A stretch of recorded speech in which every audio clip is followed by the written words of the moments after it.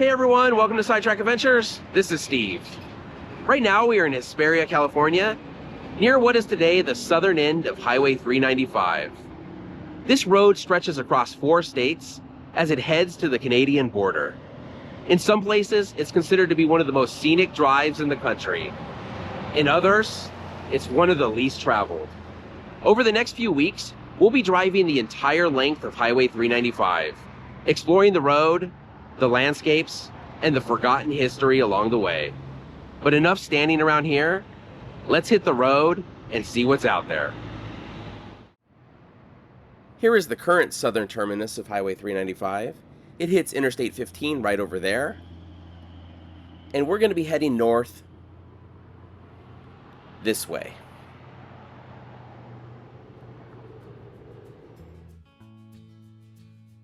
The part of the highway that's considered to be extremely scenic, and by far the best known stretch, is the section between the Nevada state line and Bishop or Lone Pine.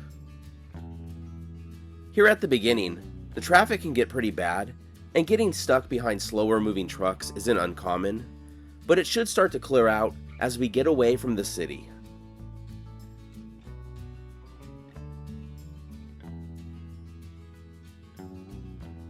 So we started this drive right next to Highway 395's junction with Interstate 15 near Hesperia.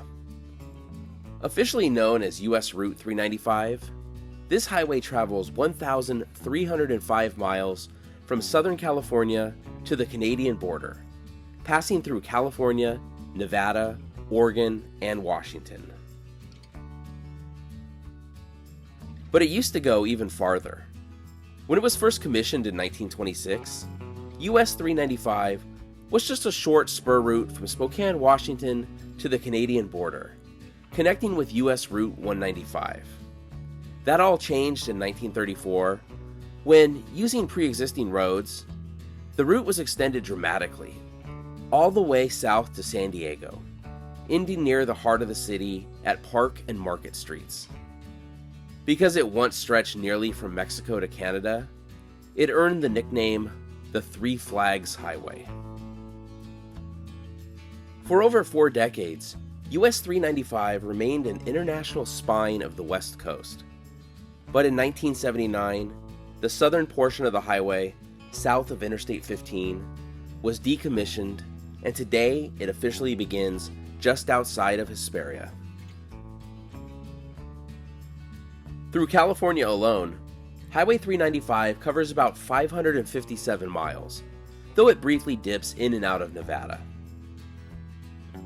This first stretch, from its current southern terminus to the Nevada border, runs roughly 355 miles, passing through the high desert, then the dramatic backdrop of the Eastern Sierra. Despite being a US highway, much of 395 still feels wild and isolated. Parts of it are just 2-lane blacktop, slicing through vast, open landscapes, places where time seems to slow down. To me, that is the highway's biggest appeal.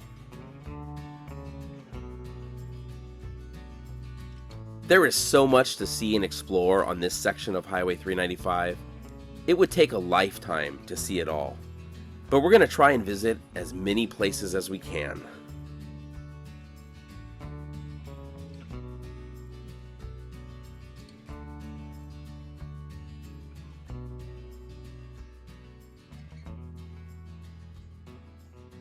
Our first stop on this Highway 395 trip is the living ghost town of Randsburg. It seems like nothing is open today, but we'll take a quick look around. This town was founded in 1895 as Rand Camp after the discovery of gold nearby, and was renamed Randsburg by late 1896. This part of town looks more like a movie set, but this was a boom town by 1897 with around 1,500 residents and over 300 buildings. The population peaked here at around 3,500 by 1899.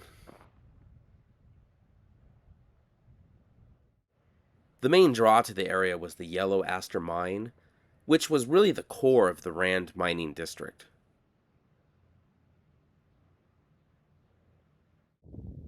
From 1895 to 1933, the Yellow Aster mine produced about $25 million in gold.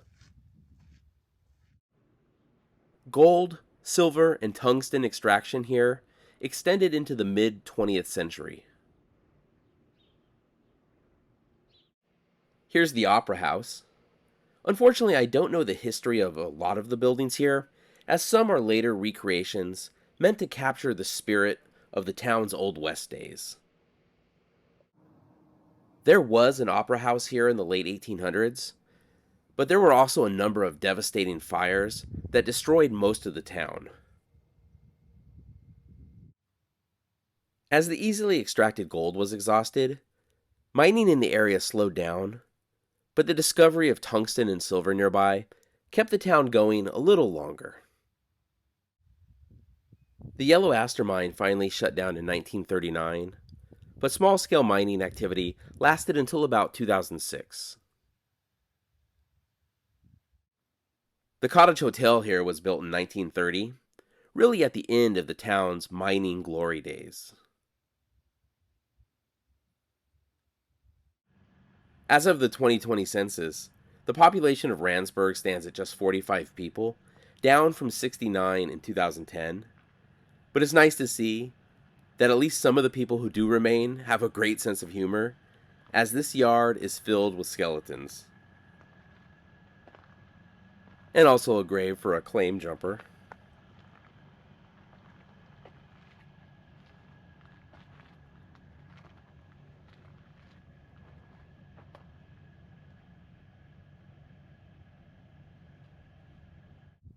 Here's the town jail. This is one of the only buildings in town that survived the fires and dates back to the town's boom period. This was last used as a jail in 1969, which is probably much more recent than you'd think, but a couple people got drunk and were put in here for the night. This place is definitely worth a stop if you're in the area, but it's time for us to get back on the road.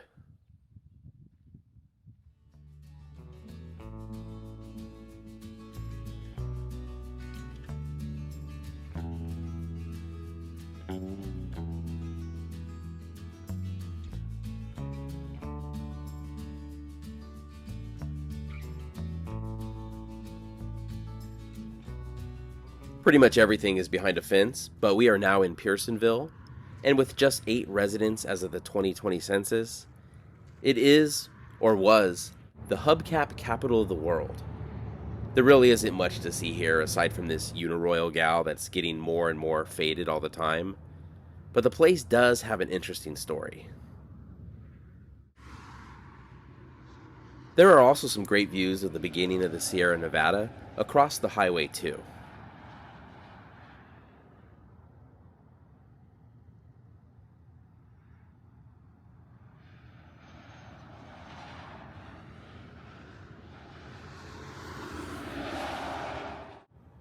Lucy Pearson, known as the Hubcap Queen, originally hailed from Kentucky. She met and married Andy Pearson, and together they purchased desert land and founded Pearsonville in the early 1960s. Andy and Lucy built a modest roadside setup, a cafe plus rooming, and Andy and their teenage son Don started assisting stranded motorists along Highway 395. Over time, their business expanded into a large junkyard and even a quarter-mile dirt racetrack, the Pearsonville Speedway, hosting stock car events like the Turkey Classic. Pearsonville grew into a known waypoint on the highway. In the 1980s, when Andy retired and Don took over operations, Lucy began collecting hubcaps as a hobby. The collection eventually topped an astonishing 140,000, earning her the moniker Hubcap Queen and putting Pearsonville on the map as the hubcap capital of the world. Lucy Pearson passed away in 2020, but there still is an active gas station here in Pearsonville.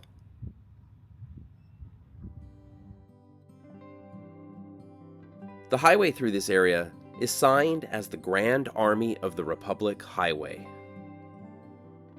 I feel like the Grand Army of the Republic isn't well known today, but a little over a century ago, they were extremely influential. The Grand Army of the Republic was a fraternal organization founded in 1866 for Union veterans of the American Civil War. It quickly grew into one of the most influential veterans groups in United States history.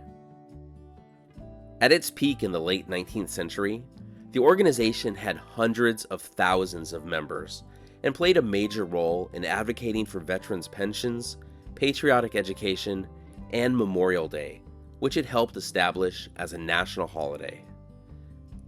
They also wielded significant political influence. In the 1930s, an organization called the Sons of the Union Veterans of the Civil War, in order to honor the now aging Civil War veterans, began a campaign to get a major highway named in honor of the Grand Army of the Republic. U.S. Route 6, which was the longest highway in the country, was selected, and the first state formally designated their section of the Grand Army of the Republic Highway in 1934. Eventually, every other state along the route followed suit, ending with California in 1953. Highway 395 and 6 overlapped in this area, and that's why this section is signed as being part of the Grand Army of the Republic Highway. Since membership was only open to Union veterans of the Civil War, membership declined as veterans aged, and the organization was formally dissolved in 1956 after the death of its last member. Today, its legacy lives on through a number of patriotic acts that we still practice. Things like observing Memorial Day, placing flags on veterans' graves, and standing for the national anthem all originated with the Grand Army of the Republic.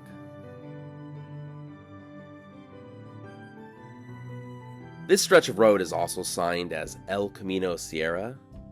In 1910, the Inyo Good Road Club spearheaded a campaign to build a modern, paved road through the Owens Valley and Eastern Sierra. They successfully persuaded Governor James Gillett to dedicate the route as El Camino Sierra that August, in an effort to attract both tourists and state funding.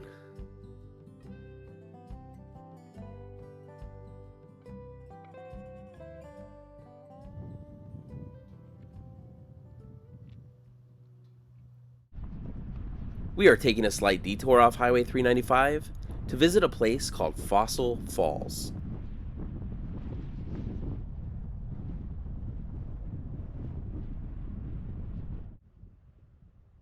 We are only just at the parking lot, and it already looks like we've traveled to another world.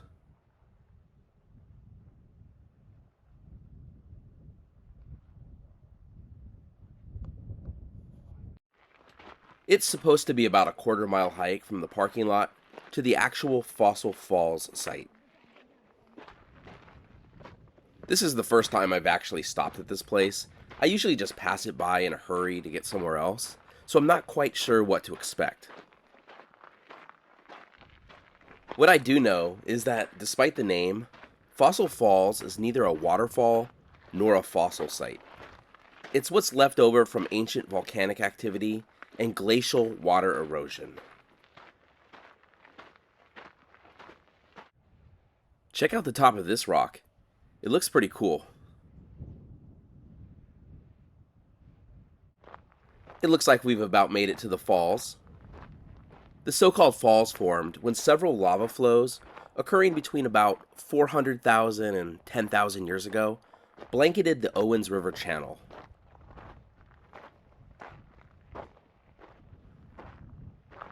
During the last ice age, melting waters carved into this basalt and polished and sculpted it. And this is far more impressive than I thought it would be, and a lot deeper too.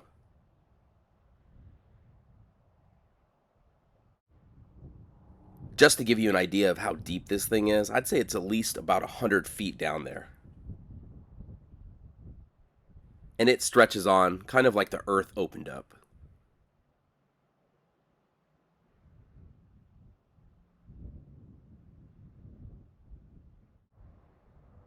Here's another look down. You can see why this is called Fossil Falls.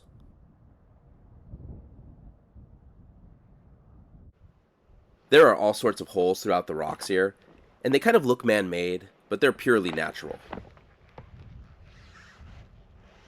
The first humans came to this area between 10 to 20,000 years ago and chipped obsidian to use for tools. And I wonder what they thought of this place and what they thought it was.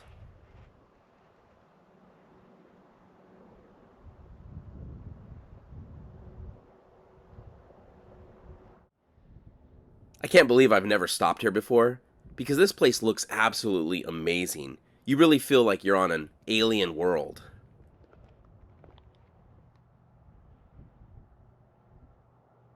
But Highway 395 is off in the distance, calling us to get back on the road.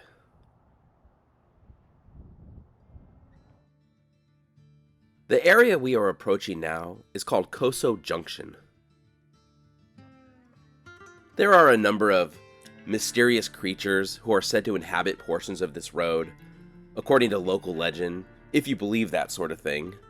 The area we are driving through now is said to be home to a demon donkey. The story goes that in the 1800s, wary travelers would run into an apparently friendly donkey that would lead the travelers to what they thought was a place to rest for the night. I guess after crossing the desert to get here, following a donkey doesn't seem like a bad idea. But it was a bad idea, because the donkey would always lead them to their death. You see, the donkey was a pet of the devil, and its job was to lead travelers to hell. People still claim to encounter it from time to time, so if we see any donkeys on the trip, we won't be following them.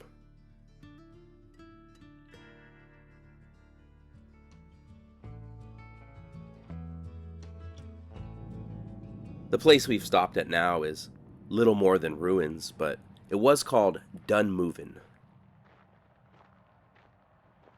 This place was originally called Cowan Station, named after a homesteader named James Cowan.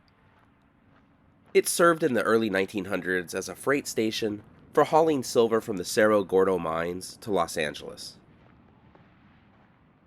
Cowan had built a small service stop with a store, cafe, and rudimentary accommodations, and operated until the early 1930s, before closing due to financial issues.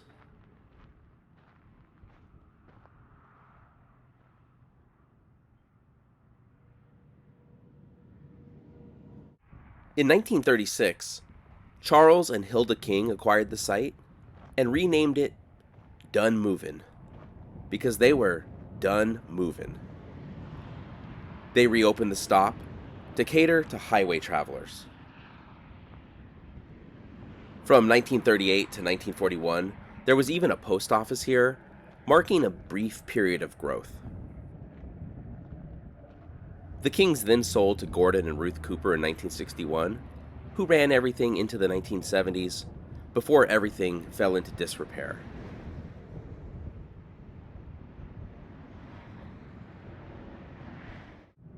You could see how close this place is to Highway 395.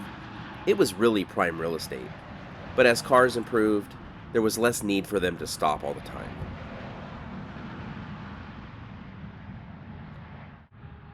Here's where the cafe's sign once was.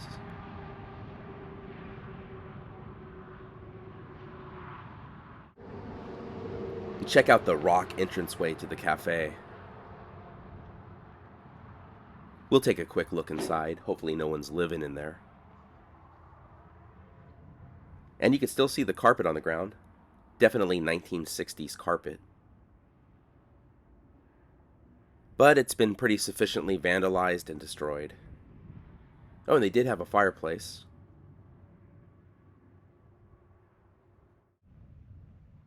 I think this over here is one of the cabins where if you needed a room for the night, you would sleep. Let's take a look.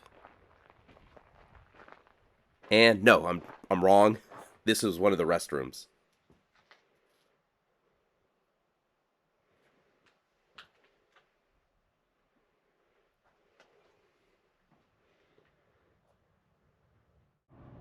This place may be done moving, but we aren't.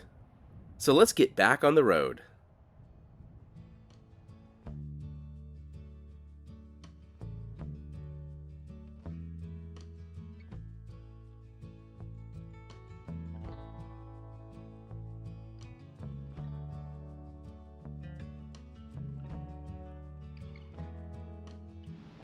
We are now in the small town of Olancha, and this building is the Air Flight Cafe and was built in 1948.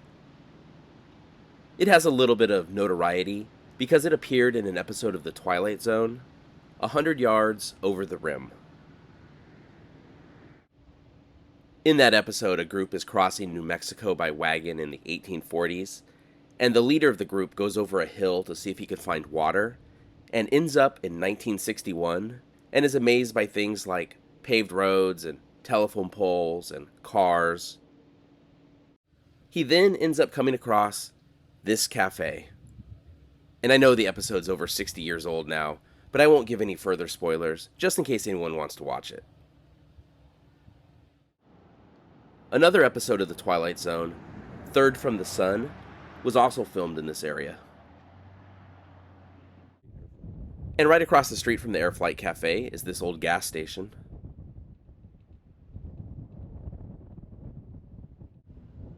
We've gone down the street just a little bit, and we are now at the statues of Highway 395, which is always a fun stop.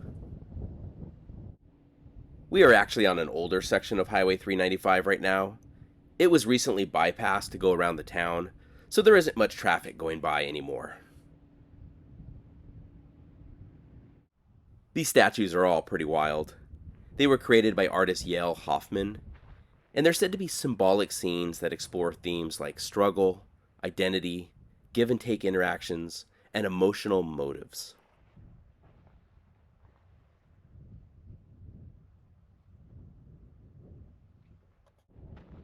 On some of them, it's pretty easy to tell what the theme is. Others, I'm not so sure.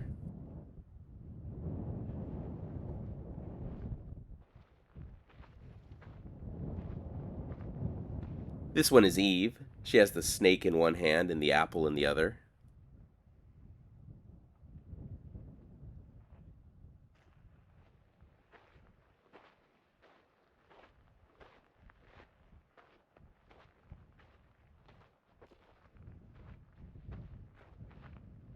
And this one over here, I'm not so sure what the theme is.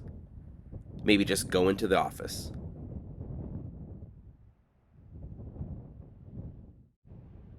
And here is the give and take. Here's the take, but before we take something, we should give something, and I have a sticker here.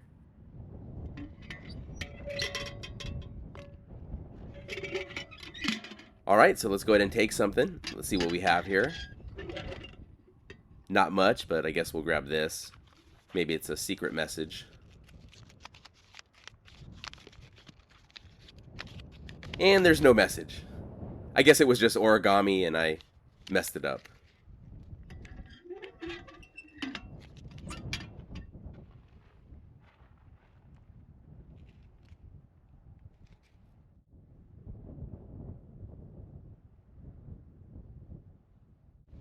We have to make one more stop in Olancha, and that's Gus Fresh Jerky. This place opened in 1996, making it one of the originators of the roadside jerky stops. And apparently there is a guard rooster on duty. I don't know if he's going to let us in or not. I'll try to go around him. No, he's leading us in.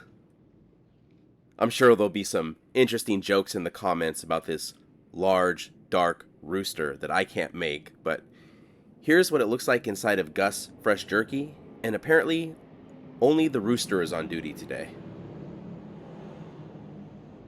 Hopefully there's no chicken jerky coming up. Oh, he didn't like that one. So that's Gus Fresh Jerky in Olancha. And unfortunately, we didn't get anything on this visit because I don't think the rooster knows how to work the cash register, but it's normally a good place to grab some snacks for the road.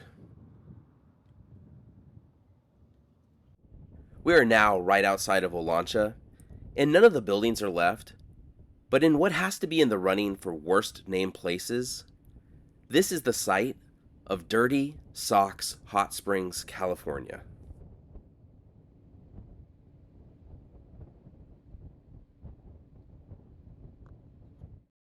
In 1917, While drilling for fresh water, a well unexpectedly tapped hot mineral water from about 12,000 feet deep. Rather than pure, it smelled strongly of sulfur, leading locals to say it smelled like dirty socks, and ultimately giving it that name. There was folklore that miners at nearby Cerro Gordo, which was a mining town in the mountains, and the subject of an excellent YouTube channel, Ghost Town Living, washed soiled clothing in the pool, and that's how it got the smell. But the odor is actually volcanic sulfur, not dirty laundry. In 1927, a concrete pool and buildings were constructed to develop a hot springs resort. However, it failed and most structures were removed by the mid 1940s. Who would think that a place called Dirty Socks Hot Springs would fail to attract tourists? Then in 1965, Inyo County designated about 45 acres around the spring as Dirty Socks Hot Springs County Park, adding an access road, bathrooms, and picnic areas. Unfortunately, repeated vandalism, including shooting trash cans and neglect, led to the park closure in 1978. The facilities were removed and its care discontinued. The concrete pool is still out there, though. We're getting back on the highway, but had to make a quick stop to get a shot of the Lemon House Inn here.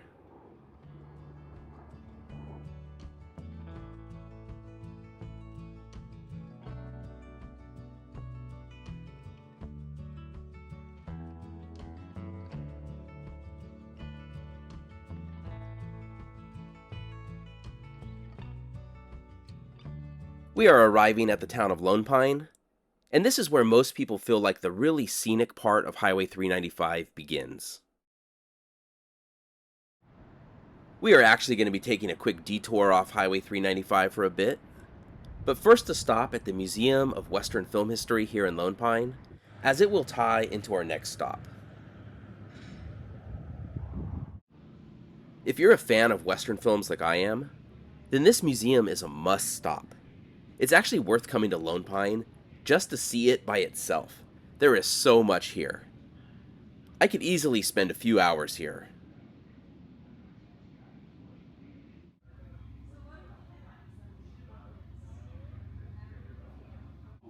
Here's a little section on TV westerns, and it's kind of done up like a 1950s house, complete with a bunk bed and the Lone Ranger and Tonto.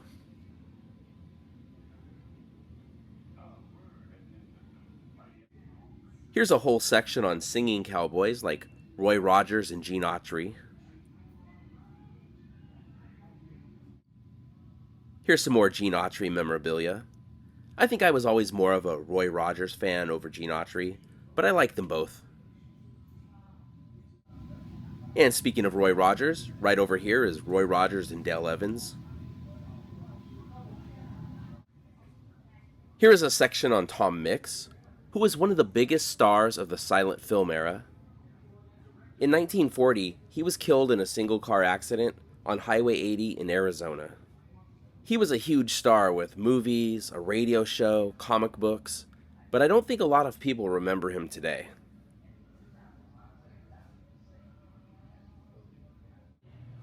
And here's Audie Murphy, the most decorated soldier of World War II. After the war, he became an actor, appearing in over 40 films. His movie To Hell and Back was the highest grossing film in Universal Pictures history until Jaws came out in the 1970s. It looks like there's a section for non-Western films. The reason this museum is here is because so many movies have been filmed nearby in the Alabama Hills, which are right outside of Lone Pine, including the first Iron Man.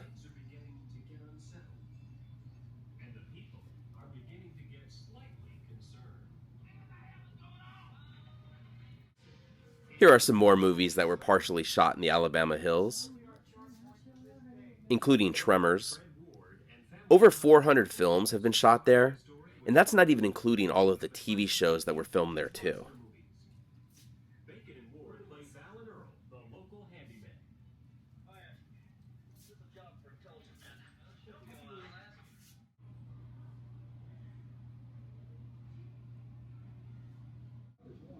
Like I said earlier, I could easily spend hours here, but let's go ahead and head out to the Alabama hills. We are now heading a little bit west of Lone Pine, and really, we aren't heading that far out of the way, only a few miles.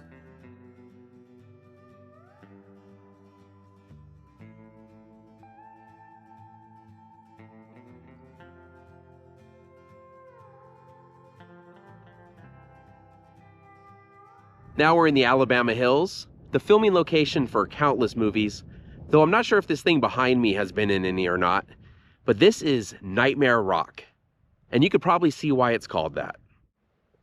I'm not sure when the tradition of painting a face on Nightmare Rock began, but the face is always changing. If you've ever been to Alabama, you probably know that there is no place in that state that looks like this. This area was named by Confederate sympathizers in the 1860s who were fans of the CSS Alabama, a Confederate raider ship.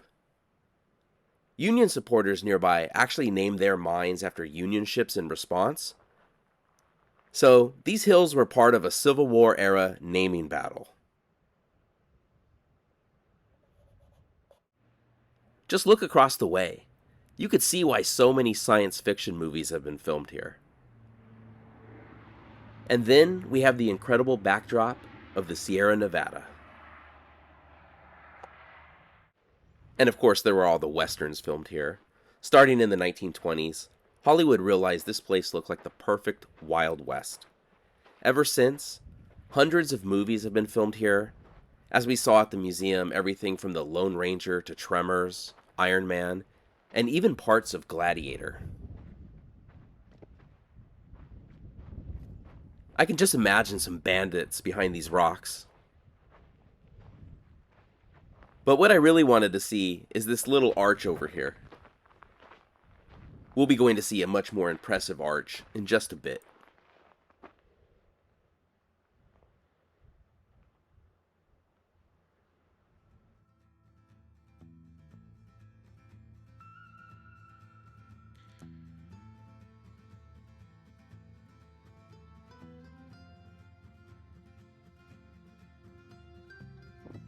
I'm on the trail to Mobius Arch now, but from here in the parking lot, you can see an arch called Heart Arch.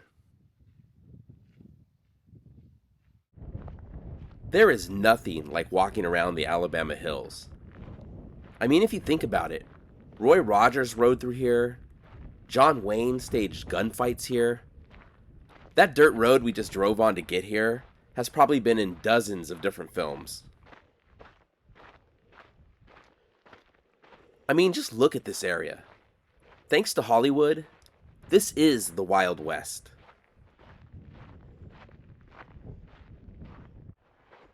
This trail to Mobius Arch only takes about 10 to 15 minutes or so, and is a loop, so it isn't that rough of a hike. We saw Iron Man at the museum, but another movie that parts of it were filmed out here that doesn't get that much attention, but was really the first superhero movie, was The Adventures of Captain Marvel from 1941. That movie was a 12-part Republic serial, but it was the first live-action movie with a comic book superhero. And here is Mobius Arch. It's not huge, but it has this perfect, smooth curve that makes it look like something sculpted intentionally. It was formed over countless years as wind and water eroded the granite, carving out the hole and rounding the edges. One of the things that makes this arch so amazing, and by far one of the most photographed spots out here, is right behind it is Mount Whitney, the tallest mountain in the lower 48 states, and you could frame the mountain perfectly with the arch. I thought we might run into a snake out here as this is the perfect time of day for them, but not a single one. I might regret saying this later, but at this point, I think snakes are afraid of me. So whether you come out here for the views, the movies, or just to take a short hike to an arch in the middle of nowhere, the Alabama hills are one of those places that feels like it belongs to another world. And maybe that's why it's shown up in so many of them.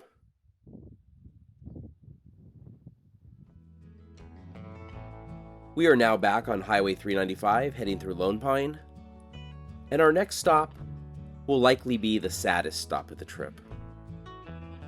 Actually, I take that back. The saddest stop will be the next one after this.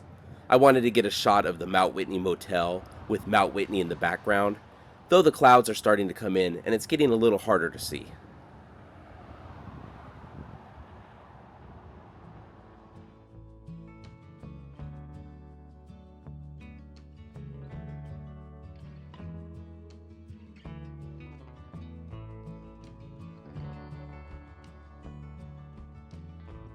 We are now at the Manzanar National Historic Site.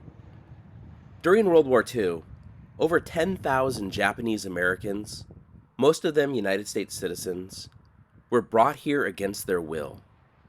Their only crime was their ancestry. You can see one of the guard towers set up. I'm not actually sure if this is original to the 1940s or a recreation. There are some recreations here.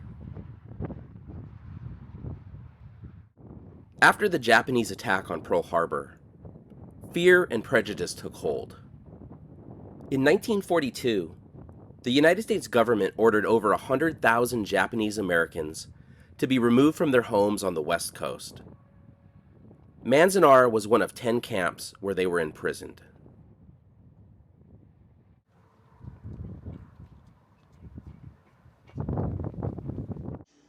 We're in the visitor center now. It's actually going to be closing in a few minutes, so we're not going to have that much time to look around.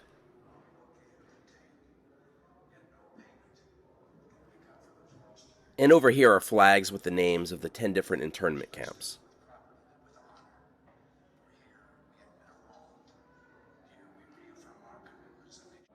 Here's a model of what the camp looked like when it was active.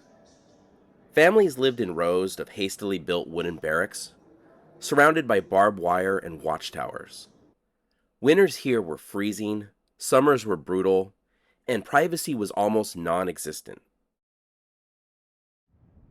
Here's a recreation of one of the barracks at Block 14. The visitor center is now closed, so we've moved out here. And we can see a dirt basketball court over here. I don't think any of this was here the last time I visited the site. They've done a lot of improvements over the last few years to really give you a sense of what it was like when this place was open.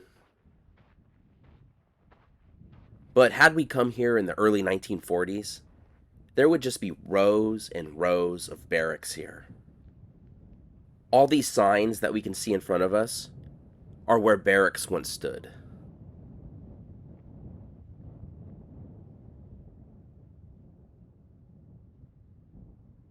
Barracks that would have looked pretty much just like this one.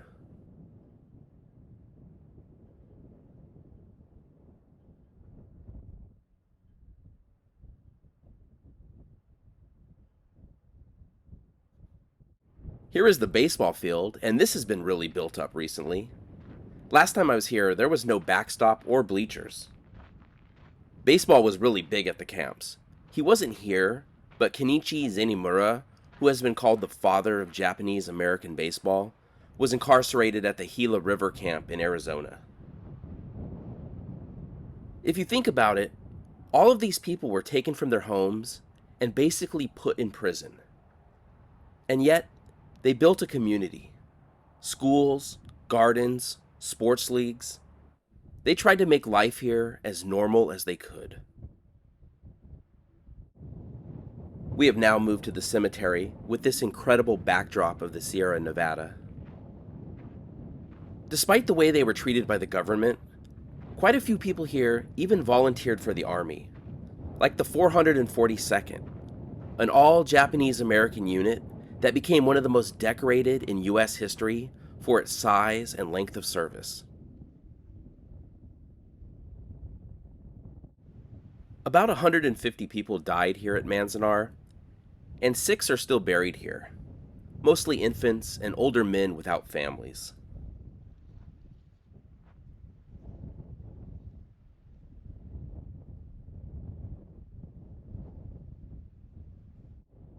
Manzanar closed in 1945.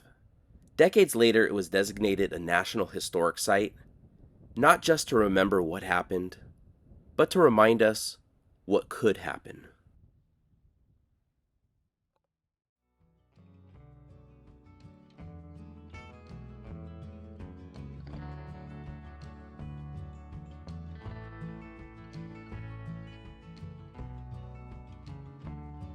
I'm at the intersection of Highway 395 and Mazurka Canyon Road, and this is maybe the best place to see this from the highway, but I apologize, it's still really hard to see. On top of the mountains to the east of the highway here, currently in that lone shadow, is a rock that is 80 feet tall. That is the Winnedumah Paiute Monument. The Paiute people have lived in this valley for countless generations, and this solitary stone is tied to one of their most enduring legends. One version of the story tells of a warrior named Winnedumah and his brother Tinemaha. The Great Spirit had sent them on a sacred journey, either to protect their people or to seek help in a time of need. The exact reason, that depends on who's telling the story. The journey was long and it tested them, and at one point they became separated. Winnedumah climbed to a high ridge to pray. He stood alone, calling out to the Great Spirit, asking for strength, or forgiveness, or guidance. Once again, it changes with each telling. And then, he was turned to stone. Some say it was a reward for his faith. Others say it was punishment for failing his mission. Either way, his spirit remains, frozen in granite, a guardian overlooking the valley.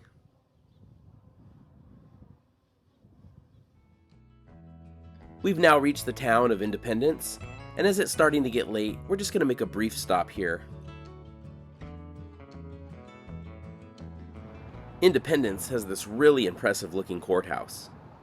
In 1866, Independence was chosen as the county seat of the newly formed Inyo County, a role that it still holds today.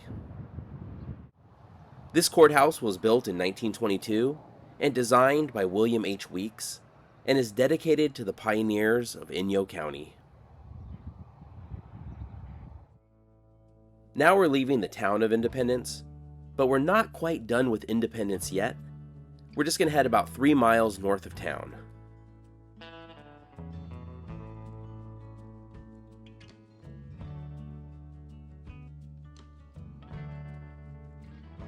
So we are now near the site where Camp Independence, or Fort Independence, once stood.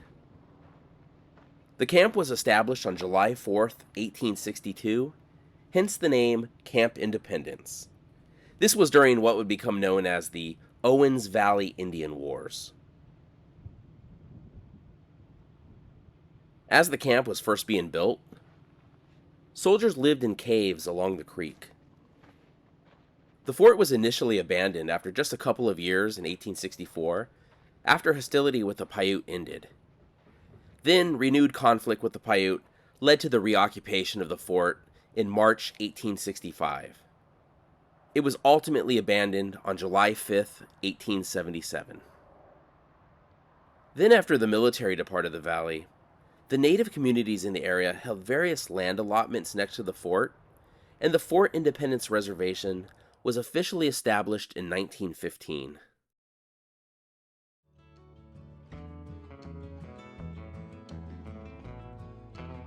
The sky in this area sure looks amazing when it starts getting close to sunset. But we still have a couple more stops to make before the day ends.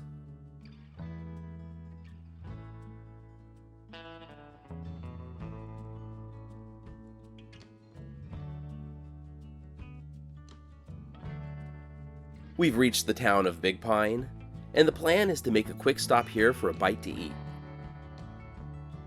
What I think is a funny tidbit about this town is that the official town name did not have a space between the words Big and Pine between 1895 and 1962.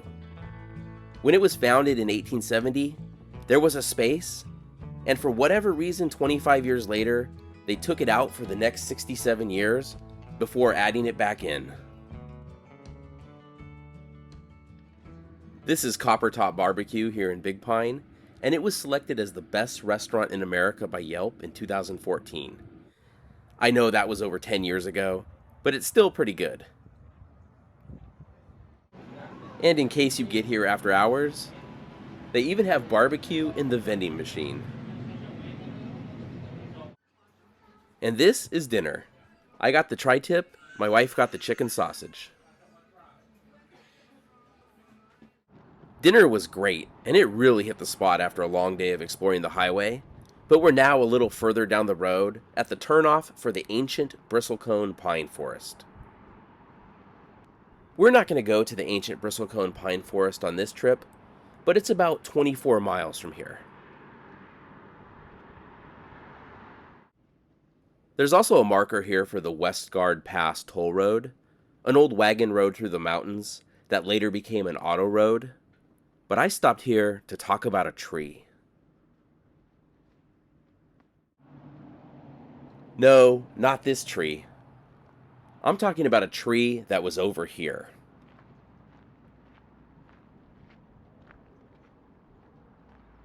Some people used to think that this was the tree that Big Pine was named for, but it wasn't a pine tree and the town predated it. But it was the Roosevelt tree, named for President Teddy Roosevelt. And as this historic marker says, the tree was planted on July 23rd, 1913. These giant sequoias could live about 3,000 years, but this one only made it to 107. Years of drought did it in, as these trees don't usually live in this type of environment. So in 2020, it was cut down, but as you can see from this picture, it was impressive while it was here.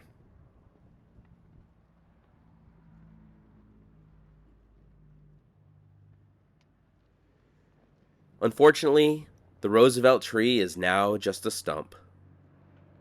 But the sun is setting over the Sierra, so I will see you in the morning.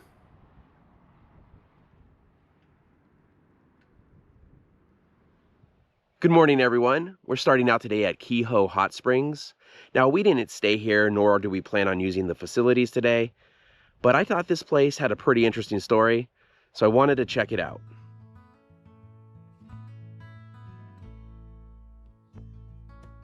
Keough Hot Springs are nestled right at the bottom of the Sierra. For centuries, the Paiute used the hot springs here, but in 1918, a guy named Philip Keough, a former stage line superintendent, saw potential here, bought the land, and turned it into a full-blown resort, calling it Keough's Radium Hot Springs. The resort had bathhouses, cabins, a dance hall, and even a restaurant. According to this sign, this old bathhouse was built with stones, representing ore from local mines. Mining was no longer the dominant industry in the area by this time, but it was still very important to the economy.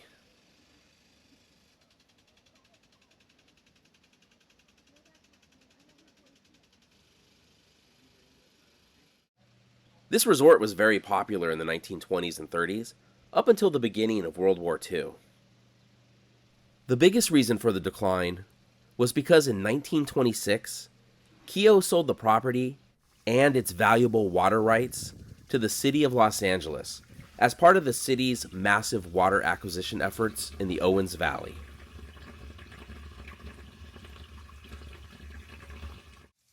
With the Los Angeles Department of Water and Power owning it, they only granted short-term leases, so no one running the resort had any incentive to invest in it, leading to it somewhat falling into disrepair.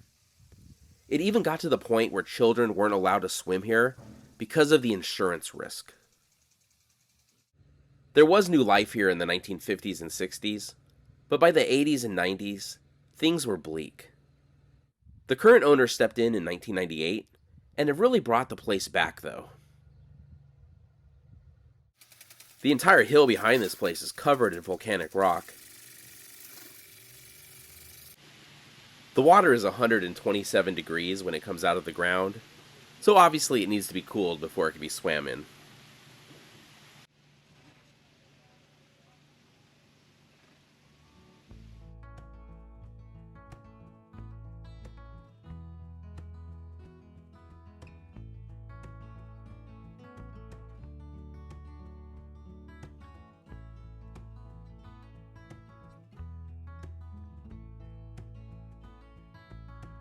We've now reached the town of Bishop, and with a population of a little less than 4,000, it is the second largest town in the Eastern Sierra.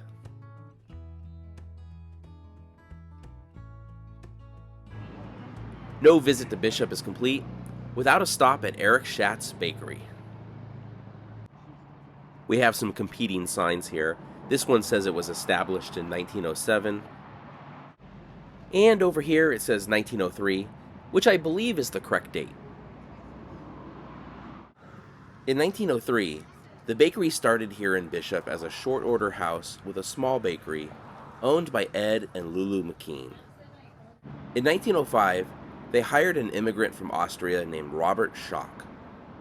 He soon purchased the business and renamed it the Vienna Bakery and Short Order House. The bakery's main customers were Basque sheep herders who roamed the high desert and Sierra slopes. These men needed bread that was hearty, simple, and stayed fresh for days.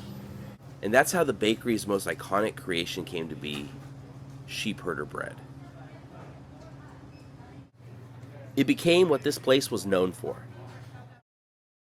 In 1922, the bakery was renamed the Bishop Bakery. Fast forward to the 1950s, and another immigrant, this time from the Netherlands, entered the picture. Jacob Jack Schat found his way to Bishop in 1958. A baker by trade, Jack eventually took over the business and brought his old world Dutch techniques to the Eastern Sierra. The bakery became Schat's Bakery. Then in 1981, the bakery was renamed Erick Schat's Bakery after Jack's son Erick, who had taken over the reins. The quirky spelling of bakery with the extra K and the dots above the Y was Erick's nod to the family's European roots. It was under Erick that the bakery became a Highway 395 legend. These days, the bakery is said to have over 100 different kinds of baked goods for sale. By the 2000s, the bakery was producing over 25,000 loaves of bread a day and shipping to grocery stores across Southern California. It became one of the busiest bakeries in the country, despite being in a town of under 4,000 people. Erick Schat passed away in 2021, but the bakery is still run by the family.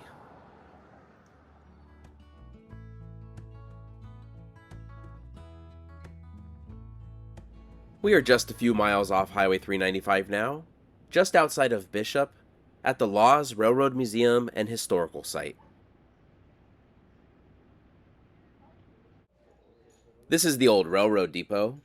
We'll be checking that out in just a bit. This place is kind of like a time capsule of early 20th century Owens Valley, but most of the buildings here weren't originally here.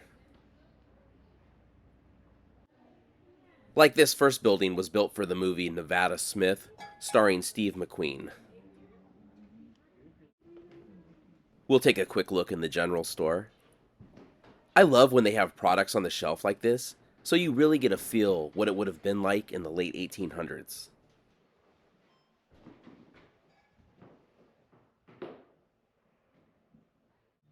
And here's the post office. Even though it looks really old, this was actually the town's last post office that closed in 1963.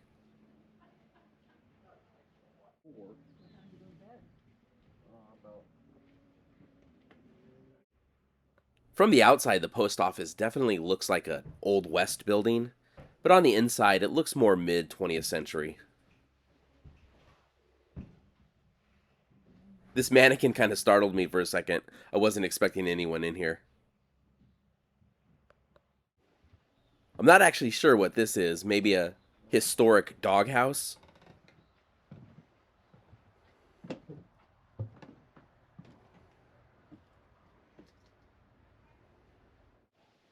This house dates to about 1920, but it was moved here in 1989. The town of Laws started in 1883 when the Carson and Colorado Railroad laid tracks down into the Owens Valley. The town was named after R.J. Laws, a railroad agent. This was a key stop on the railroad that connected mining towns, farms, and freight routes all across the eastern Sierra. But the railroad stopped coming through in 1960, and that pretty much spelled the end for the town. After the railroad stopped, Southern Pacific donated the land, the original railroad structures, and a train engine with boxcars and a caboose to the city of Bishop and Inyo County. The Bishop Museum and Historical Society was formed in 1964, and this museum opened in 1966. Along with the actual station, the agent's house here is, I believe, the only other building still in its original location. This house dates to 1883, and it's where the agent in charge of the station would have lived. I'm not sure if we're able to go inside or not, but let's take a look.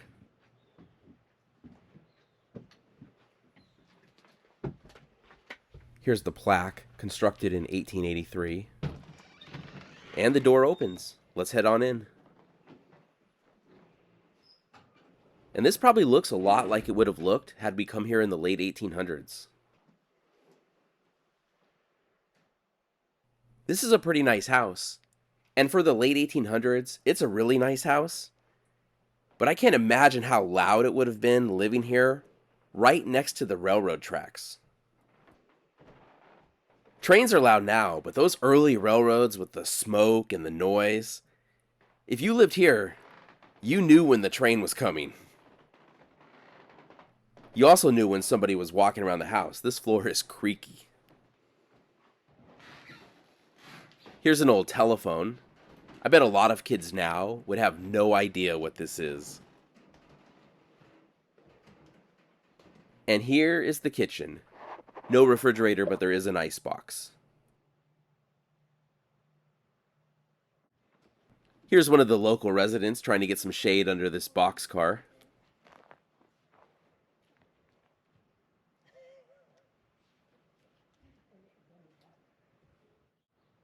This place is 11 acres in size, and one of the docents said he calls this place 11 acres of awesome. I have to agree, I could easily spend all day here.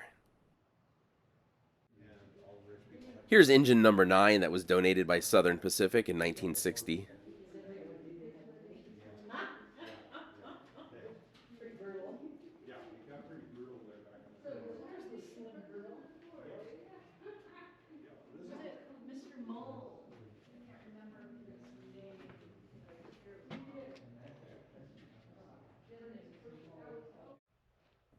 There is the Sierra in the background. Land on all sides of the museum is owned by the Los Angeles Department of Water and Power. The city of Los Angeles owns a lot of land in this area because of their water rights acquisitions back in the early 1900s. I'm heading over to the train station now, but I just noticed this garage. What I really wanted to check out was all these old street signs.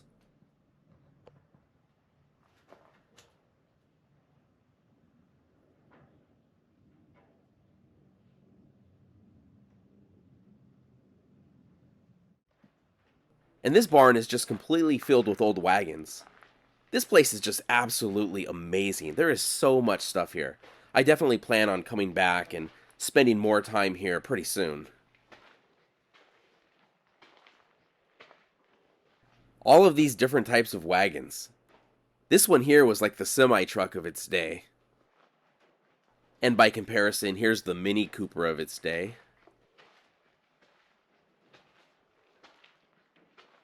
There's even a dog sled in here.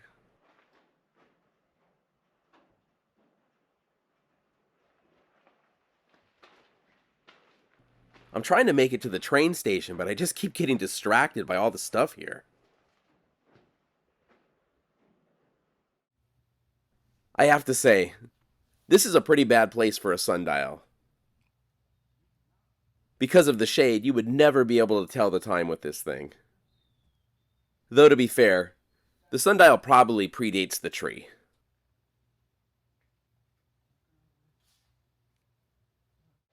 Okay, we're finally making it to the old station, and this station looks incredible. We're so lucky this was preserved and not torn down. This would be the perfect place to film a scene in a western. It still looks like a train could come through at any minute.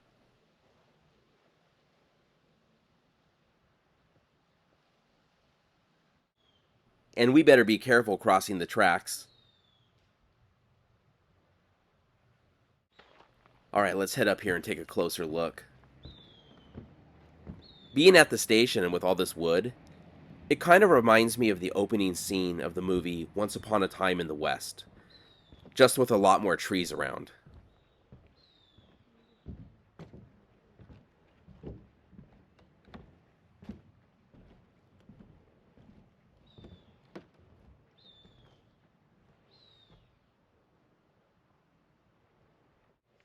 I'm glad to see they're very safety cautious at this station.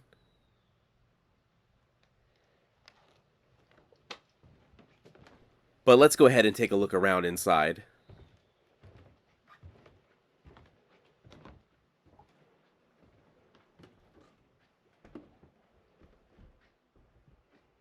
Wow, this is really cool. If we were here 100 years ago, this would have all been filled with cargo.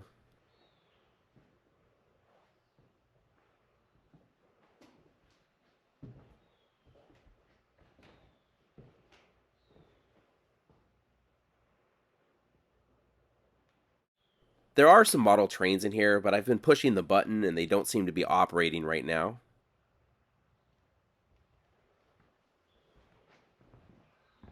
And there's another model train over here. But let's see if we can find the passenger area and the ticket office.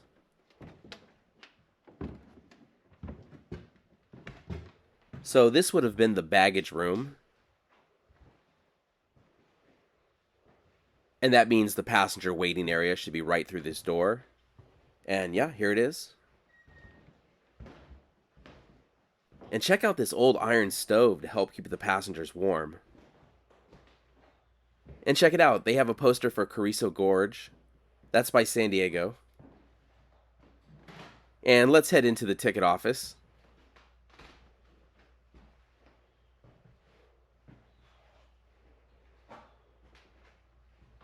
So that's the 1883 Laws Railroad Station.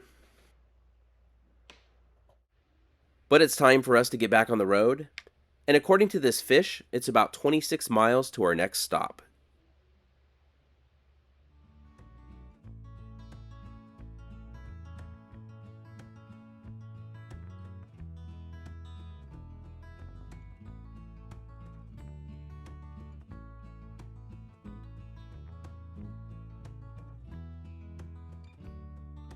It all began in 1917, when a German-born entrepreneur named Hans Loff built a humble gas station and cafe to serve weary travelers and locals. Back then, it was simply known as Hans Loff's. Then in 1923, Thomas Jefferson Yerby, originally a tailor, purchased the property for $5,000 and began expanding it into a full-service stop by 1924, adding cabins, a cafe, and a bar to support the growing seasonal traffic heading toward Yosemite and Mammoth. That's when the resort was officially renamed Tom's Place, and it quickly became known as a welcoming way station for fishermen, hikers, skiers, and anyone driving through the Eastern Sierra. After Tom Yerby died in 1940, Hazel Yerby continued running the business until 1945, when she sold it for $80,000. In 1947, the original lodge was lost to fire and replaced by this current building. Tom's Place is still going strong, and it's a great place to stop and grab a bite to eat, or just grab some snacks for the road.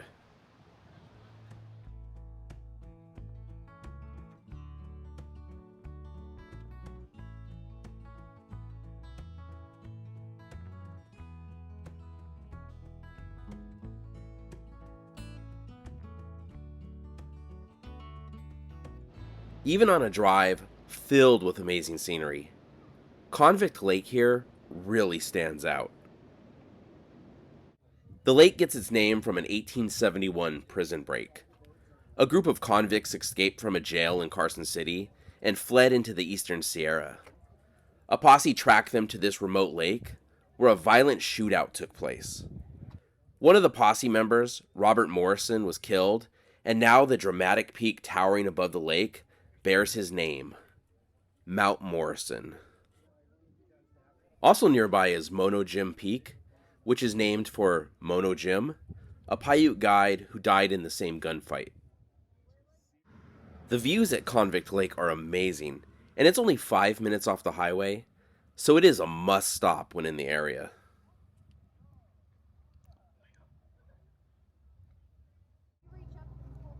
And who knows, you might run into a deer in the parking lot.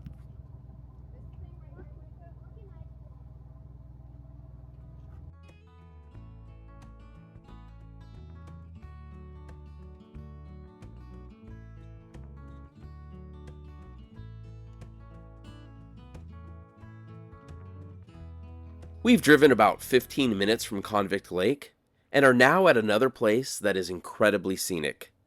This is the Hot Creek Geological Site. Groundwater is being heated by molten rock under the ground, about 3 miles down. Then that water comes up and mixes with the cool creek.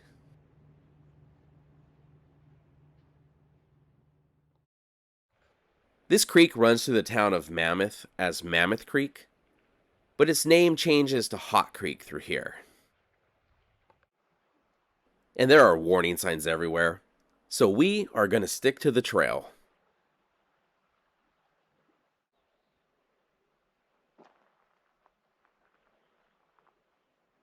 Hopefully the camera's picking up the steam rising from that blue pool, but we'll get a closer look in just a bit.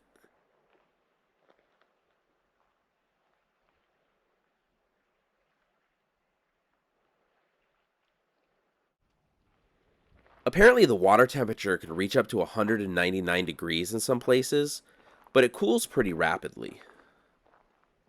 But if you see all that bubbling, that is where the hot water is coming up.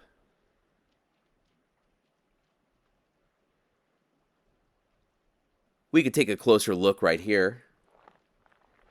Because we're at over 7,000 feet in elevation right now, that water is boiling before the cold water of Mammoth Creek cools it down.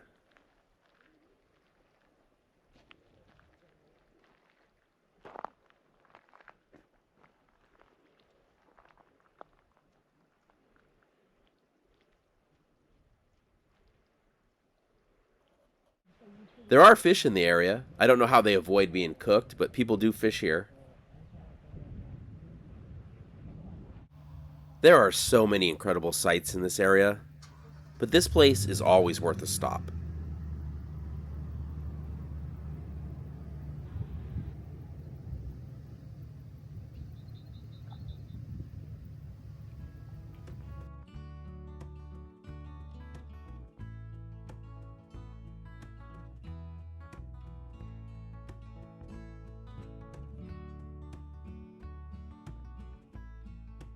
We are entering the town of Mammoth Lakes now, which actually has the largest population of any town in the eastern Sierra.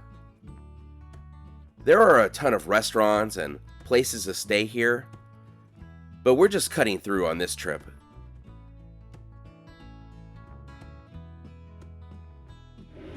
We are now at the Mammoth Mountain Resort. And the reason we stopped here is because we are going to ride these gondolas to the top of the mountain.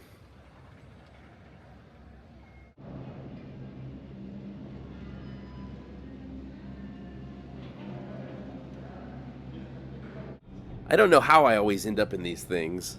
I'm not really the biggest fan of hanging from a wire while going up a mountain.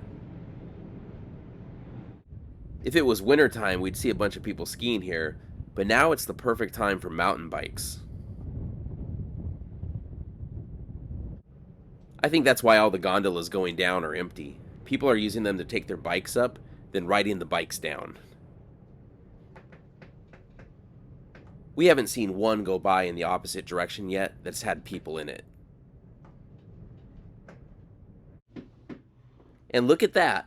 We're up high enough now where there's still some snow below us.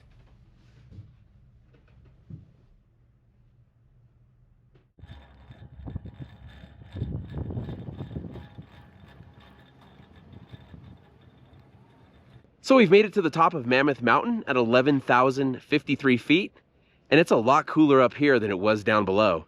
And just to show you how cool it is up here, it's the middle of July, and there's still snow on the ground. Here's the Mammoth Mountain summit. This was certainly the easy way to get to the top of a mountain. There's not a lot of snow up here, but as hot as it's been on this trip so far, it's pretty neat to see.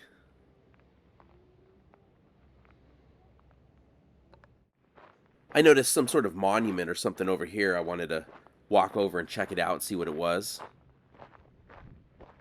I'm not sure why it's all the way over here and not closer to the gondola.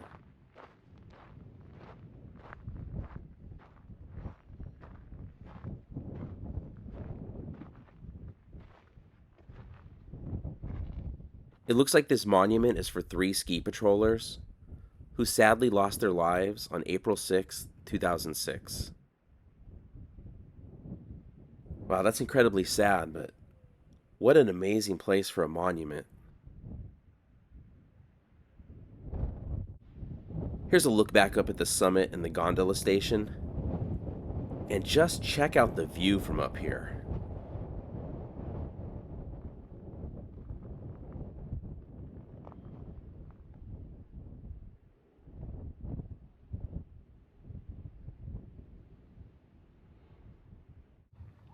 The view looking to the other side of the mountain is pretty incredible too.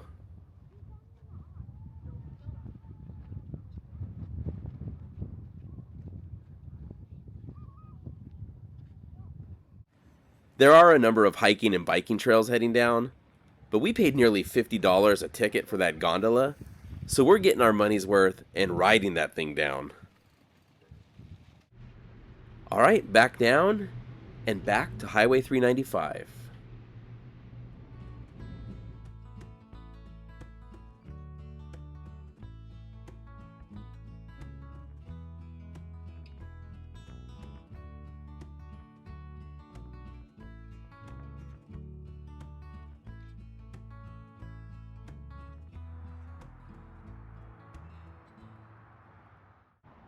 You might be wondering why we're stopping at a random rest area. Well, it isn't the rest area, but what is tucked away behind the restrooms. Supposedly in 1857, 2 men got separated from their group, and near here they stumbled upon a ledge of reddish cement rock that was riddled with chunks of gold, so rich that the gold practically stuck out of the stone. This would go down in legend as the Lost Cement Mine. The 2 men grabbed samples to take with them, but on their way back to civilization, one of the 2 men died.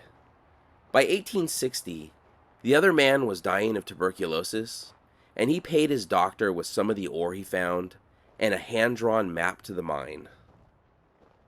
That doctor got a group together to come out here, but word spread, and before long the area was flooded with miners looking for this gold find.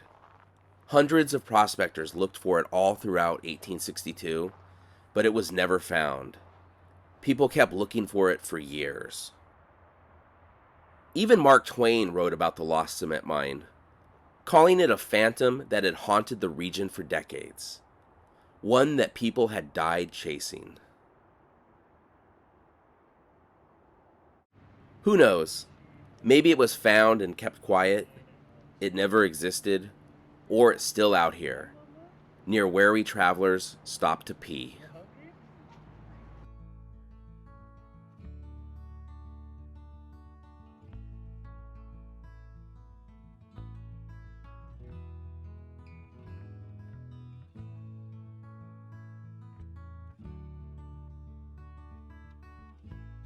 We are taking a slight detour off Highway 395 to take the June Lake Loop.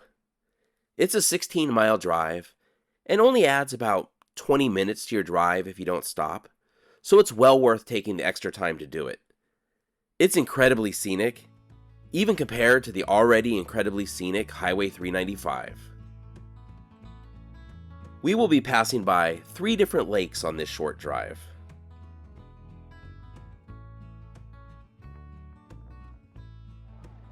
Here is June Lake, another amazing mountain lake, and the lake the loop is named for. If you like lake views, Highway 395 is the trip for you, as there are quite a few easily accessible from the highway. People started settling here in the late 1800s, drawn by logging and fishing.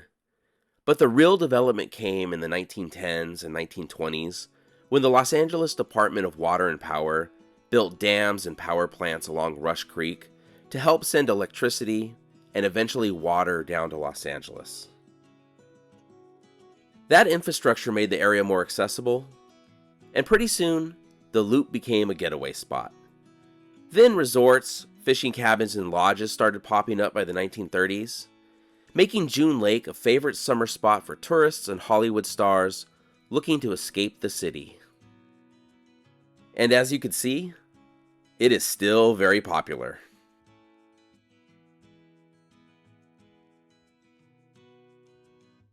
I'm not sure how well it shows up on the camera, but Horsetail Falls is now visible on the mountain in front of us. We'll be getting a better look at it in just a few minutes. I think if we were here a month or two earlier, it would really stand out even on the car camera, but we'll pull over and get a better view of it. Horsetail Falls is the largest waterfall in the area, with the water dropping 270 feet from Agnew Lake to the valley floor. There is a hike that goes up to it, but it looks pretty impressive from the road too. The waterfall looks best in spring to early summer, but even now in late July, I think there's a decent amount of water coming down.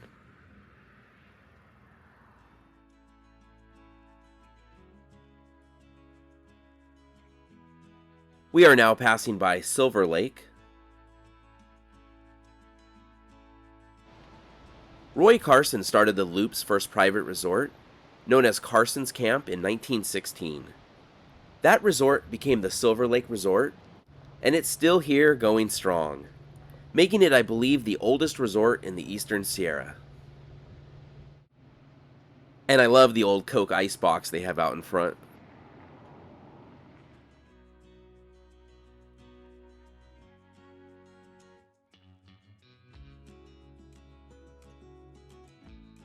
We are coming up on our third lake now. This is Grant Lake, and this one is actually a man-made lake or a reservoir. It was created by the Los Angeles Department of Water and Power in 1916 when Rush Creek was dammed.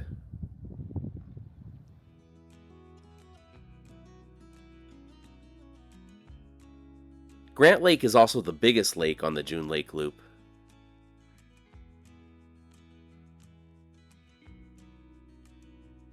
We are about to leave the June Lake Loop and get back to Highway 395, but that doesn't mean we're done with lakes just yet.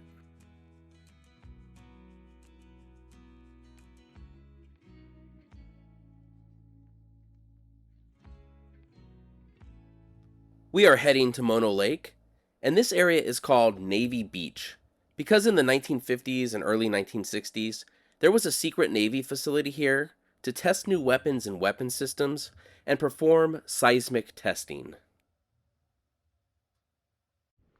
We have a short walk from the parking lot to the beach, but as we'll see, the walk used to be a lot shorter. Mono Lake is left over from a much larger lake, Lake Russell, that was around about 12,000 years ago during the Pleistocene era. Because of that, Mono Lake is said to be one of the oldest lakes in North America, dating back at least 760,000 years, though some estimates suggest it may be over 1 million years old. We are coming on a sign now, and as we can see from this sign, this is where the water level was in 1959, and we are quite a ways from the water right now.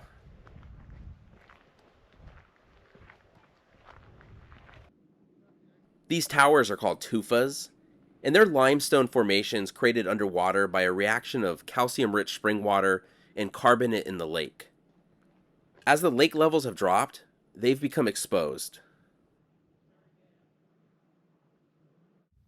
In 1941, the Los Angeles Department of Water and Power began diverting the lake's tributary streams to provide water to Los Angeles.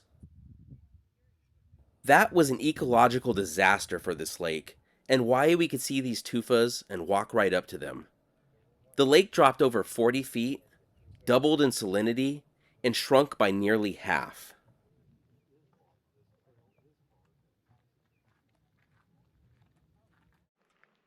Here's a sign showing where the water levels in 1963. And this plaque talks about how in 1994, it was ordered that the water levels be restored to this point. Well, here we are over 30 years later, and they've got a ways to go. I know the Los Angeles water rights have come up a lot in this video, as that has been a big part of the Owens Valley history over the last century, and the whole thing has been contentious, even to this day. It would be nice if some of the damage could be reversed, though.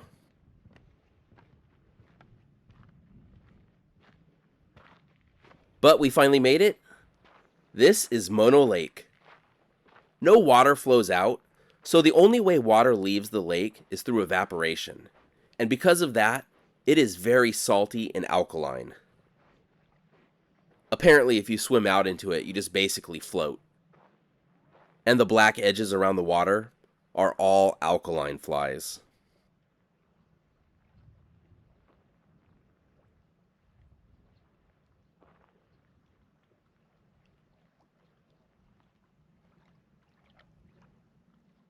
Because of all the alkaline flies and brine shrimp, birds love this place, and over 2 million stop here annually.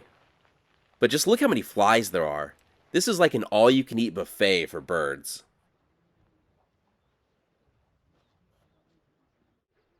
These tufas are really cool to look at, and like a lot of places along Highway 395, it gives you the feeling of being on another world. But they're also kind of sad knowing that these should be underwater. But with the clouds, late afternoon sun, and the tufas, Mono Lake looks amazing right now.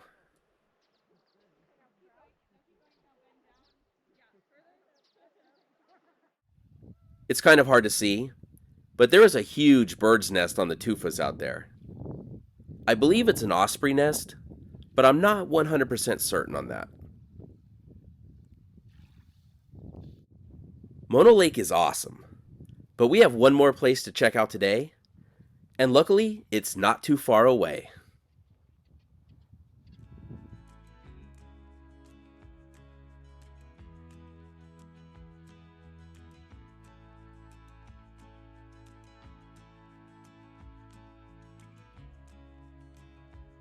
Dinner tonight will be at this gas station. I know a gas station doesn't normally seem like the best place for dinner, but check out the crowds here. This is the Tioga Gas Mart, home of the Whoa Nellie Deli. Inside it looks like your average gas station convenience store, until you see the menu at the food counter.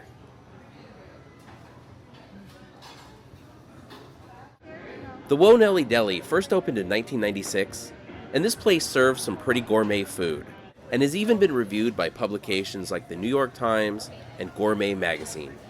And now, Sidetrack Adventures. And you know it's classy, because they have a chandelier. I got the pork chops with apricot and berry glaze, and my wife wasn't quite as adventurous and got the chili cheeseburger, but that looks pretty great too. Dinner was amazing, and I highly recommend those pork chops. But now it's time to rest up, as we have a lot more Highway 395 left to see. We are passing through Lee Vining this morning. This town was founded in 1852 as a mining camp by Leroy Vining. Here in Lee Vining, There is an upside-down house, which was a Highway 395 roadside attraction that dates back to the 1950s. It used to be right on the highway, a few miles north of here. The house was created by Nellie Bly O'Brien and was moved here sometime after she died in 1984. And hilariously, the historic marker on the house is even upside down. Lee Vining is also known for having some of the highest gas prices in the country. This is over $2 more than we paid for gas in Bishop yesterday.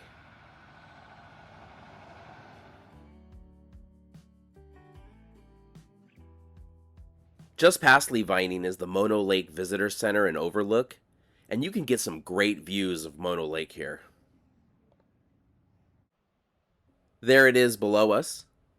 It's incredible to think how there has been a lake here for over 700,000 years.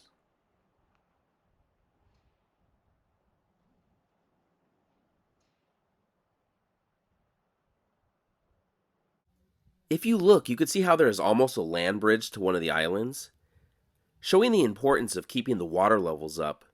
In the 1980s, the water level dropped low enough where coyotes were able to cross to the island and reach the seagull colonies out there during nesting season, devastating them.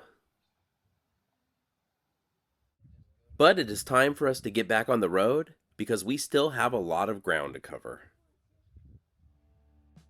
This section of Highway 395 connects to California's three highest mountain passes, the Monitor, Sonora, and Tioga passes.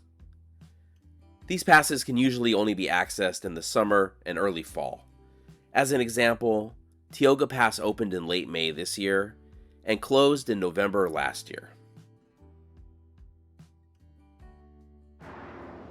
It's kind of hidden by trees near the Mono Inn here, but this historic marker is for Adeline Carson Stilts, the favorite daughter of the famous frontiersman Kit Carson. She came to this area with her husband in 1858 and died in the winter of 1859 at age 21, and her grave is somewhere near this site.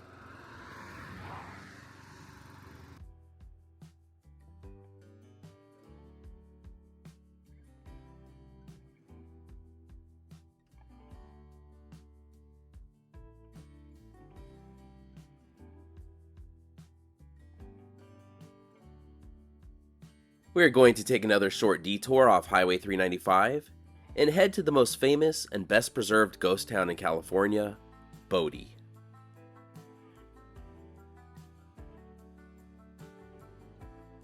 Most of the road out to Bodie is paved, but the last few miles are dirt. It is well graded, and any car could probably make the drive. The road does sometimes close due to snow, though.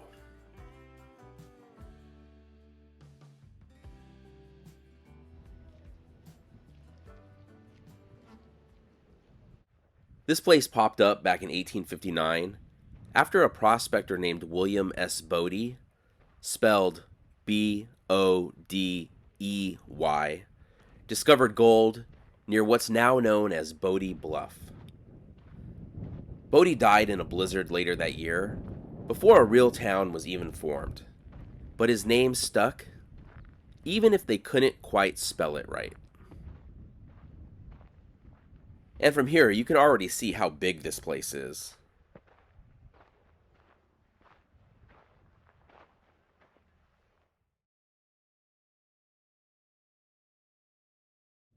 The town is kept in a state of arrested decay, meaning they don't repair anything, but they don't let it fall down either. For a few years, Bodie was just a small mining camp, but that changed in 1875 when the Standard Company hit a rich gold strike. Almost overnight, Bodie transformed into a full-blown boomtown.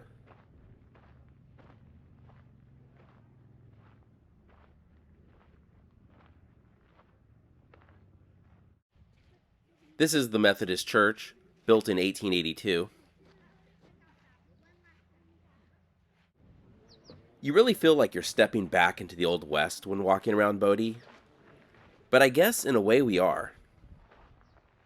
When I had said that Bodie had become a full-blown boomtown, that might have been a bit of an understatement. By 1880, the population had exploded to nearly 10,000 people, which is more than any town in Mono County has today.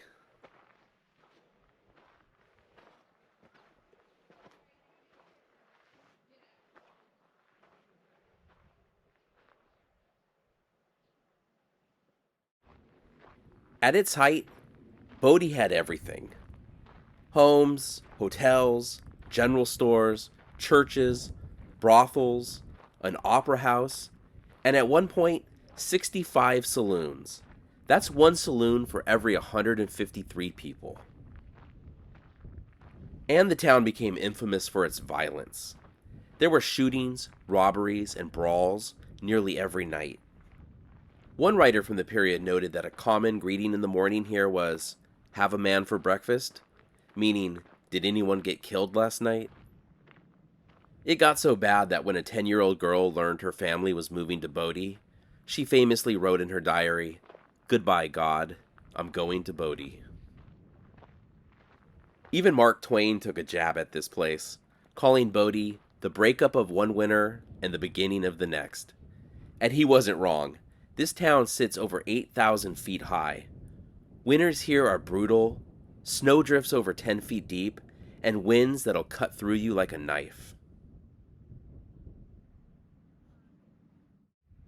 You even had to worry about the kids here. This is the schoolhouse, but this is the second schoolhouse. The first one was burned down by one of the students. You could see buildings going all the way up into the hills. I mean, just think of how big a 10,000 population town is now.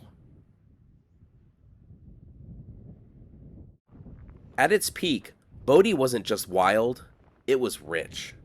The Standard Mine alone pulled out over $15 million worth of gold in just over 2 decades. Adjusted for inflation, that's hundreds of millions today. There were other mines too, and more than 30 stamp mills crushing ore around the clock. The hills around Bodie rang with the sound of money. But the boom couldn't last forever.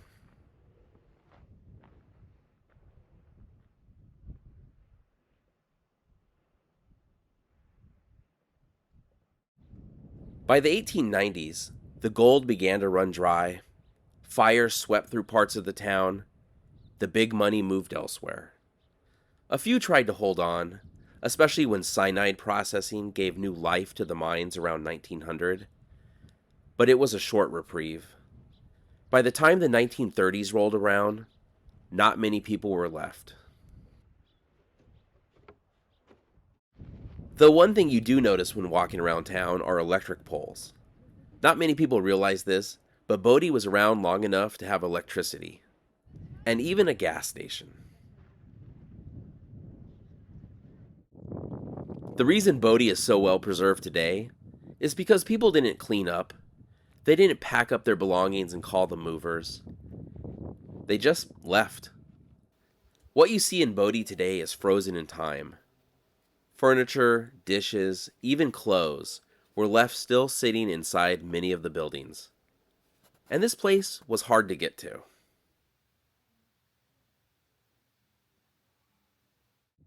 Then in 1962, the state stepped in and preserved Bodie as a California State Historic Park. And if you're a fan of the Old West or ghost towns, this is a place you have to visit. I try to stop by every time I pass through the area.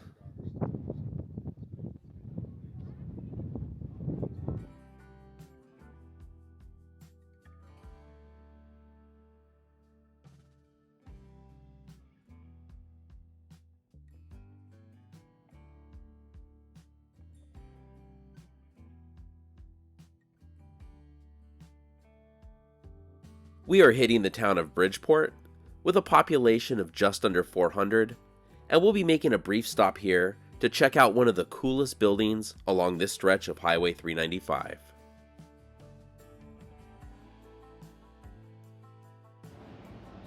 The Mono County Courthouse here dates back to 1880 and is the second oldest continually used courthouse in the United States.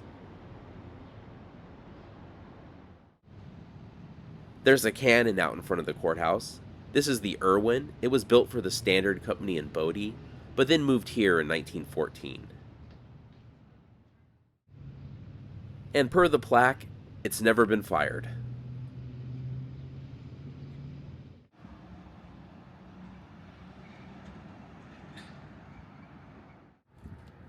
It looks like the iron fence around the courthouse, though, was made in Cincinnati.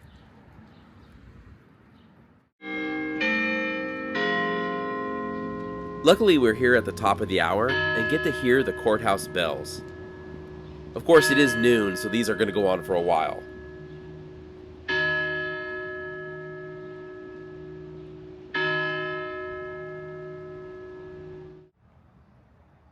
Right next to the courthouse is Ken's Sporting Goods. This has been around since 1931. Here's a look down Highway 395 through Bridgeport.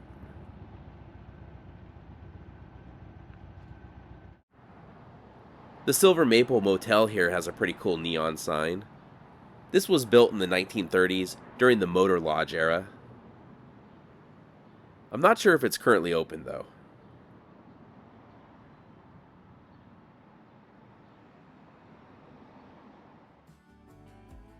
They've had the courthouse for over 140 years, but Bridgeport wasn't always the county seat. It was first located in Aurora, until they figured out the town was actually in Nevada and not California. So then in 1863, it was briefly moved to Bodie, and then to Bridgeport in 1864.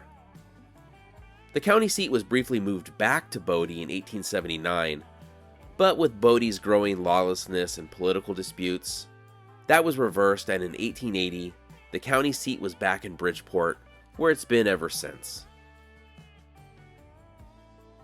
We're starting to climb into the mountains now, and we'll have the Walker River on our side for a while. Is Highway 395 through the Eastern Sierra the most scenic road trip in California? I don't know, there is a lot of competition, but it's certainly in the running. Plus, there is so much to do in the Eastern Sierra, we only scratched the surface. Then again, we'll have to see if this is even the most scenic part of Highway 395 overall.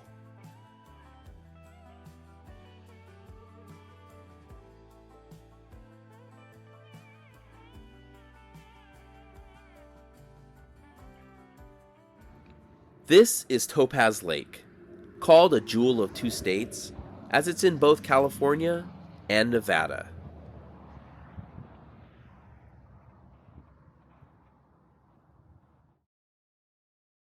And here is the Nevada state line.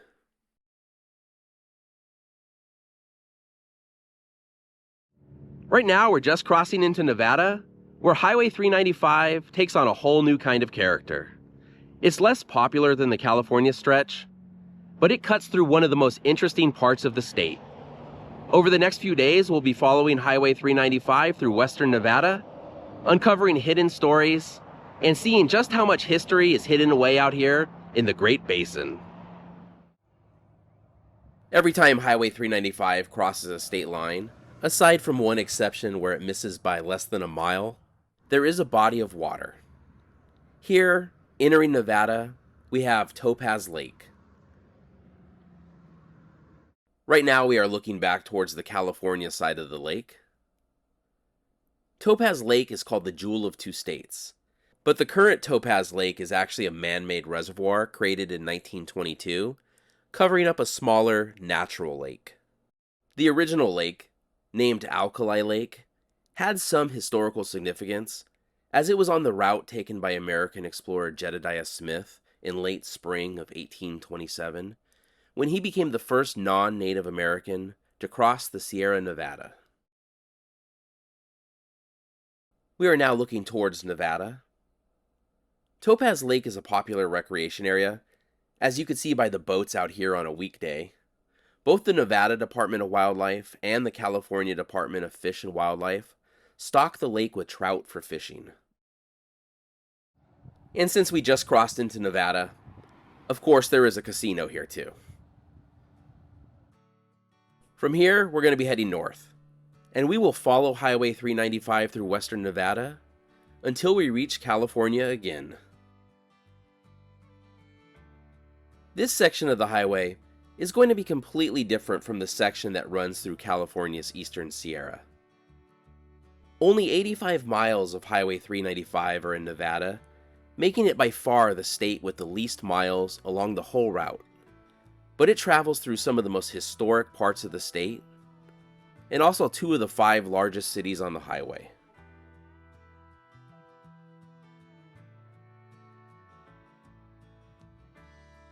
The corridor that became US 395 initially included several early toll and state roads. For example, this part of the road was once State Route 19. Then in 1934, the route of Highway 395 was officially designated through the state as it was extended down from Washington to San Diego, California. For nearly half of Highway 395's course in Nevada, the road now shares a route with Interstate 580, but we'll try to stick to the original road as much as possible.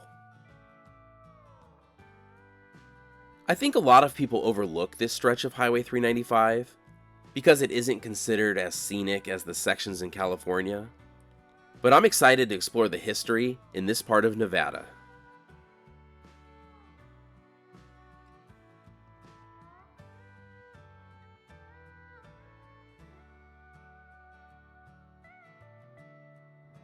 Not many towns can make this claim, but this one can. Gardnerville was founded by a haunted house. In 1879, Lawrence Gilman bought the Kent House, which was located just south of Genoa and rumored to be haunted by a stagecoach robbing ghost. After purchasing 7 acres from homesteader John Gardner, Gilman relocated the house here.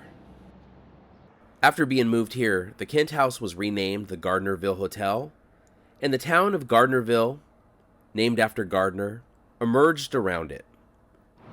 For a time, a lot of the hotel's business came from travelers making the journey between Carson City, Nevada, and Bodie, California. The hotel burned down a long time ago, so who knows what happened to the ghost, but right across the street is the J.T. Basque Bar. This building was moved here from Virginia City in the late 19th century. Originally, it was the restaurant for the Gardnerville Hotel. It became the J.T. Basque Bar and Dining Room in 1955. Unrelated to anything Basque, beginning in the 1870s and continuing through the 1880s, a strong Danish immigrant presence developed here. They formed the Valhalla Society in 1885 and met at Valhalla Hall. And while the haunted hotel that the town sprung up around is no longer here, there are a few historic buildings of note for us to take a look at.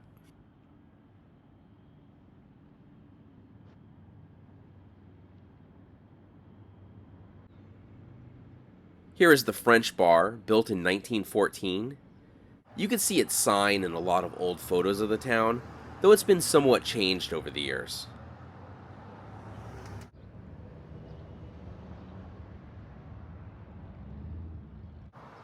And of course, being in Nevada, we have a casino. This is Sharky's. It opened as the Golden Bubble in 1946 and became Sharky's when it was bought by Sharky Begovich in the early 1970s. Next to the French Bar is the Adavin building. It was built around 1900, and Adavin is just Nevada spelled backwards. The plaque says that the granite blocks that we could still see were made by the Carson City Penitentiary, but I don't actually see any granite blocks. Across the street here, the shorter of the two buildings is the Arndt Jensen Merchandise, which was built around 1896. Mr. Jensen sold the adjoining property to the Masonic Lodge in 1919. And inside, it's a pretty cool antique shop. The antique shop actually takes up both buildings.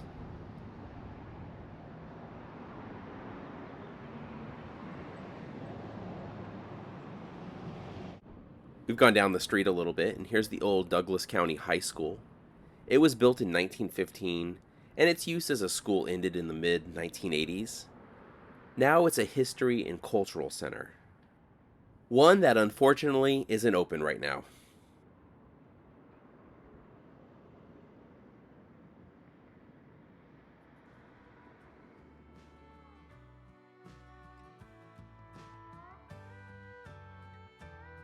Leaving Gardnerville, if you blink, you may not realize you've traveled to another town, as the two towns have kind of merged into one.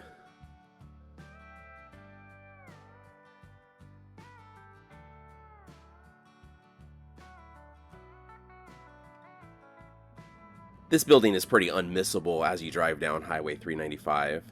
This is the Minden Flour Milling Company, and it dates back to the early 1900s.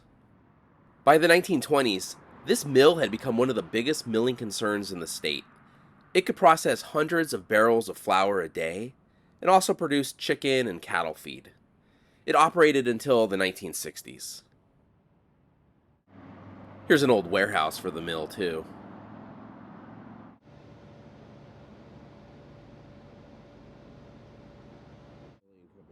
This house was the second house built in Minden, built in 1907, and it is the Henry Beck House. Henry Beck was the first manager of the milling company. And as the manager of the milling company, he did not have a far commute.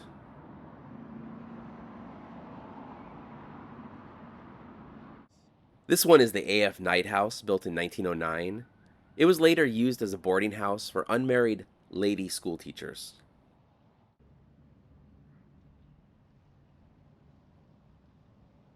So Minden was methodically planned before a single building was constructed. It's one of the earliest master-planned communities in the United States. The town was established on the land of the Dangberg Ranch by Henry Fred Dangberg Jr., who envisioned a European-style town centered around Minden Park. And he named it after Minden, Germany, near the birthplace of his father. In 1905, the Dangberg family donated land to the Virginia and Truckee Railroad, which extended its terminus into the area, spurring rapid development. The town was formally platted on July 2nd, 1906, and by July 4th, the first train had arrived, and businesses, including the Minden Flour Company, were already opening. This building is not quite as old, dating back to the 1960s. Across the street, though, is the Civic Hall. This building dates back to 1912, and it served as a movie theater, a gymnasium, a live theater, a church, and a center of Carson Valley social life.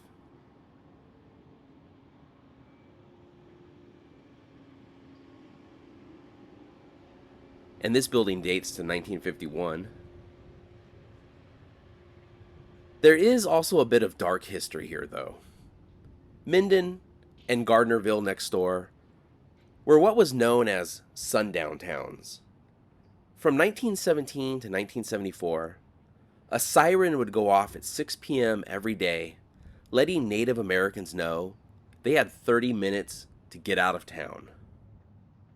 This was the second Farmers Bank of Carson Valley, and it dates to 1918. The law banning Native Americans was repealed in 1974, but Minden kept the siren going, stating it was now to honor first responders, until the state forced them to stop in 2023. Across the street is the old Minden Inn. This was built in 1916, and any Hollywood celebrities or anything that would have came to town, this is where they would have stayed. And this is the COD garage. Construction began in 1911, and additions were added between 1917 and 1927. It was a garage and auto dealership for years, but now it's a casino. The old garage entrances are doors now.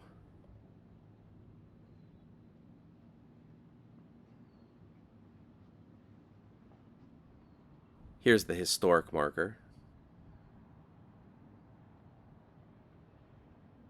This garage had a prime location right off Highway 395.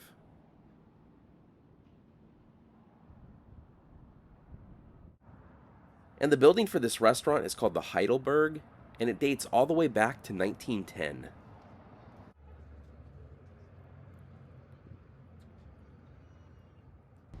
There's the Schat's Bakery here too. This is owned by different family members than the Schat's Bakery in Bishop, but they have a lot of the same stuff. This bar was the site of the first Farmers Bank. And when they moved it, you didn't have to go far, because it's right across the street from the second Farmers Bank.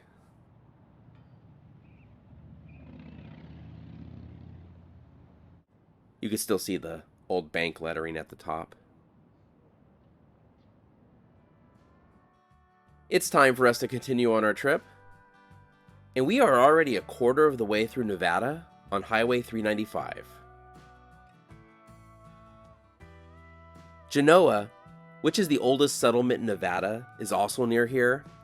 We did a full video on it previously, so we won't be stopping on this trip, but it's definitely worth a visit if you're in the area.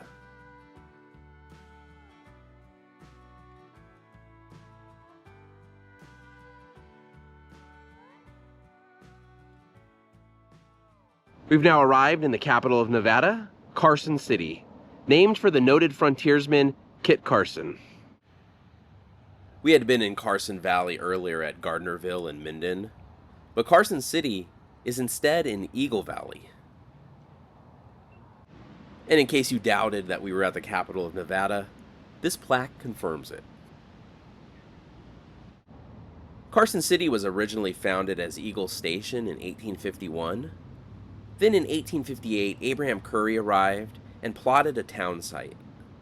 In doing so, he set aside 10 acres expressly for the construction of a capital, and this was 3 years before Nevada even became its own territory. We have a time capsule here as well, to be opened in 2064, the 200th anniversary of Nevada becoming a state. The setting aside of this 10 acres worked out, because in 1861, Carson City was selected as the territorial capital. Then it became the state capital in 1864, and has been ever since. The Capitol grounds also has this nice park. This part of Nevada was basically settled because of mining, so it's pretty cool to see a memorial to the miners here. It looks like there are a number of different monuments at this park, so we'll take a quick walk around and check them out. Here is the famous frontiersman and scout Kit Carson, who Carson City is named for. The Carson River is nearby, and it's also named for him. He came through the area during the Fremont expedition of 1843 and 1844. This memorial honors Nevada law enforcement officers who were killed in the line of duty. And here is one honoring firefighters. We've now crossed the street, and this is the Bank Saloon, or Jack's Bar, and this was built in 1899.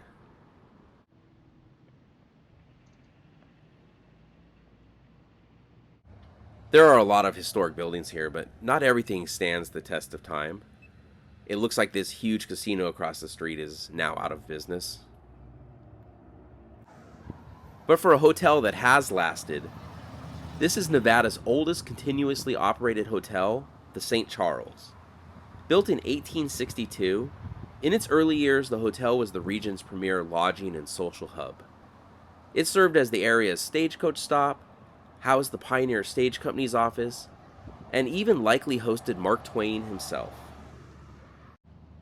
In the late 1850s, this entire area saw a huge boom because of a lode of silver ore that was found near Virginia City, known as the Comstock Lode, and I'll talk more about that in just a bit. But as the Comstock boom faded, so did the hotel. It cycled through owners and names, and fell into disrepair, became a flop house, and even a bus depot. Then in the 1990s, restoration began on it, and in 2008, the Firkin and Fox pub opened, bringing back the hotel's historic charm and bringing new life to downtown Carson City.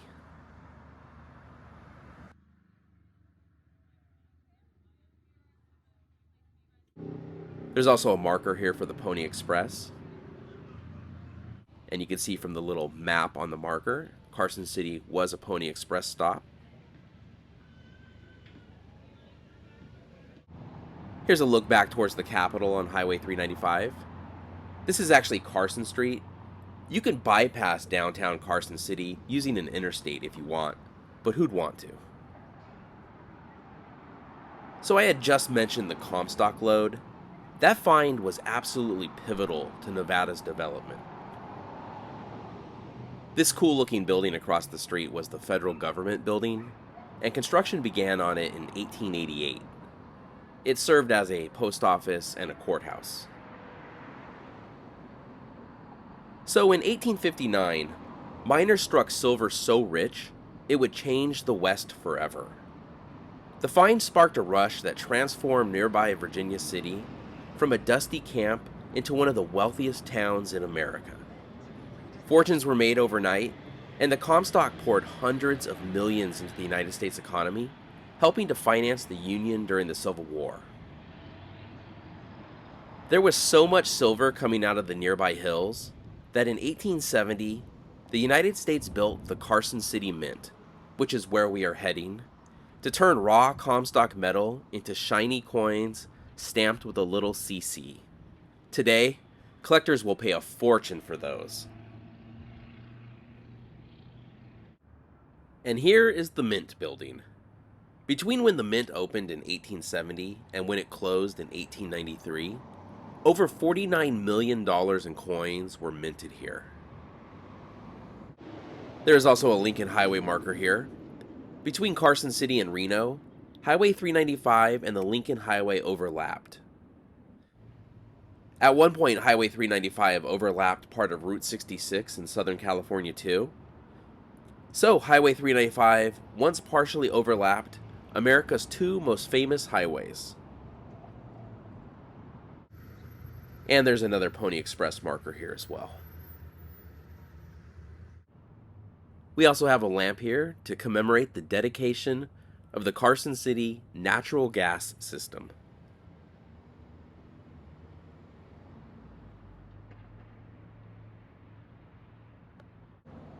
Here's another Pony Express monument, this one for the 100th anniversary of it. The Pony Express was an express mail service between Missouri and California that used a relay system of riders to deliver mail to the West Coast in only 10 days. It was only around for about 18 months though. Despite it only lasting about 18 months, it became extremely famous even to this day. And it looks like in 1960 they did a Centennial Pony Express ride. And it looks like on the monument they have a spot to add the last survivor from the ride at some point. So it looks like this will be updated sometime in the future. Hopefully for any of the people listed on here, not anytime soon.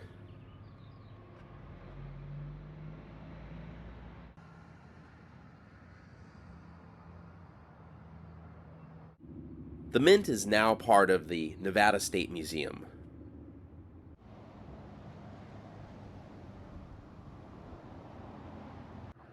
And I'd love to go inside and check out the museum and check out the Mint, but the museum is closed one day a week.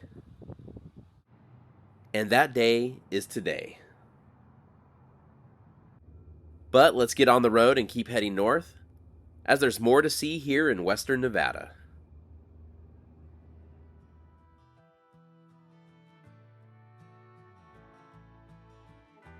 I was a little worried that because the Nevada section of Highway 395 is so built up, that it wouldn't be incredibly scenic. But once you get out of the towns, things really open up.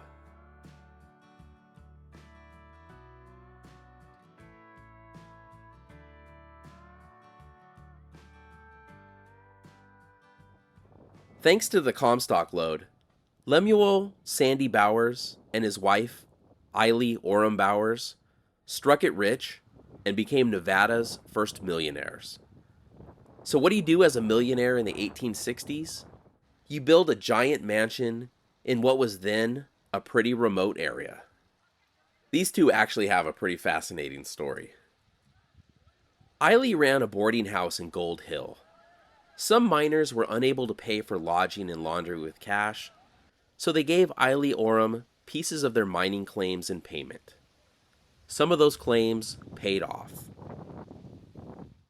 She married Sandy in 1859, while still legally married to someone else, and he was already getting rich from his own mining investments. Eily wanted prestige and respectability, so a mansion like the elegant building she saw in her native Scotland was the answer.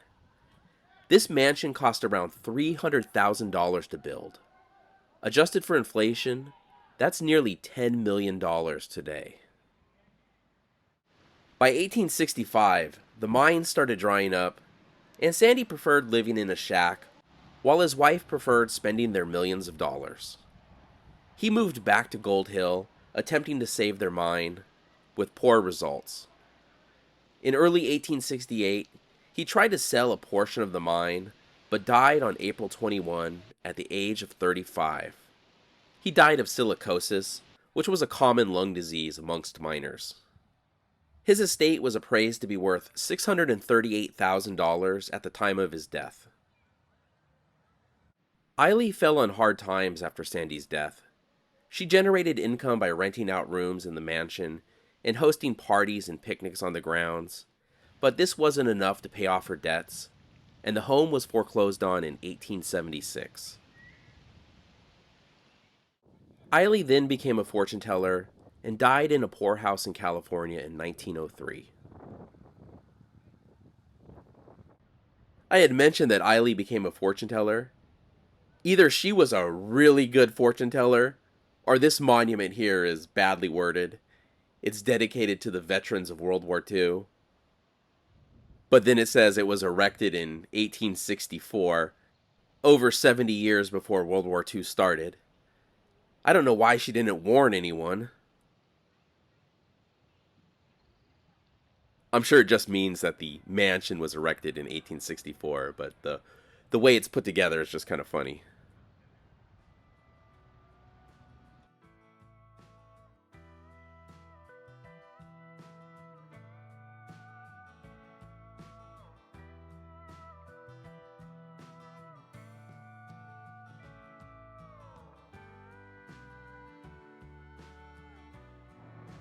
We're passing through Washoe City, and because it's been so hot, we've stopped to get some ice cream. But what kind of roadside stop would be complete without a giant something? And this place has a giant prospector. This isn't the prospector we stopped to see. And here's the big one on the hill above us. This is actually the second Washoe City. The original was founded in 1860, and at its peak in the mid-1860s, there were around 4,000 to 6,000 people there, making it the biggest town in the area. But the town had a rapid decline as it was bypassed by the railroad and Reno gained importance, and by 1880, it only had about 200 residents. I think by the early 1900s, the town was pretty much just completely gone. And check out this giant prospector, overlooking the chocolate nugget.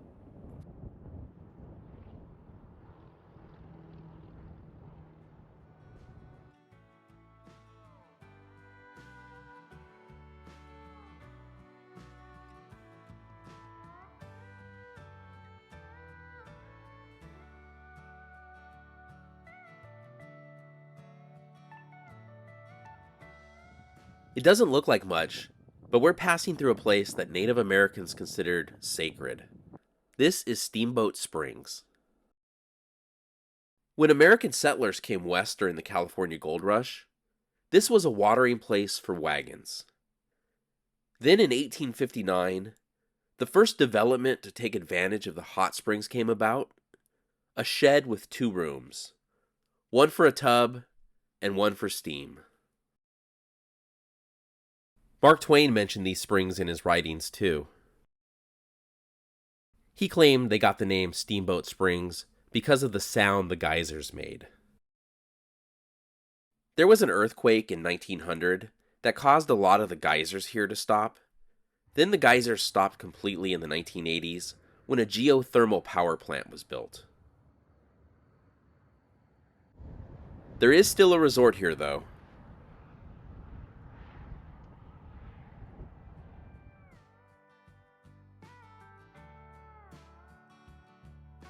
The open spaces have disappeared pretty quickly, as we're now reaching the largest city along the entirety of Highway 395.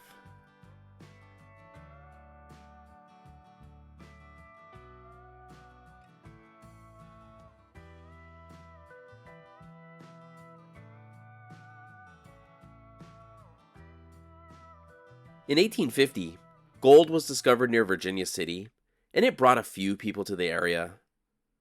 But as mentioned earlier, it was the Comstock lode that brought in thousands of people to this part of Nevada.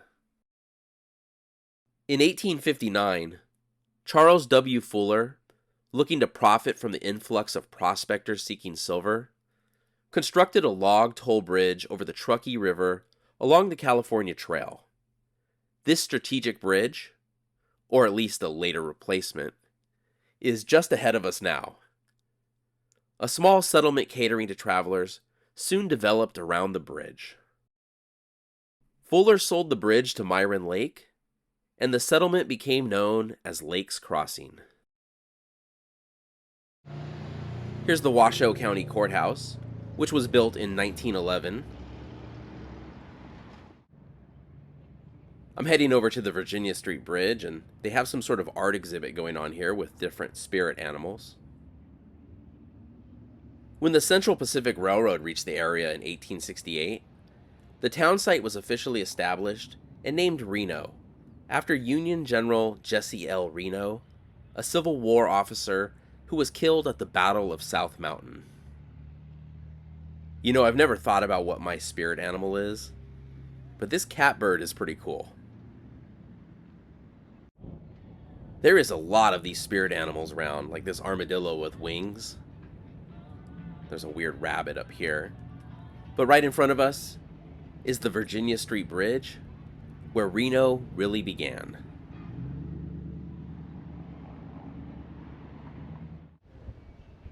Here's a good look at the bridge going over the Truckee River. This current bridge was built in 2016, replacing an earlier bridge that dated all the way back to 1905.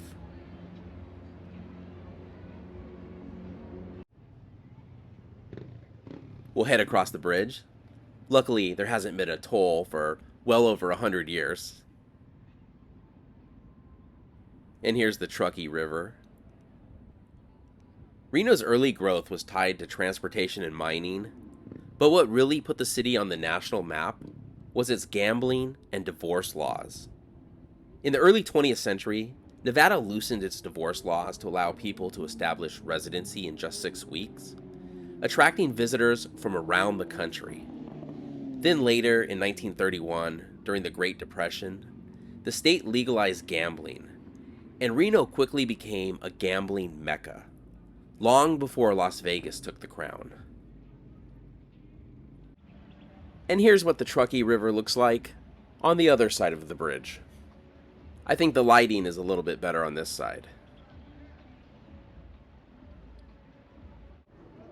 Here's the Club Cal Neva. At one point, its sports book was one of the most profitable in the state. But with gambling becoming more and more accessible, especially with Indian gaming in California, the casinos here aren't doing the business they once were, and a lot of them have gone out of business.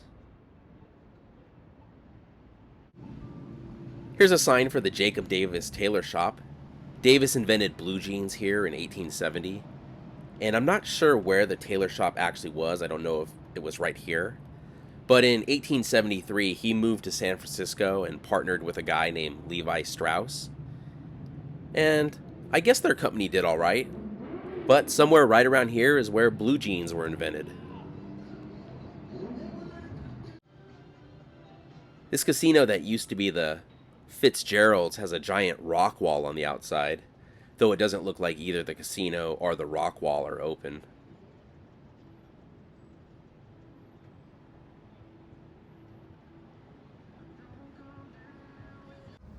There's still a piece of the Blarney stone here from when this was the Fitzgerald's. This arch is maybe the most famous sight in Reno. Over the years, there have been at least 6 different versions of the arch. The first one was actually built on the Virginia Street Bridge back in 1899 to welcome troops returning home from the Spanish-American War. The first permanent arch was constructed in 1926, and city leaders held a contest with a $100 prize to come up with the best slogan to put on it. A Sacramento man won the money with the slogan, "The biggest little city in the world." I believe this current version of the arch dates to the late 1980s. But with that, it's time to head in for the night, and we'll see the last 18 miles of Highway 395 in Nevada in the morning.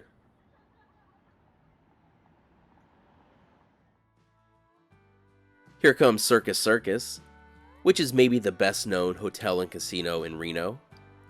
It's the 3rd largest hotel in the city, and it also does not currently have the same owners as Circus Circus Las Vegas. We stayed there a few years ago, and to be honest, once is probably enough as far as I'm concerned. But hey, at least it's open unlike a lot of the other casinos here in downtown Reno. And in case anyone has wondered, the clown on the sign is named Topsy the Clown. But this light is taking long enough where I'm running out of things to say about Circus Circus. Alright, let's head out of Reno. We are now driving through the University of Nevada, Reno. In 1885, the university moved here from Elko, after Elko proved to be too remote to attract any students.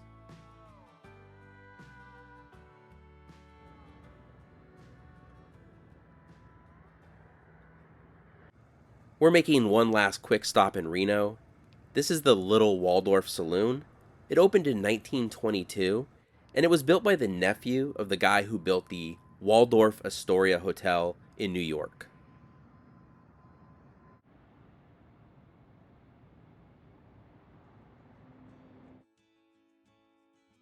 Despite being the smallest stretch of Highway 395, this section through Nevada is definitely the most populated section. But now that we've passed Reno, that's about to change, and we're not going to see a big city again for a while.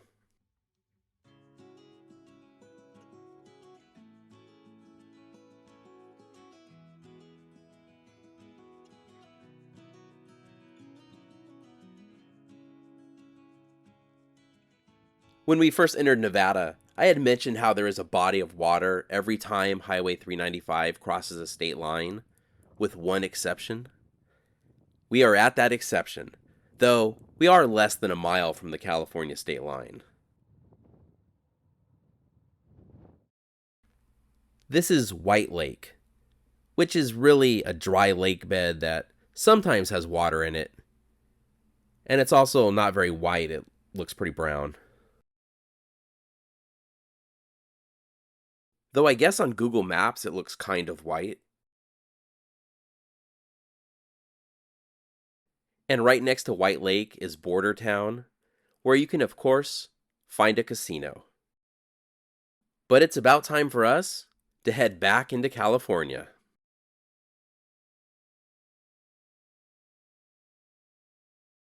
Right now we are just leaving Nevada and entering the remote northeast corner of California. Up here, Highway 395 runs through empty plains, small towns, and wide stretches of land where it feels like time has stood still. We'll be following Highway 395 all the way to the Oregon border, stopping to explore along the way what's left behind in this quiet part of the state. We are not only entering California, but also Sierra County, though only temporarily. In 3 miles, we'll be in Lassen County.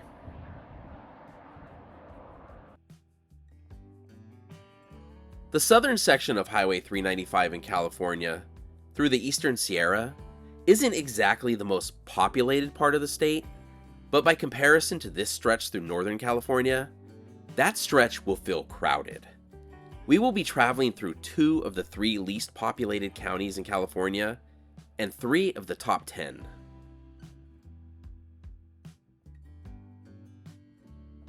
Highway 395 runs about 557 miles through California, with a short detour into Nevada splitting it in 2. This northern segment is roughly 202 miles long, taking us from the edge of the Sierra Nevada to the far northeast corner of the state. We'll start by skirting the eastern slopes of the Sierra before crossing into the wide open landscapes of the Modoc Plateau.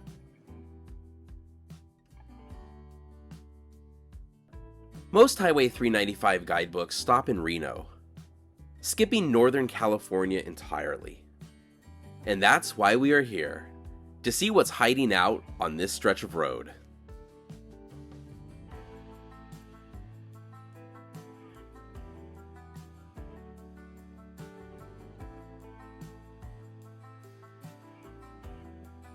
We've just reached Doyle, California.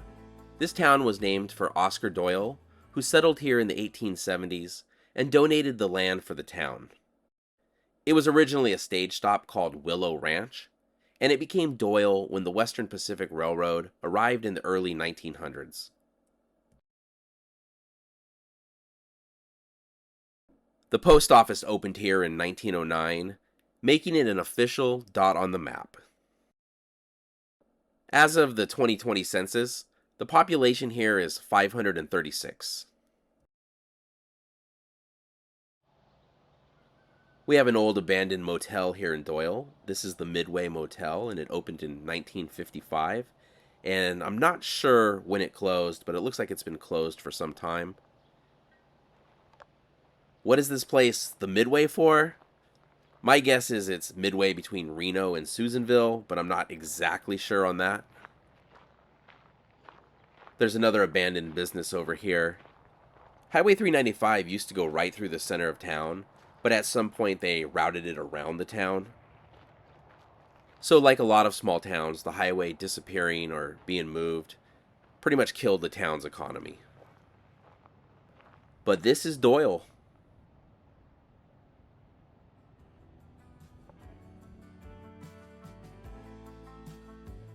Prior to becoming Highway 395 in 1935, the road we're traveling on now was Legislative Route 29, with this section being created in 1919.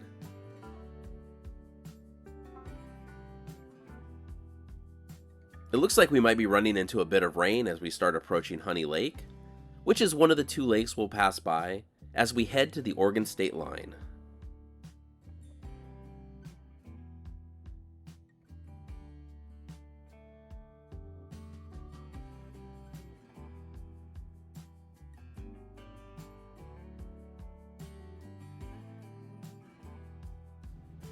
We are on the edge of Honey Lake and are making a quick stop in Milford. This settlement began in 1856, making it one of the oldest settlements around Honey Lake. In 1861, a flour mill opened here, and thus the name Milford. This is the old Milford Country Store. It first opened in 1894, and it looks like it's been closed for a while. You know the gas pumps are old when the prices can't even go above 99 cents a gallon. When is the last time gas prices were that low?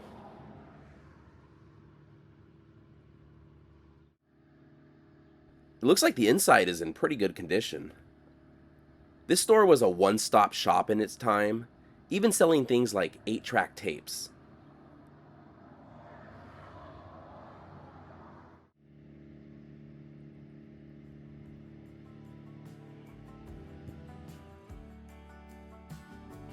We are passing by Honey Lake now. This lake is named for the honeydew produced by the aphids in the area. This lake has been drying out and filling back in for thousands of years. During the last ice age, this was the bottom of an enormous inland sea. Now, some years there's a lot of water, some years it's just dust.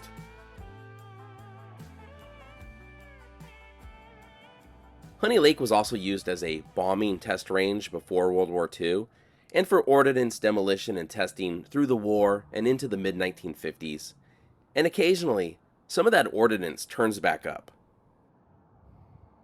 And the Sierra Army Depot is even still to this day located on the east side of the lake.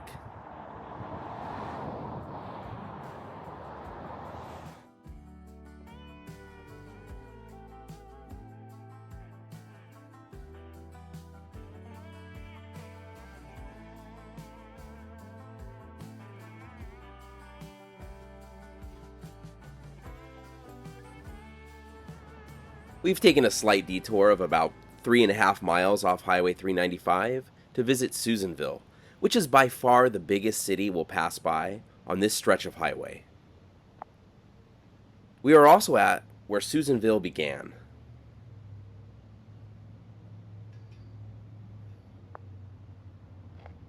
We are at Roop's Fort, which was built beginning in 1853 and was the first building built by white settlers in what is now Lassen County.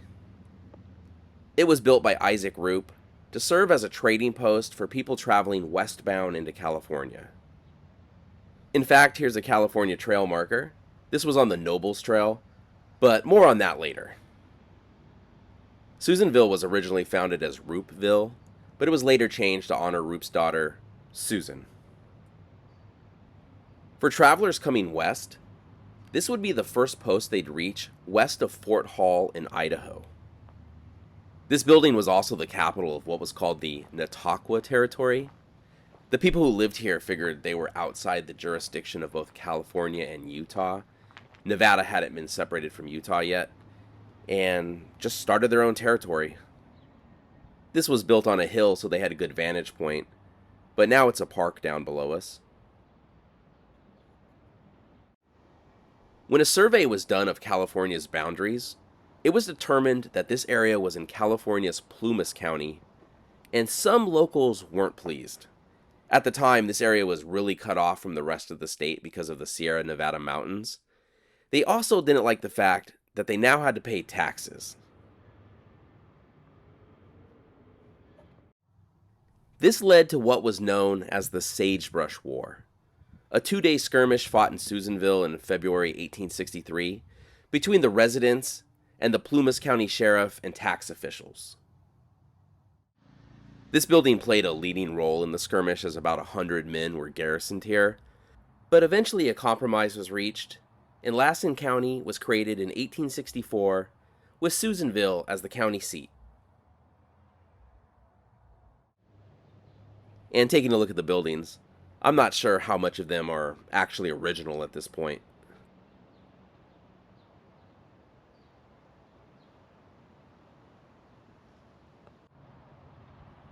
These trees were definitely already around when this fort was built, though.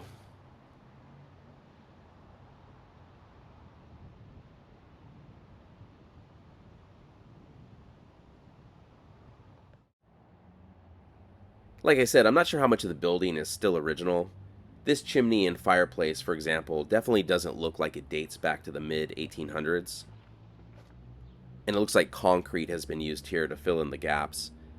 Back in the 1800s, this would have been mud. But even if it's not completely original, it's cool to see that it's still here.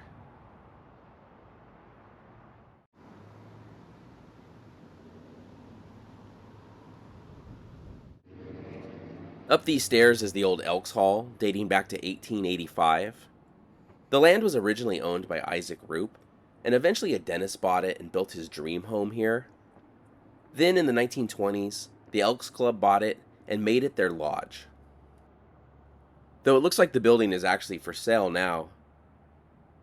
Hopefully it'll be preserved.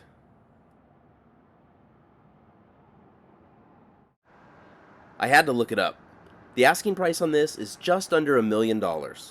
So if you know anyone looking for a 140-year-old Elks Lodge, here you go.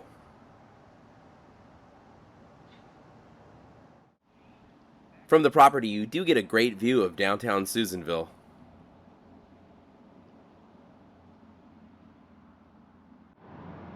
Here's the old Sierra Theater. This was built in 1935, and it's great to see that they're still showing movies here. It looks like at one point they would host video dance parties here, whatever those are. It's always amazing when buildings stand the test of time, because as we can see from across the street here, not everyone does. Unfortunately, this was the historic St. Francis Hotel, built in 1913.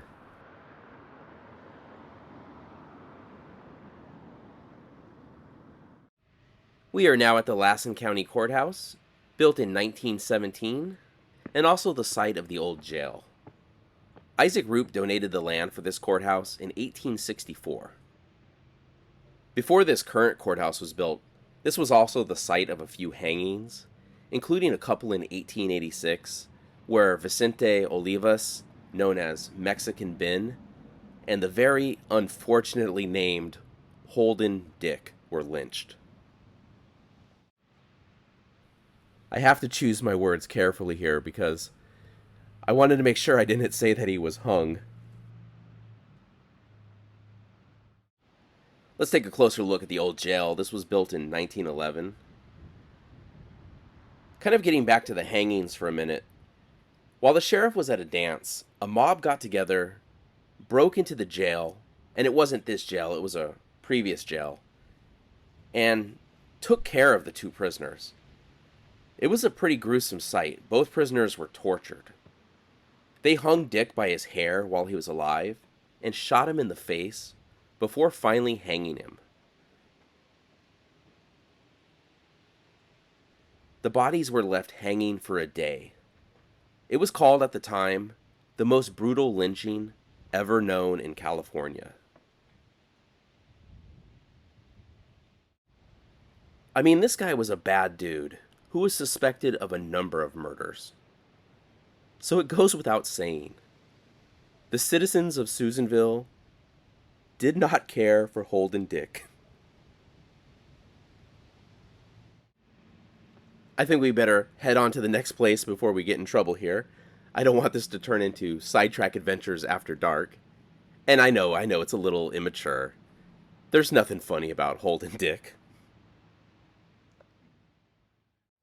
In the late 1800s, Susanville hoped for a railroad connection, but was bypassed by the Nevada, California, and Oregon Railway, and more on them when we get further north. So they tried to build their own railroad, but that fell through as well. Then in 1908, a Southern Pacific subsidiary, the Fernley and Lawson Railway, was incorporated with the aim of connecting Fernley, Nevada to Westwood, California, passing right through Susanville.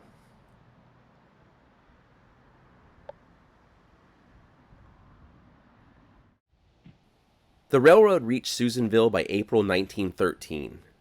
As a temporary fix, a boxcar served as the first depot, and by September that year, a combination passenger freight station was established.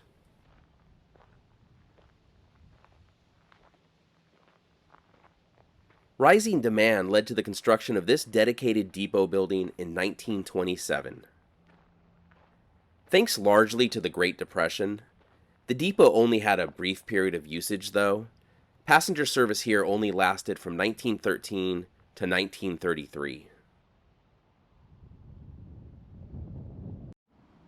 Even the freight service ended in 1956. A flood damaged the track, and Southern Pacific didn't even feel it was worth it to repair it.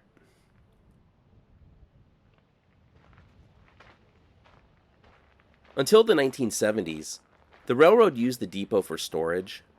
Then in 1987, an agreement was made between Southern Pacific and the Susanville Fire Department to burn the depot down as a firefighting practice session. That obviously didn't happen. The depot was saved, and restoration began in the 1990s. Most of the old rail line has been removed, and is now the Biz Johnson National Recreation Trail, which is in the Rail Trails Hall of Fame.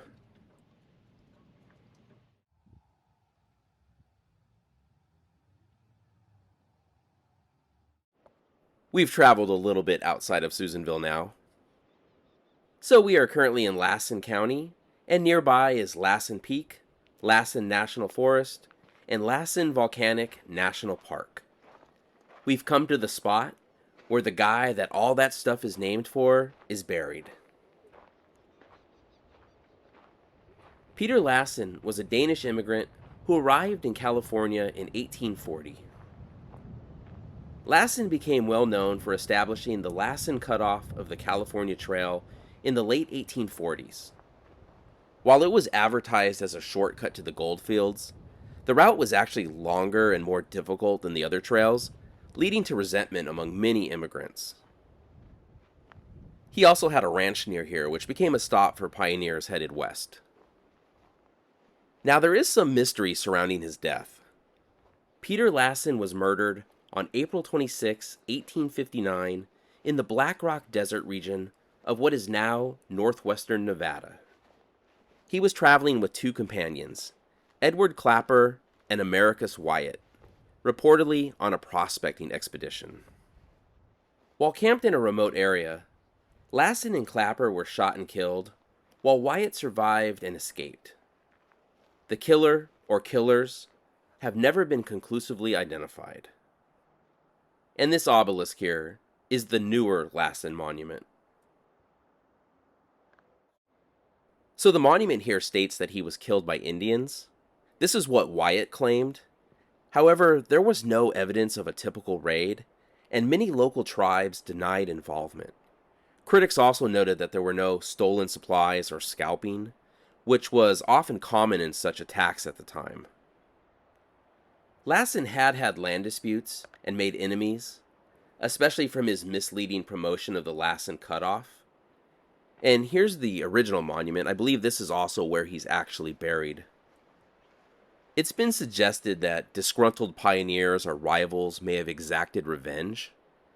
But if that's the case, why would Wyatt say otherwise?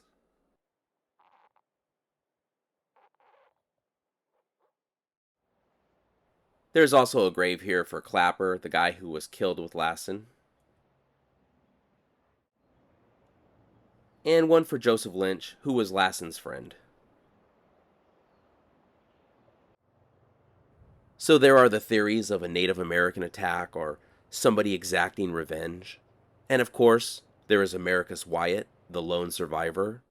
Some believe he may have killed Lassen and Clapper for gold or personal reasons, while others suggest he may have had help from others with a financial or political motive.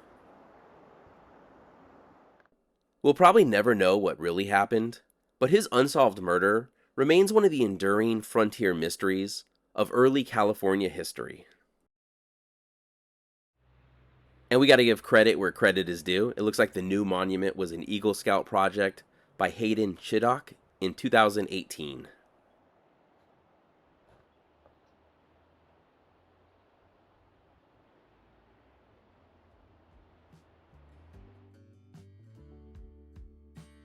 We are back on Highway 395 now, and there hasn't been exactly a lot of traffic on the road so far, but from what I understand, the further we get from Susanville, we should start seeing less and less cars on the road. The northeastern part of the state gets pretty remote.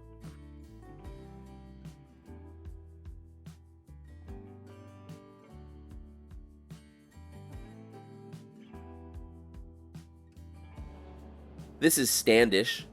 The town dates to 1897 and is named for someone with no connection to the area whatsoever, Miles Standish, who came to America on the Mayflower. This large building right on the highway is Standish Hall and was built in 1907.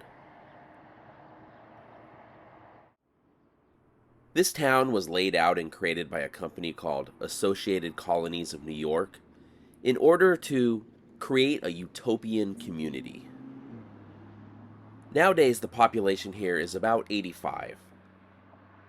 The first floor of this building was once a store, and the second floor served as a meeting hall for a number of different groups over the years.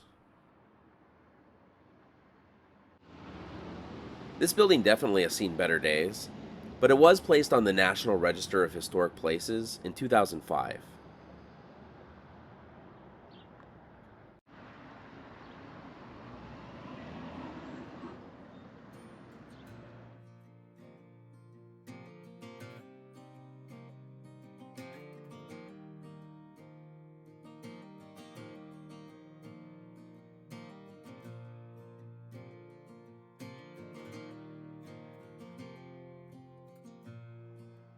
Between 1841 and 1869, more than 200,000 immigrants traversed the California Trail in one of the largest mass migrations in human history. When the trail was established around 1840, it was primarily used by fur trappers and a few immigrants. With the discovery of gold in California in 1848, though, the trail became flooded with fortune seekers. It continued to be a major route for settlers until the completion of the Transcontinental Railroad in 1869, which made overland wagon travel largely obsolete. Once travelers reached the Humboldt River in Nevada, the trail kind of branched into different routes they could take into California to cross the Sierra Nevada. This section was the Nobles Immigrant Trail and was created in 1851 by William H. Nobles, a frontiersman and guide who promoted it as a better alternative to the more treacherous routes like the Lassen Cutoff. By the mid-1850s, it was one of the most traveled routes into Northern California. I can't imagine this area looks much different now than it did for those wagon trains in the 1850s.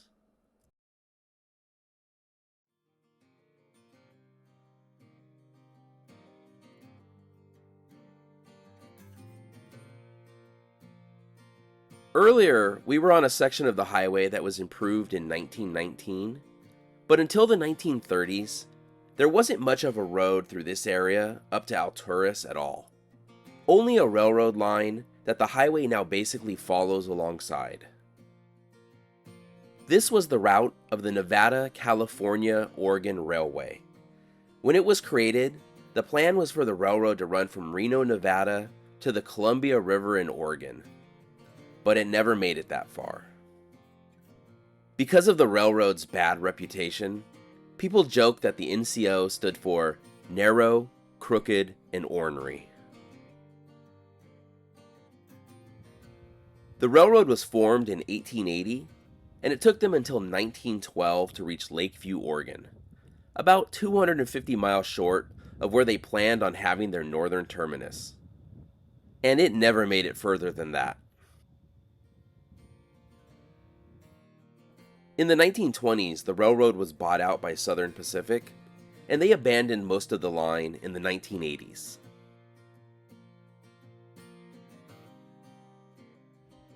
We just made a quick stop at this rest area, and check this out.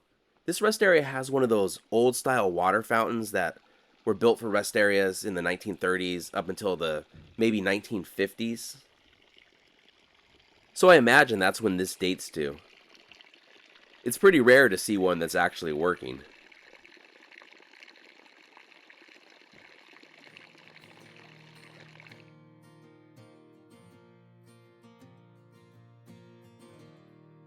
We are also now traveling across what is known as the Modoc Plateau, a volcanic table that is thought to have formed about 25 million years ago.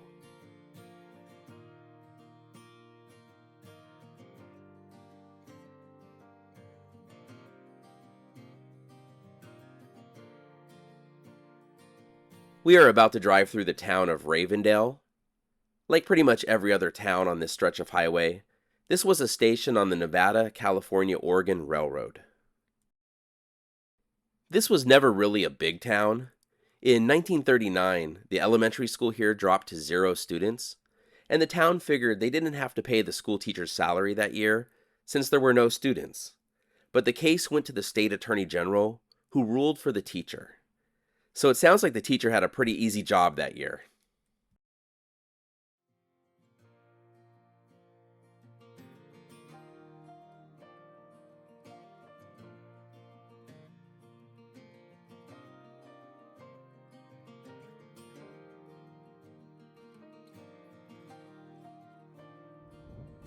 Here is some of the old railroad bed as it comes into a place called Termo.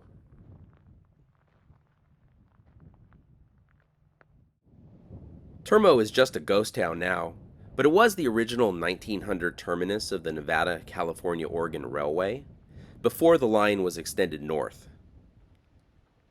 A post office opened here in 1908, closed in 1914, and then reopened in 1915, and believe it or not, stayed open all the way until 1989. I'm not sure what this building once was, but whatever it was, it's gone now. The post office here ended up closing for safety reasons too. They thought the building might collapse on the postman. But I believe the post office would have been in the store up ahead, which does not look like it's collapsed. There are actually quite a few buildings here for a town whose heyday was really short-lived. There was some homesteading in the area in the early 1900s, and that's why the post office remained open while the railroad's terminus moved further north.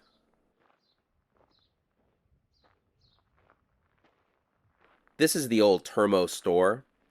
I'm not sure when this closed, but it looks like it's been closed for quite some time now.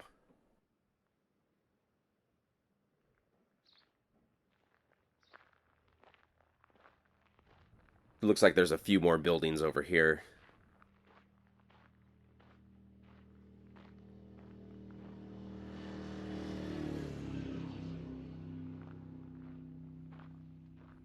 It looks like Termo has a few residents. There are quite a few quail walking around that don't seem to like me walking around here.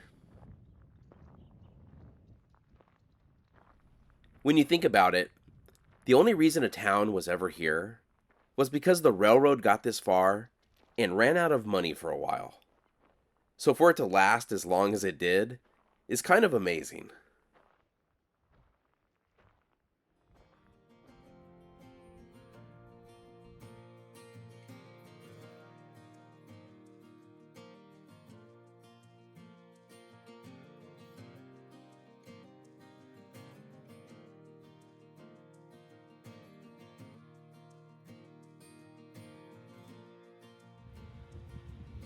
This is likely California, but I just checked the map. It's definitely California. Likely was initially known as South Fork, named after the South Fork of the Pitt River, but the post office insisted at the time that towns could only have one-word names. Residents were unable to agree what to name the town until a local rancher observed that they would most likely never agree upon a name, at which point someone nominated the name Likely, and the name was voted in. The Likely post office opened in 1886.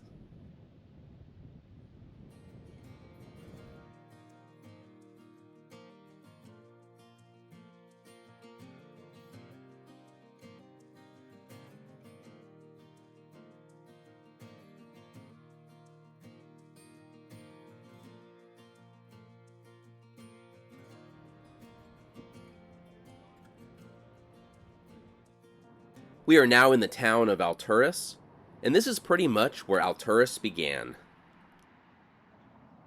A bridge was built here over the Pitt River, and the town was even originally called Doris Bridge. In 1874, the town was renamed Dorisville, then Alturas in 1876. And here is the North Fork of the Pitt River.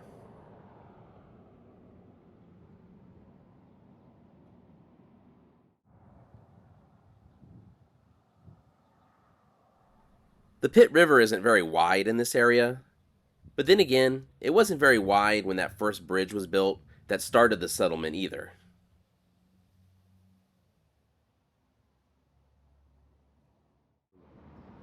Let's take a look around town.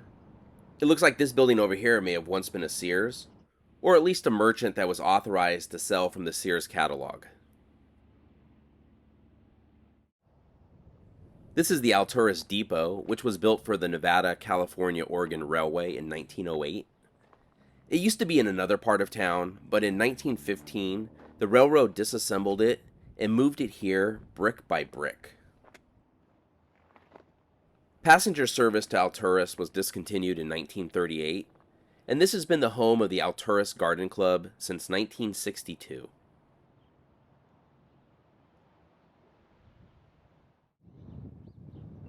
The depot was added to the National Register of Historic Places in 1985. With over 2,700 people, this is the biggest town on Highway 395 between Susanville and Central Oregon. But I'm pretty sure we've seen more deer than people walking around.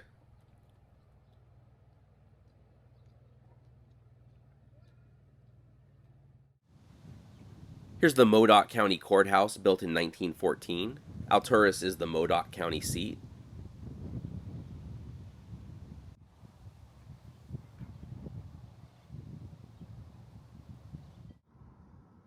In 1917, the Nevada-California-Oregon Railway spent $40,000 to build this building that looks something like a mission to be their new headquarters, moving here from Reno. It was added to the National Register of Historic Places in 1974, and it's been an Elks Lodge since that time as well. Just ran into some more locals.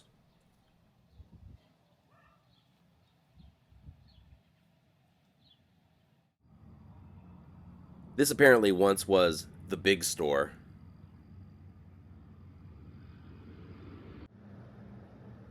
Here's the Niles Theater, built in 1937. And Hollywood should do whatever it can to make sure that these small town theaters continue to show movies, and I'm glad this one is.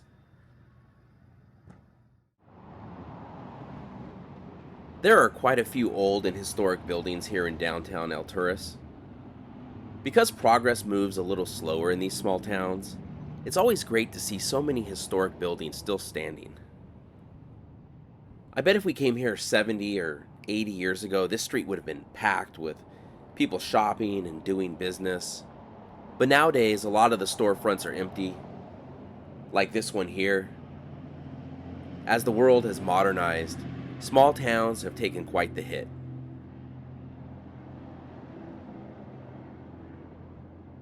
But that's the great thing about taking an old highway instead of the interstate. You get to see places like this. Places that have a real history to them.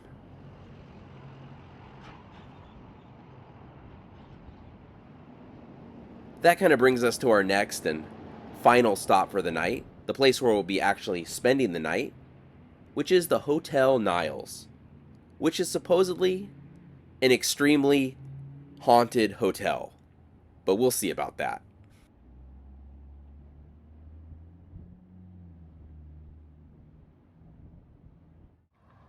This was built in 1908, 1909 as the Curtis Hotel, and then it was purchased and expanded by J.L. Niles in 1912, becoming the Hotel Niles.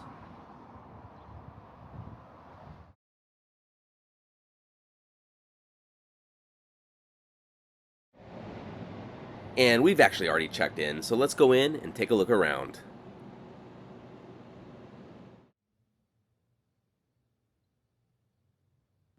This is the downstairs ballroom and old saloon.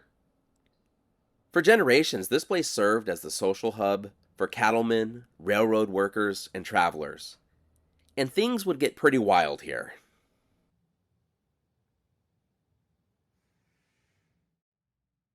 Above the bar here, there are a number of bullet holes in the ceiling, as people in the old days would have shot their guns in the air in celebration. Which is really crazy because there are hotel rooms right above us.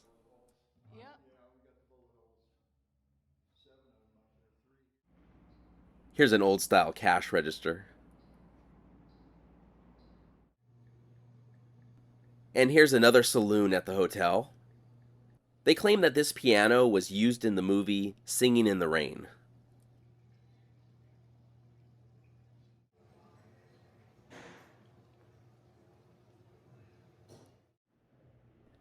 We are on the second floor now, and this place definitely feels like a hotel that dates back to the early 1900s.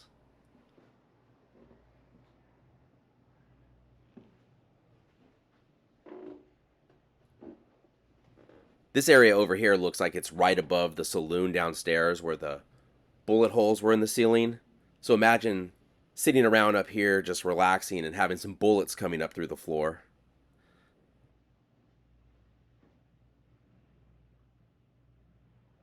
There are quite a few old pictures on the wall.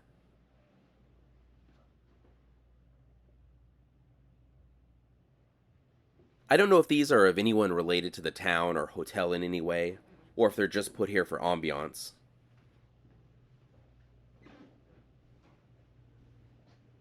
I try not to get into the haunted stuff that much, but the hotel does remind you of the movie The Shining.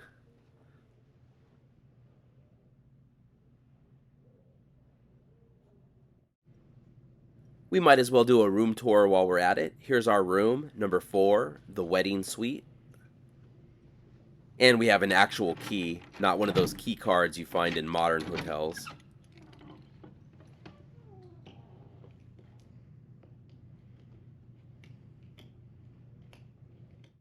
Since we're staying in a supposedly haunted hotel, a while back we bought a cheap ghost detector on Amazon, so we figured we'd bring it back out and see if we can detect any ghosts.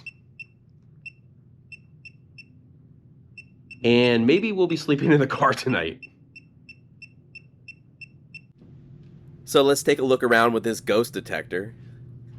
The hotel is said to be haunted by the spirit of a former prostitute, rumored to have been murdered here. It's said she roams the upper floors and even hops into bed with male visitors.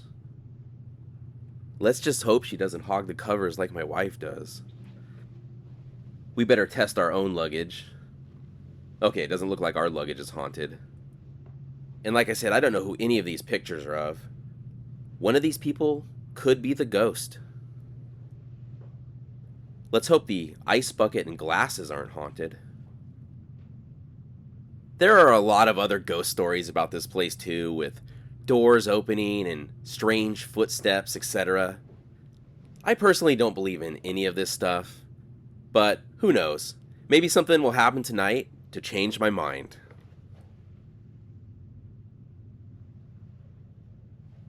Aside from when it went off earlier, this thing's not really doing much. If you can't trust a cheap ghost detector from Amazon, what can you trust? If there's anything in this room that's haunted, it's going to be this lamp. And no, the lamp isn't haunted. Whatever ghost was here got scared and left. So we figured out what set this thing off earlier, and unfortunately it's not a ghost. When you bring it towards any electronics, it goes off.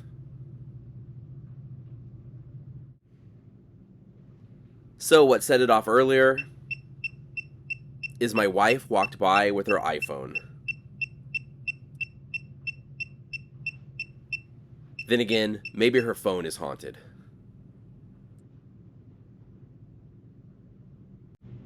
I didn't notice this before, but this is an old library card catalog system in here. Maybe the scariest thing here is the Dewey Decimal System.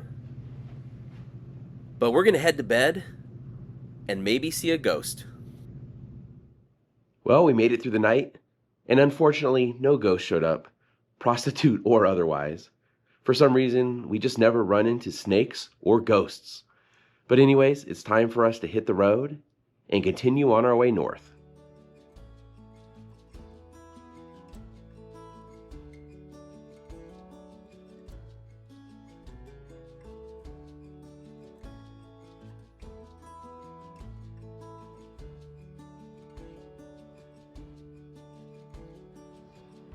We've taken a slight detour off Highway 395 to visit Cedarville. I came through this area last year when traveling to the northeast corner of California, and have been wanting to get back and look around a little more. This area was originally known as Beech Creek, and as early as 1864 was a stopping place for wagons headed west. In 1867, William Kressler and John Bonner opened this trading post here. Let's take a quick look inside.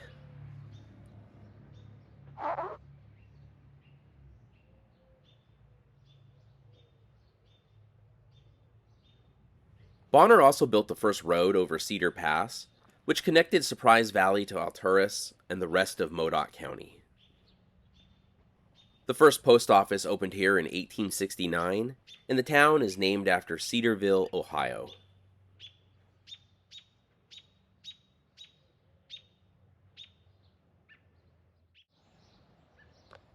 There's a small little creek here. Somehow I don't think this is the deep creek this place was originally named after.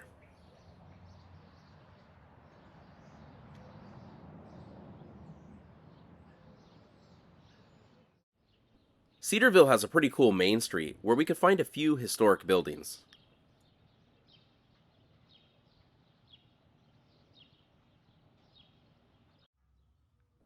This library building was built in 1938 and used to be a Bank of America.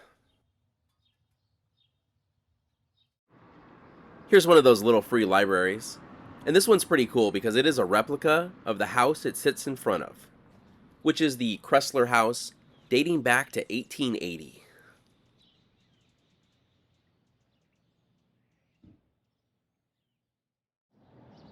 Here's the Kressler and Bonner building. They're the same guys who built that log trading post back in the 1860s. Well, in 1884, their store was moved here. Here's the Cedarville Garage, opened in 1912. When this opened, a lot of their work was probably still wagons.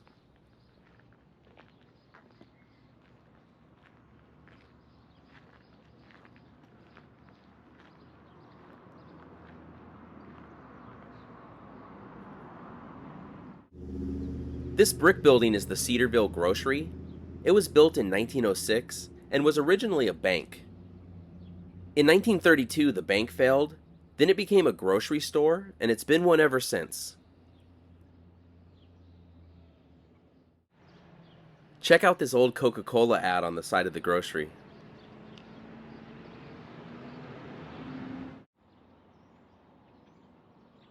There's a hardware store across the street.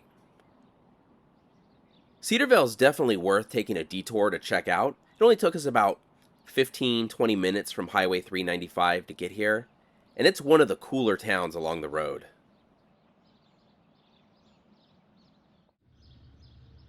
There are so many great historic buildings here, you really feel like you're stepping back in time. Here's another great old Coca-Cola ad. Coke used these ads with what is called the Sprite Boy from 1942 to 1953. This one is in such good condition though, I don't know if this is original to that time period or if this is a later recreation. It's hard to tell for sure, but it definitely looks like it's been here for a while.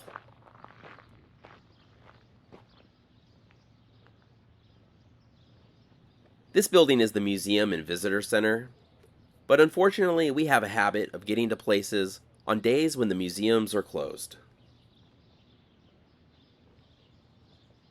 For some reason there's a coffin out in front though.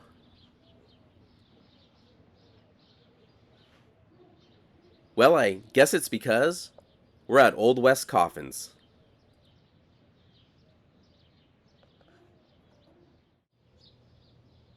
It looks like there are some old buildings off Main Street as well. But right over here in front of this little park area, we still have a wooden sidewalk. Nothing makes you feel like you're back in the Old West more than walking on a wooden sidewalk. But it's time for us to get back on the highway and start heading towards the Oregon state line.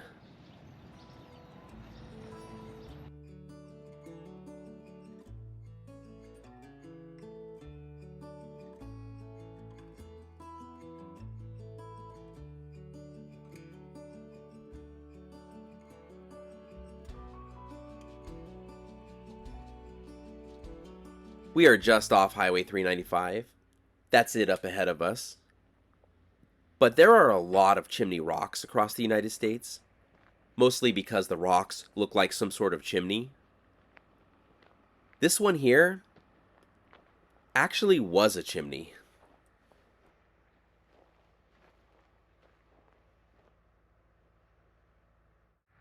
A man named Thomas Denson came to California in 1852 at age 12 and settled in this area. In 1870, he began building a cabin next to this rock and carved the cabin's chimney into it. And it looks like the native daughters of the Golden West put this plaque here in 1932. I don't know how long the cabin lasted for, but the railroad came through in the early 1900s, so it was gone by at least then.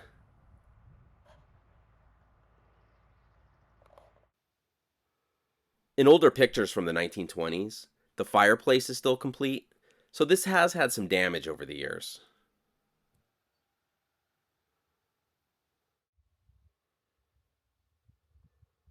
A lot of people have carved into the rock too, some of it dating back to the 1800s.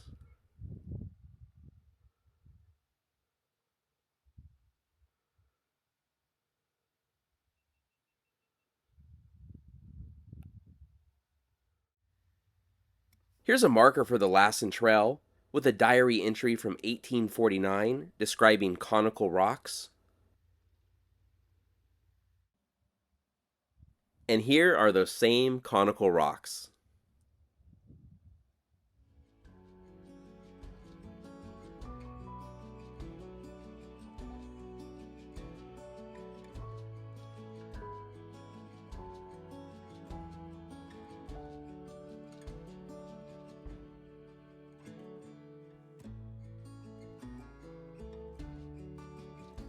We are almost at the Oregon state line, and we are at Davis Creek. This is the Davis Creek Church, established in 1886. And right over here there is a historic marker. Davis Creek was on the Applegate Trail. The Applegate Trail was kind of an offshoot of the Oregon Trail.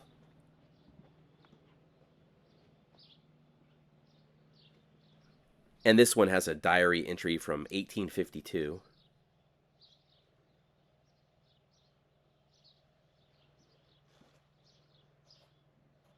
About 34 years too early to check out this church. There's actually a second Applegate Trail marker here. This one has a diary entry from 1849. There's a nice little shaded picnic area here. But this church has been around long enough where it needed a place to tie off your horse.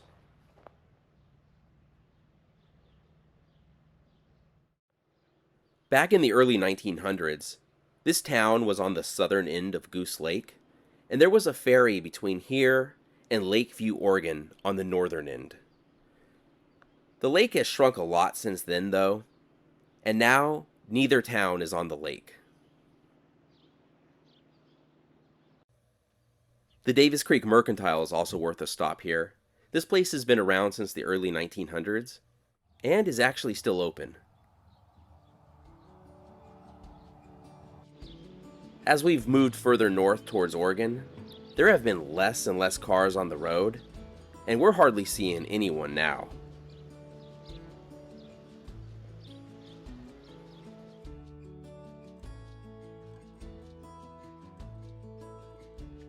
We are starting to pass by Goose Lake, which straddles the California-Oregon border.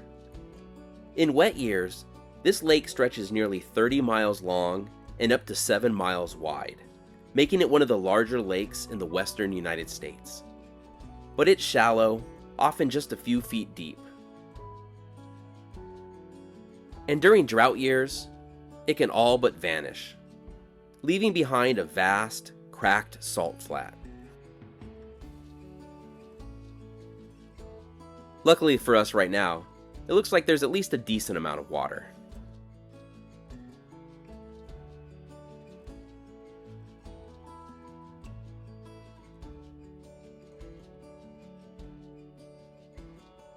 We've now reached New Pine Creek, a town that is in both California and Oregon. But we're not going to quite cross into Oregon yet. We're going to make a turn here on State Line Road. The right side of the road here is in Oregon, while the left side is still California. We're heading right towards Goose Lake right now, and we'll see if we can get one more good look at it.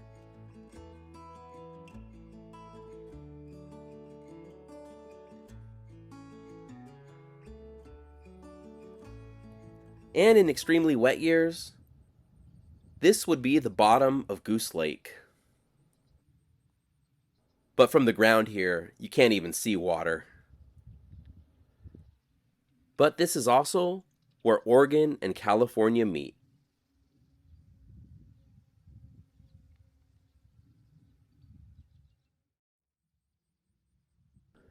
Unlike most lakes in the state, there aren't any crowds here. In fact, I don't think there are any other people for miles.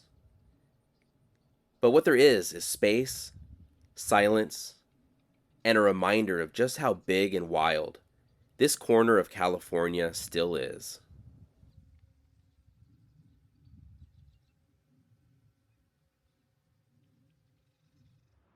We are now crossing into Oregon, and a few years back, the Oregon Department of Transportation did a study and found that Highway 395 is the least traveled highway in Oregon. So over the next few days, we plan to explore from here to Washington and see what Oregon's loneliest road has to offer. Here is the Welcome to California sign, but if we turn around, there's no Oregon sign here. And that brings up a somewhat interesting fact about New Pine Creek. Because of a surveying error, this is the southernmost settlement in Oregon. The 42nd parallel was set as the southern boundary of Oregon back in 1819 in a treaty with Spain. California was part of the Spanish Empire at the time. When a survey was done in 1868, an error of about a half mile caused part of New Pine Creek to be placed in Oregon. The error wasn't discovered until the 1980s, though, and while the states did have talks on it, nothing was changed. The Oregon citizens of New Pine Creek really didn't want to be moved into California. The Oregon part of town has a population of 111, while the California part has a population of 87. Also because of the error, despite being on the state line, New Pine Creek, California is not the northernmost town in the state. But let's say goodbye to California and continue on Oregon's loneliest road.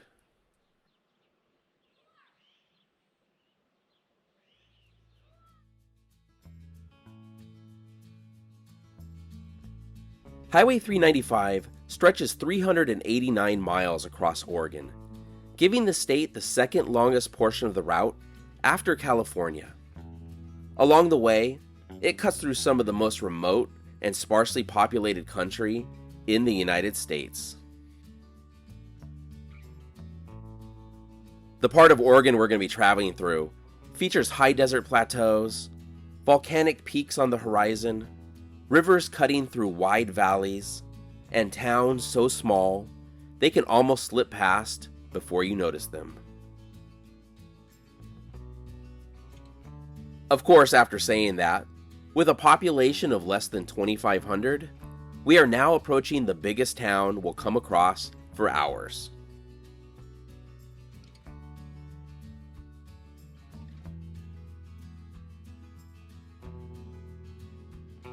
We are now entering the town of Lakeview, which is nicknamed the tallest town in Oregon, as it sits at an elevation of 4,802 feet.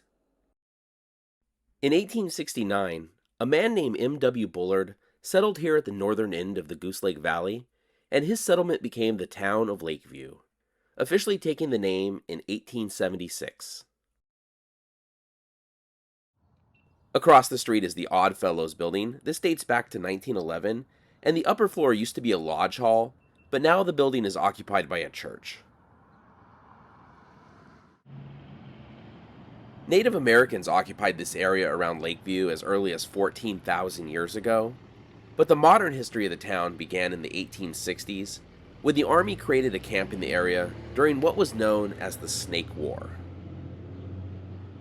And I'm not sure what these bells are for. There's no sign or marker for them, but it looks like they were made in Baltimore in 1906. But the Snake War was a conflict between local Native American tribes and American settlers moving into the area. And this is the Lake County Veterans Memorial. The plaque on the front here honors Lake County residents killed in World War I and World War II.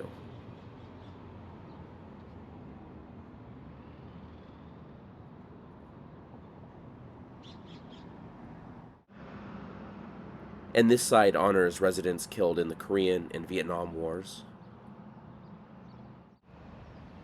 And this side, the more recent Gulf Wars.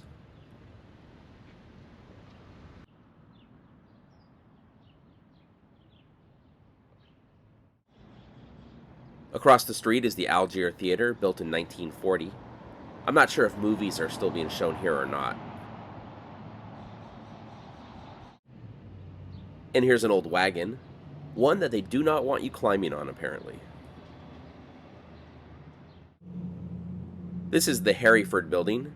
This was built in 1913, and the second floor was once the meeting space for the Elks Club.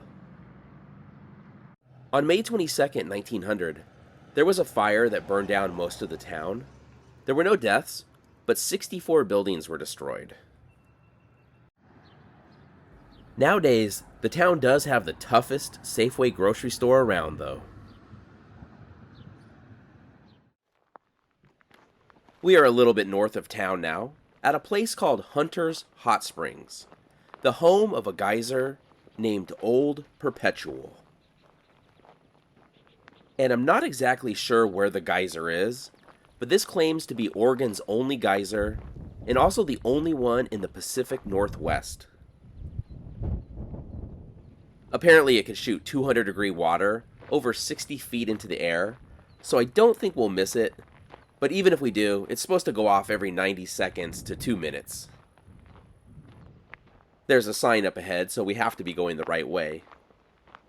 Now this is a real geyser, but it didn't first appear naturally. They tried drilling a well here in 1923, thus accidentally creating the geyser. Though I guess in drought years it doesn't go off as often and could go weeks without an eruption. So let's hope it's back on the 90-second schedule. Otherwise, we're going to be walking around here for a while. So this should be it right in front of us. Right where that thing is sticking out of the water. Of course, with our luck, it might be over here and we'll be facing the wrong way when it goes off. But I think it should be right over here.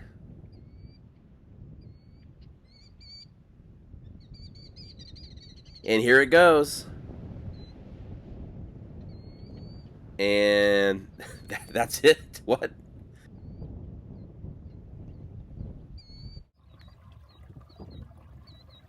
Alright, we're waiting for this thing to go off again. When I read that it shoots 60 feet into the air, I was expecting a little bit more than what we got. I mean, I wasn't expecting Old Faithful, but maybe something a little more impressive. But I guess when you're the only geyser in the state... Oh, here it goes.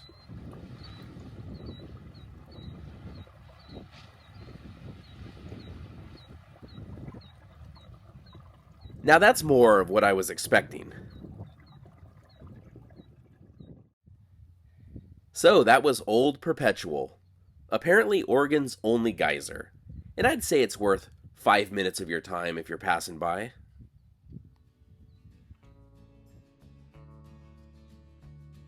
Part of Highway 395 in California, where it used to overlap Highway 6, is designated as the Grand Army of the Republic Highway, honoring Union Civil War veterans. Well, the entire length of Highway 395 in Oregon was dedicated as the World War I Veterans Memorial Highway in 2015.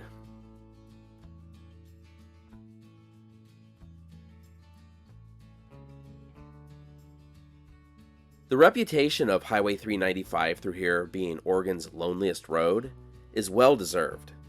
It's said that on average, only about 400 cars per day in total travel on the highway in the section between Lakeview and Burns, a distance of about 140 miles.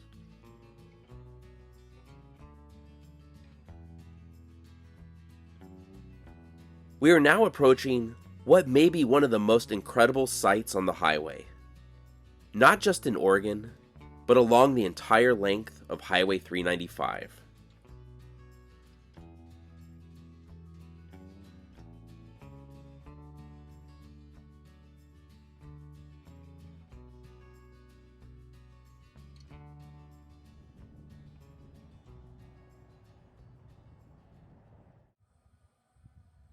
Lake Abert is a shallow lake that is left over from a much larger lake that was around during the last ice age. Despite its size, something like 15 miles long and 7 miles wide, it's only 11 feet deep at its deepest. Because the lake has no outflow, the water is very saline and alkaline. Fish can't survive in these conditions, but brine shrimp thrive, making this a very popular stop for birds.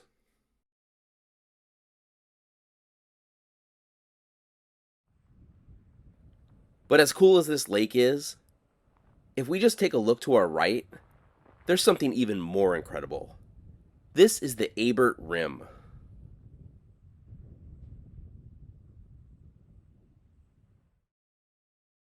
At 2,490 feet above us, this is one of the highest fault scarps in the United States, and it is also the longest exposed fault scarp in North America. The top 800 feet or so is a sheer basalt cliff.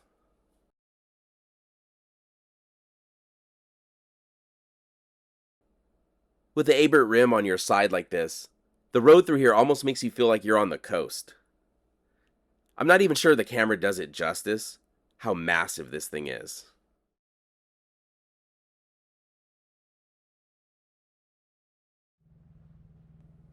Looking up at the Abert Rim, there are quite a few basalt boulders everywhere, and some of them are pretty large. Let's cross the road real quick. We'll keep our eyes out for cars, but I don't think we've seen one pass by since we've stopped. And quite a few massive boulders all the way down here, too. Every so often, one ends up on the highway.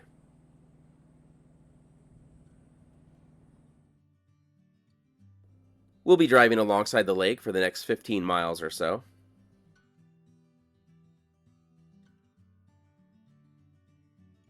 Both the rim and the lake were named in 1843 during the Fremont expedition through the area for Colonel John James Abert, Fremont's commanding officer.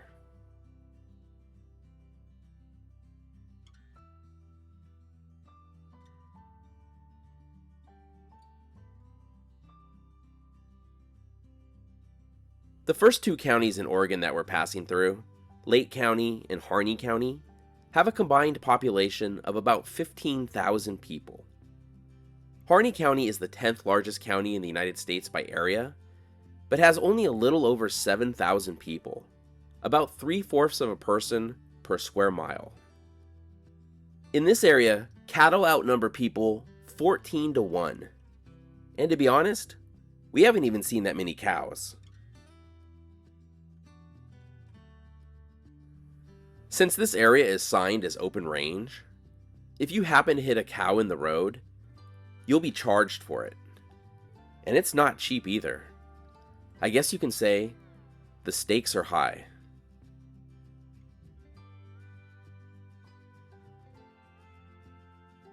I suspect that when most people think of the Great Basin, Oregon probably isn't the first thing that comes to mind. But about a quarter of the state lies within it.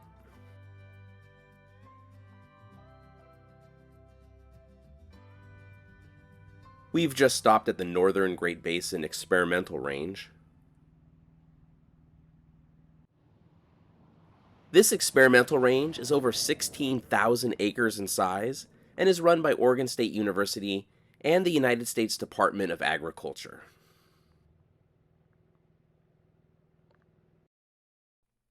Out here they test different livestock practices, things like how livestock grazing interacts with the desert environment of eastern Oregon, and also things like reseeding practices and soil stability.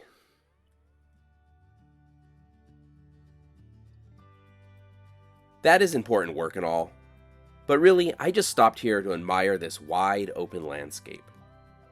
If it wasn't for the highway and a few dirt roads, you'd hardly know anyone had ever been here.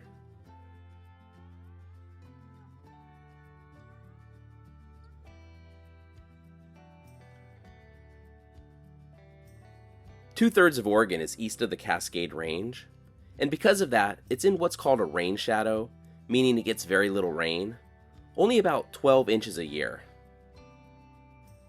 As we start to get closer to Burns, we are starting to see a few more trees though, and tomorrow the landscape is going to change dramatically. But I don't think the number of cars on the road will change that much.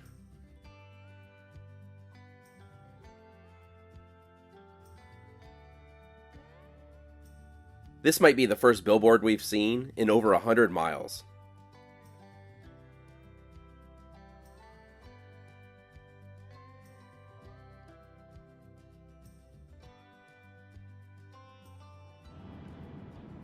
After about 130 miles with almost no towns and very few other cars, we've arrived in Burns, which is pretty much a major outpost in the middle of nowhere. With about 2,700 people, it doesn't sound like much, but out here, this is the big city. We are walking through downtown on Broadway Avenue, which is also Highway 395. And this building dates back to the 1890s. The last digit is missing, so I don't know the exact year. Some towns have historical plaques on the buildings giving more information, but it doesn't look like Burns does. Even here in downtown, there isn't that many cars on the road. Burns was established in the 1880s and was named after the Scottish poet Robert Burns. Like so many towns out here, it grew up around cattle ranching. By the 1920s, lumber was the big industry, and I know that is pretty surprising from the terrain we've seen so far, but as we'll see later, there is a lot of forest around here. I think this is the most cars I've seen passing by all day. I really love walking around downtowns and these small towns because there is just so much personality. When you imagine a classic American small town, these towns still look like that.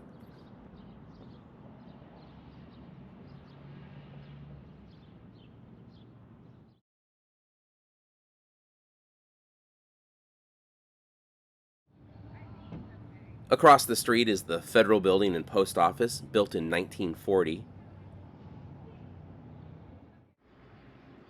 This is the Palace Cafe and Lounge, built in 1930, and we actually ate dinner at the taco truck in their parking lot tonight.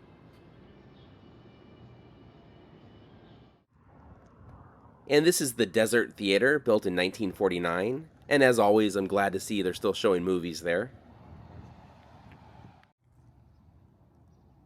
And this is the historic Central Hotel, built in 1929, and where we'll be staying tonight.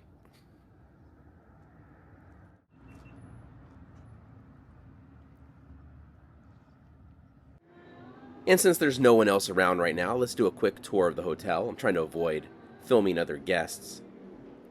But this is pretty cool. They have a calendar here that's still set on January 1929. And this is the lobby area. There's no attendant on duty. They send you a code by email that you use to access the rooms. You don't need these keys. And I thought that was pretty futuristic for a hotel built in 1929. Now, there are no elevators here since this is an old hotel. You do have to take the stairs. And the stairs are quite creaky.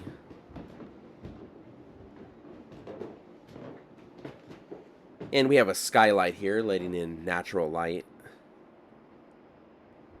And even though this is an old hotel, unlike a lot of similar places, I haven't heard any ghost stories about this place. No legends about it being haunted, as far as I know anyway. And this is our room here. They don't have room numbers. Our room is Swanky Diggs. And instead of a key, we have a code to get into the room. So I'll punch in the code real quick.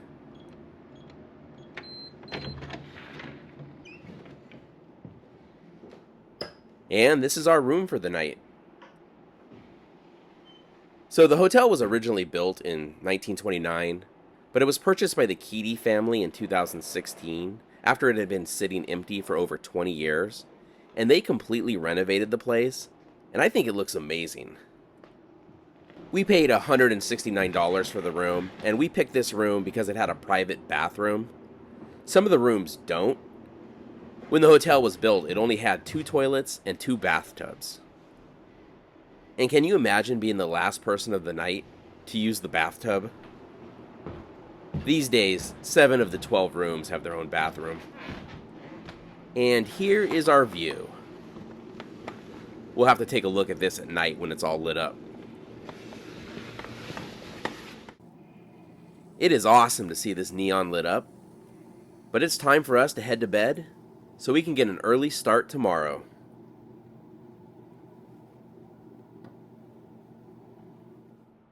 Okay, so now it's the next day, and we had a great sleep at the historic Central Hotel. If you're ever in Burns, Oregon, I highly recommend this place.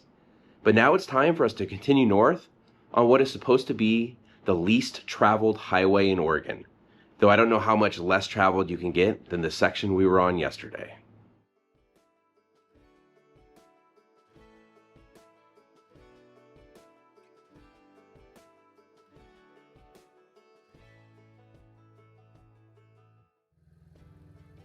We are now in Divine Canyon, and this is what's left of the Divine Monument that was put up here in 1928. It used to include a water fountain and was much taller, but time has taken its toll.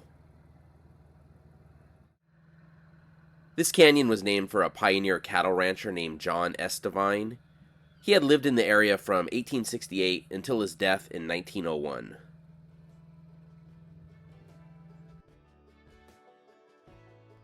We've gone from the open range to a forest of ponderosa pines now. We are currently traveling through the Malheur National Forest, but we will be back on the plains shortly.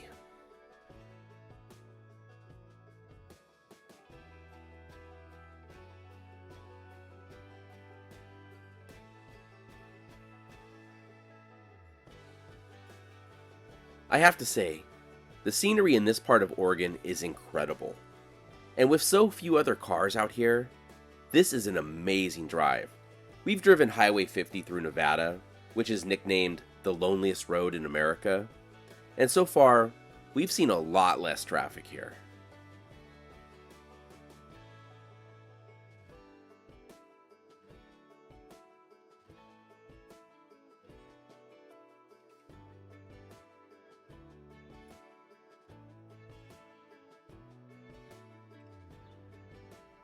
This is Seneca, which is often listed as one of the coldest places in Oregon.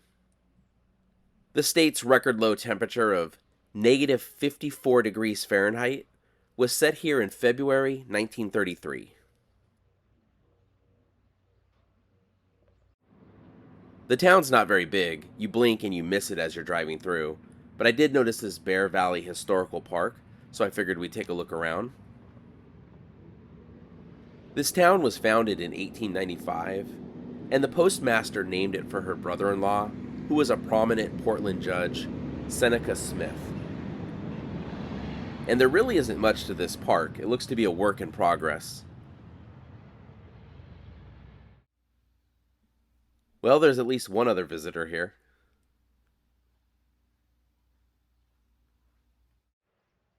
And some horses too. In the 1920s, this was the northern terminus for the Oregon and Northwestern Railroad, which was owned by the Hines Lumber Company. Ponderosa pine logs would be shipped from here to the Hines sawmill near Burns. There is still an open store here, the only one around for miles.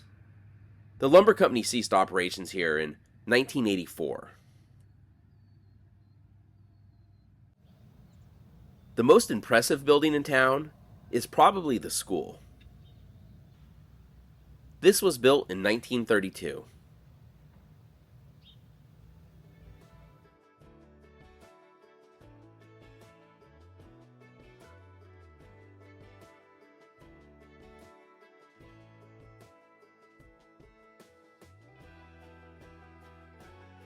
After a lot of straight driving across the Great Basin, this section of the road really stands out. We're even coming up on a hairpin turn.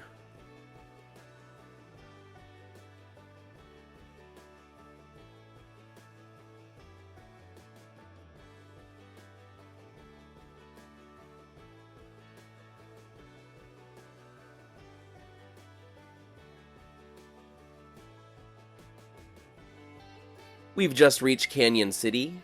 This is the county seat for Grant County, Oregon. Canyon City was founded in 1862 when gold was found in the area. Initially around 10,000 people flocked here, but by 1870, the population was down to around 250. It's grown slightly since then. It was 660 in the 2020 census.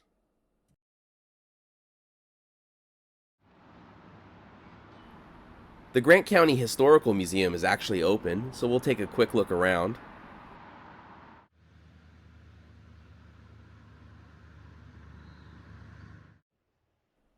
We've had pretty bad luck with getting to local museums on days they are closed on this trip, so it's nice to finally get to check one out.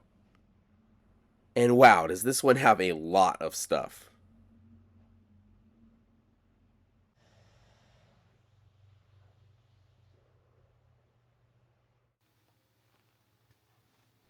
There is so much here, and there is just room after room.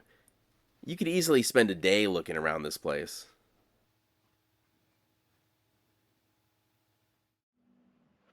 Poor A. Schmidt. I mean, I guess they're lucky that their wooden grave marker was actually saved and not lost to time. But now it sits right next to the men's room.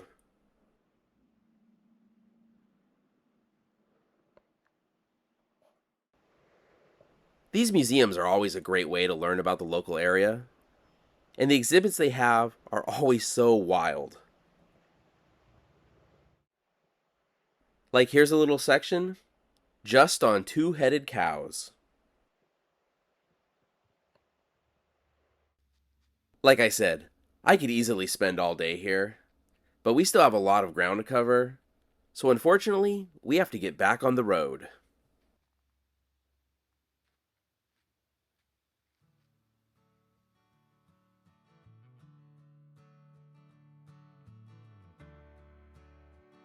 We are passing through the town of John Day, and we're going to take a slight detour off Highway 395 for a bit. There are quite a few things in the area named for John Day, such as the John Day River, John Day Fossil Beds National Monument, and two towns, Dayville, and of course, this town, the town of John Day. John Day, however, never set foot in this area. Day was a hunter employed by the Pacific Fur Company, and in 1811, he was a member of an overland expedition that was traveling from Missouri to Fort Astoria on the Pacific Ocean. During the journey, Day and another member, Ramsey Crooks, fell behind the group due to illness. When they continued on the journey a few days later, as they were traveling along the Columbia River, a little more than 100 miles from here, the two men were robbed and stripped naked by Native Americans. This was apparently in revenge for some members of the fur company killing some of the natives, so really Day and Crooks got off easy. Day and Crooks had to wander across the wilderness of Oregon naked. They were kind of the first contestants on Naked and Afraid, I guess, until they were eventually rescued. Where the robbery happened is where the John Day River meets the Columbia River, and members of the fur company began referring to it as John Day's River, and the name stuck. But the river cuts through this area, and it's the largest undammed river in Oregon, so there's a lot of stuff named after the river.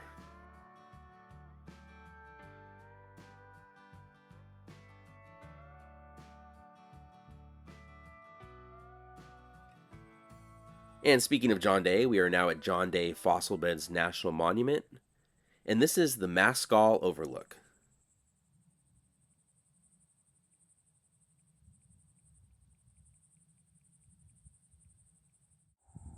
Right in front of us is Picture Gorge, and that mountain sticking up in the middle is Sheep Rock. The National Monument has 3 separate sections. Today we'll be visiting what's called the Sheep Rock Unit, which is pretty much the heart of the park. Here is the John Day River. This river cut through the rock here and formed Picture Gorge over countless years.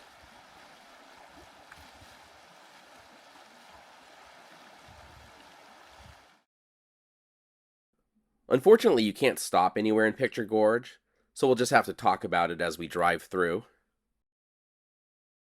Now, I don't know a lot about geology, so I'm just going off of the National Park Service's website here, but Picture Gorge is made up of layers of flood basalts. 16 million years ago, there were 61 sporadic lava flows that erupted, on average every 15,000 years, that created this. Then, over time, the river cut through the rock and made this gorge. And this thing really makes for a dramatic entrance into the park. This part of the park is also where we'll find the fossil beds the park gets its name from.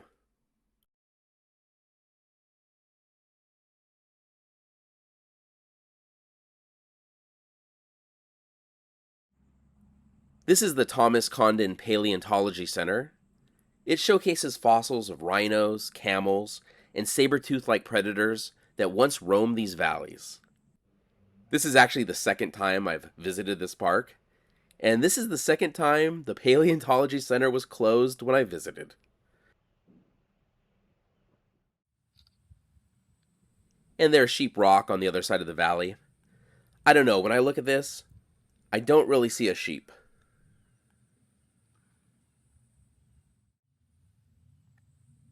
The landscape here is pretty incredible, though. It looks like everything's been turned slightly to the side.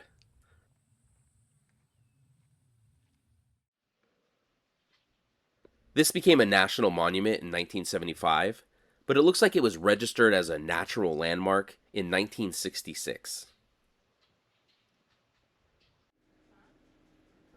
We're kind of across the street from the Paleontology Center now, and this is the James Cant Ranch.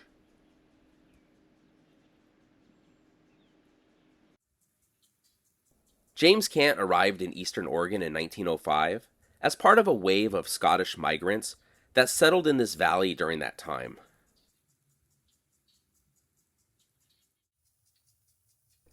In 1910, he purchased this land and built this ranch. This house was built sometime between 1915 and 1918. Let's take a quick walk around the ranch, see if we can walk down to the river. And there's an apple tree here. There's a sign that says you can pick the fruit if you want, just don't climb the trees. But these don't actually look ripe right now. Prior to Cant owning this land, it was owned by Floyd Officer, who homesteaded here. And this ranch is in the shadow of Sheep Rock. Officer ended up selling the land to James Cant in 1910 because he wanted to move to town so that his kids could go to school.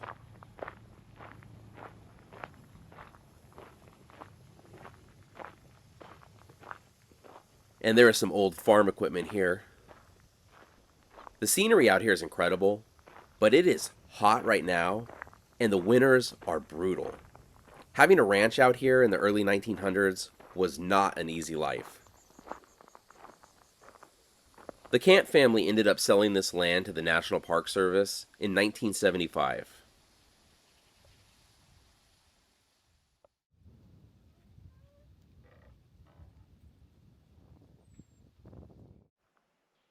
When the Park Service purchased this property, they also acquired its water rights. And you can see one of the irrigation ditches right here. And it doesn't have much in the way of water in it right now, but it's greener than everything else.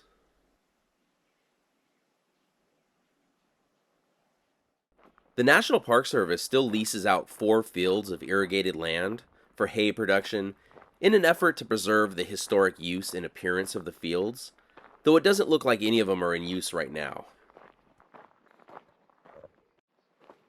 And we are just about at the river, and the mosquitoes are extremely happy that I decided to take this walk. I don't think they've eaten for a while.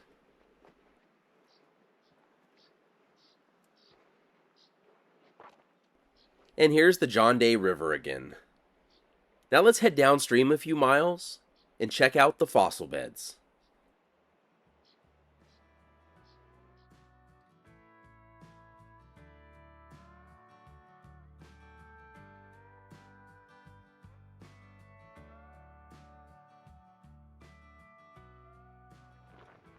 So we've stopped at a place called Blue Basin, and it doesn't look very blue yet, but it will once we get a little bit further down the trail. We're walking through what looks like dry desert country, but if you roll the clock back about 44 million years, this was a lush, subtropical paradise. Imagine thick forests filled with more than 175 kinds of nut and fruit trees, buzzing with insects and birds, and crawling with creatures that feel like they came straight out of a storybook. There were tiny three-toed horses darting through the underbrush, crocodiles covered in armor plates, the very first land tortoises, and even giant predators that looked like cats, but weren't cats at all.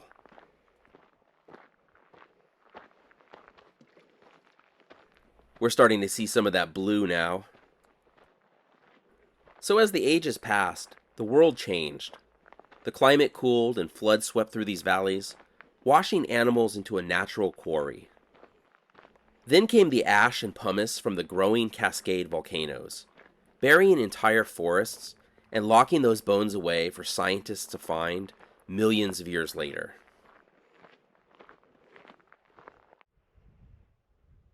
In the 1800s, an Irish immigrant named Thomas Condon, the same Thomas Condon the Paleontology Center is named for, began digging up fossils here, making some pretty incredible discoveries. He was even named Oregon's first state geologist.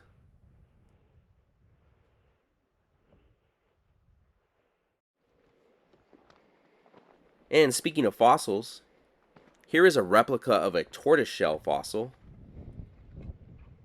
I'm not sure how well this can be seen with the reflection. And there's probably still fossils hiding out here. This is such a great fossil location because it kept getting buried because of volcanoes. After the subtropical forests were buried, this eventually became grasslands and sagebrush, with herds of camels, elephants, and giant sloths.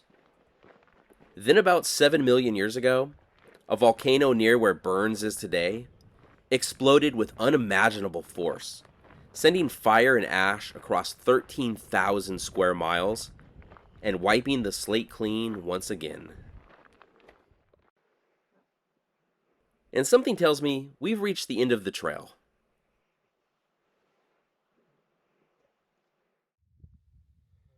So this is the Blue Basin, the fossil bed where the park gets its name from.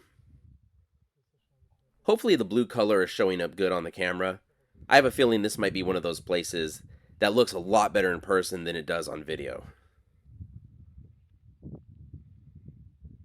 But it's time to turn around and continue on our way through Oregon on Highway 395.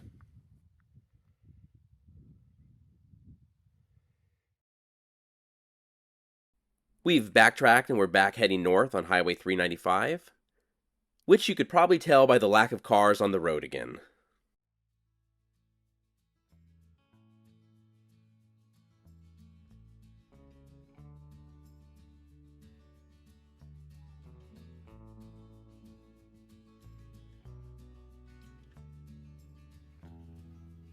Google Maps has this listed as the Beech Creek Stage Station, though I've been unable to find any record of it.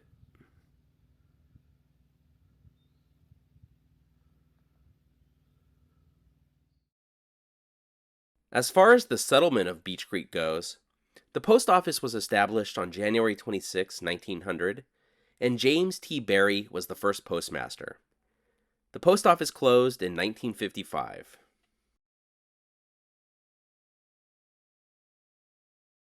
And I don't think this was a stage station. This was probably just an old ranch.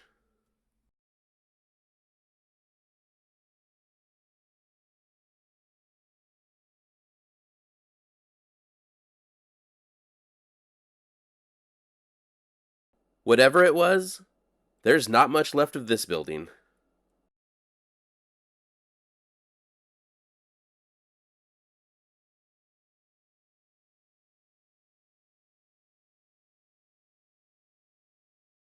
The old house looks pretty cool, though. I wish I had more information on it. I also wish we could get over there and take a closer look.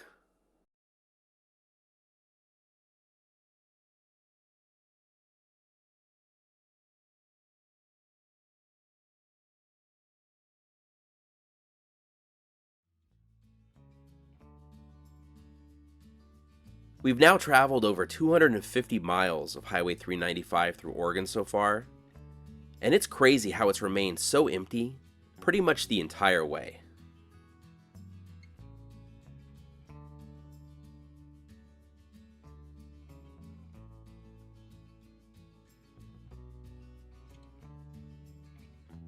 Even when we travel through the rare small town, we still don't see any people. This is the town of Fox.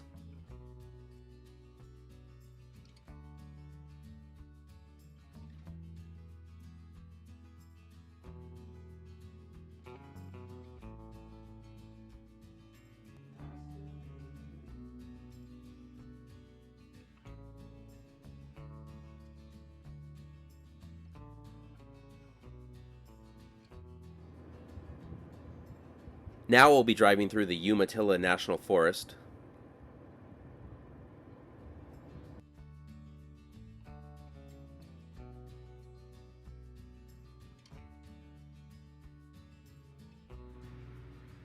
It looks like we've made it to the 45th parallel. We're now halfway between the equator and the North Pole. We're not driving quite that far, though.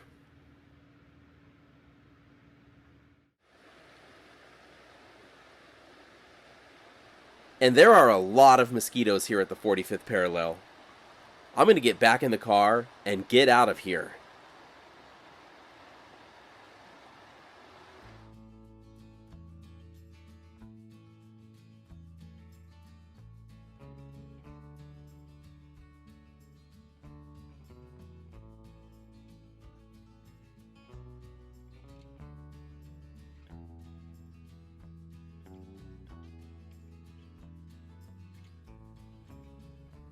This is Battle Mountain State Park.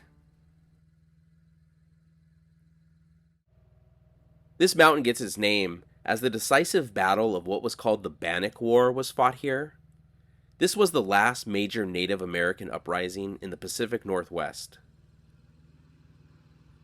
The battle took place on July 8, 1878.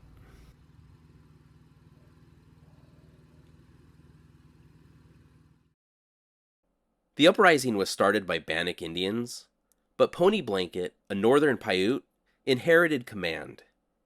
He led Paiutes, Bannocks, and Snakes on a wide sweep out of Idaho, through eastern Oregon, and into the Blue Mountains.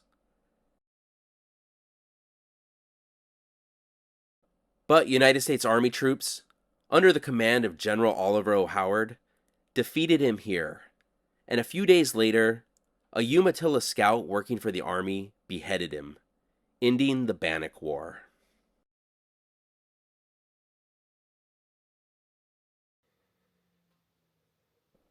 All the drinking fountains and the fireplace here at the park were built in 1935 by the Civilian Conservation Corps.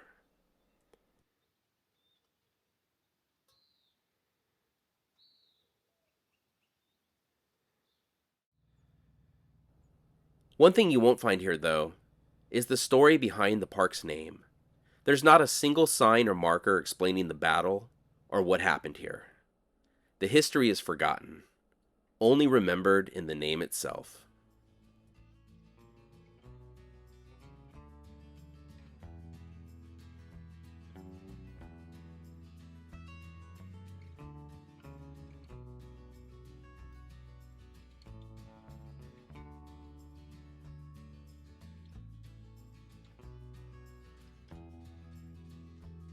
We're just approaching Pendleton, and it looks like we got here just in time for a fire.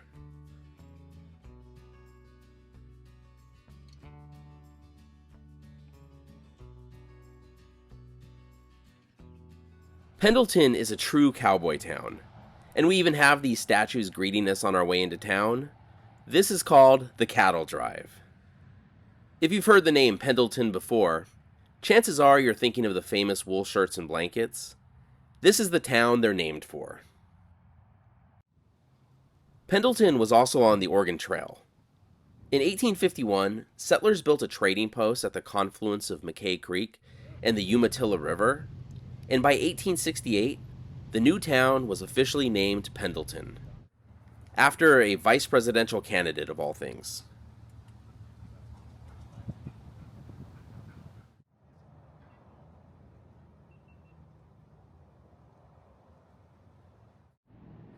This is the old train station. It's now a museum, one that's of course closed. The arrival of the railroad in the 1880s turned Pendleton into a booming hub. This little frontier outpost quickly became one of Oregon's biggest cities, fueled by agriculture, cattle, and the wool trade.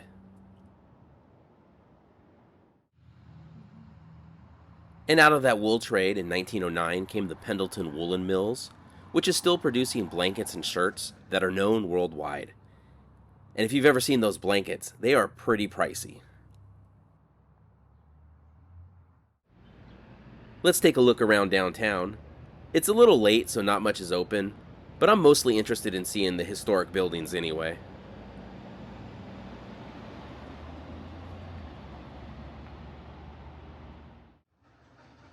This is the Working Girls Hotel. This was built in the late 1890s and was a bordello up until the 1950s. It's been remodeled, and now it's a hotel. Unfortunately, it's not where we're staying tonight. We'll be at the Hampton Inn. There are also statues up and down the street of important people in Pendleton's history. According to the sign, this is Madam Stella Darby. You have to be careful walking around here. You never know when you might come across a historic sidewalk. I should also mention that long before settlers arrived in the area, this was the homeland of the Cayuse, Umatilla, and Walla Walla tribes. In 1855, they signed a treaty with the United States government, forming the Confederated Tribes of the Umatilla Indian Reservation. There are tunnels underneath the sidewalk, and there is an underground tour. Unfortunately, we're too late for it. But it gives us a reason to come back because it sounds really cool. There are a lot of cool old buildings here, but I'm actually looking for something. My great-grandfather came here for the Pendleton Roundup in 1937. And I know this because I have a box of negatives of photos he took, and I was hoping to try and recreate one of his photos while walking around down here. Of course, not all of the buildings are the same, and the lens on this camera is a little different, but I think this will be pretty close.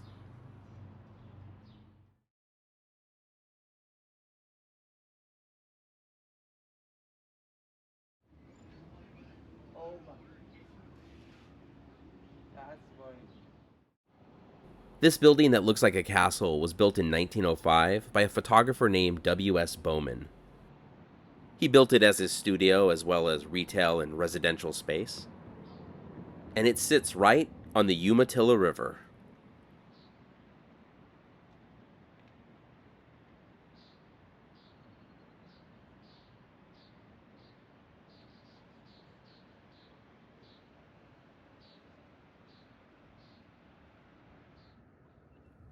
Pendleton's real claim to fame is probably its rodeo.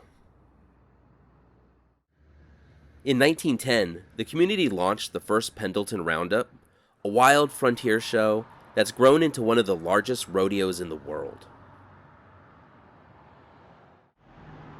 Every September, it brings in about 50,000 people to Pendleton.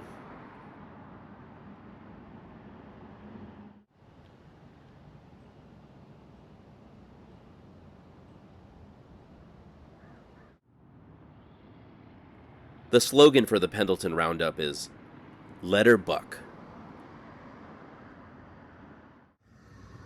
From tribal heritage to railroads, wool, and rodeo legends, Pendleton isn't just a stop on the Oregon Trail.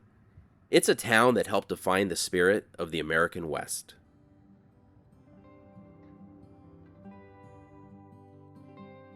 This part of Highway 395 overlaps with Interstate 84, and as far as interstates go, this isn't too crowded, but it feels like big city rush hour compared to the empty highway we've had through Oregon up to this point.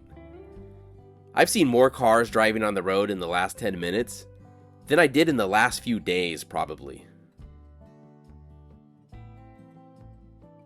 We only have about 30 miles until we reach the Columbia River and the Washington state line.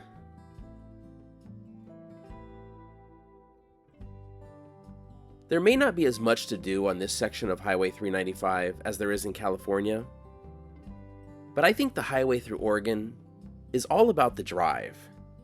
I think the scenery through Oregon has been incredible, and from the California state line, almost until you reach Pendleton, there are so few cars on the road with you, it feels like you have the highway to yourself.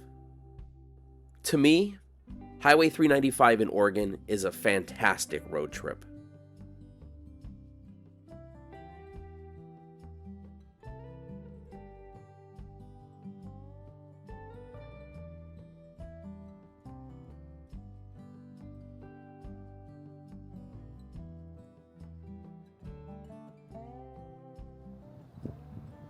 There is the Columbia River below us, and the bridge that will take us into Washington. Lewis and Clark even came through here on their expedition to the Pacific and wrote about this area. Of course, it looks a lot different today with the McNary Dam here. Construction on this dam began in 1947, and it opened in 1954. But let's try to head down to the river and say our goodbyes to Oregon.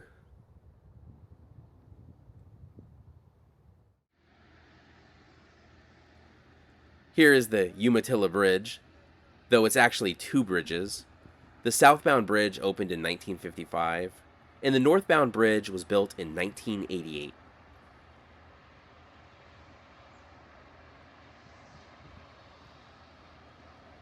And across the water is Washington.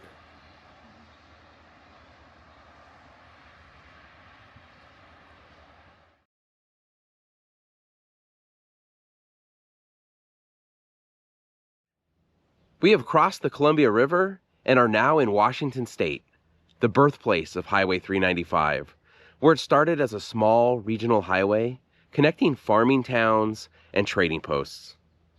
The stretch of highway further south seems to get all the love, and there aren't many guidebooks written about this section through Washington, so I'm curious to see what we find as we explore Highway 395 from here to the Canadian border. That's the Columbia River on the other side of this brush. It's kind of hard to see right now, but that's okay.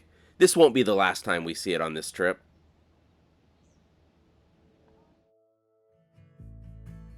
Up to this point, Highway 395 has mostly been a rural road, passing through wide open spaces, the occasional small towns, and just a handful of big cities back in Nevada. But crossing into Washington, the character of the highway changes dramatically. Through Washington, Highway 395 stretches for 277 miles, from the Oregon state line all the way to Canada. And unlike the quiet stretches further south, much of its route in Washington overlaps busy interstates, such as Interstate 82 here. Instead of a lonely, two-lane highway, at least until you get north of Spokane, Highway 395 is very much a well-traveled freeway in Washington, passing through some of the most populated areas along the entire route. I had seen reports that there were some wildfires around the state, but it didn't look like any would be too close to us. I guess that was wrong. At least this looks relatively small. There are a few flames, but not a whole lot of smoke.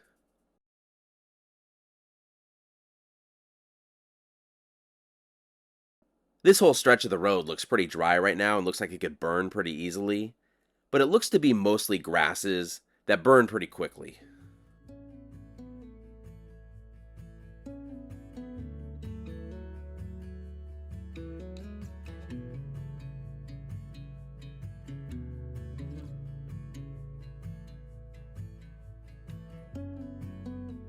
Highway 395 runs through the heart of the Tri-Cities, Kennewick, Pasco, and Richland, where the Columbia, Snake, and Yakima rivers all come together.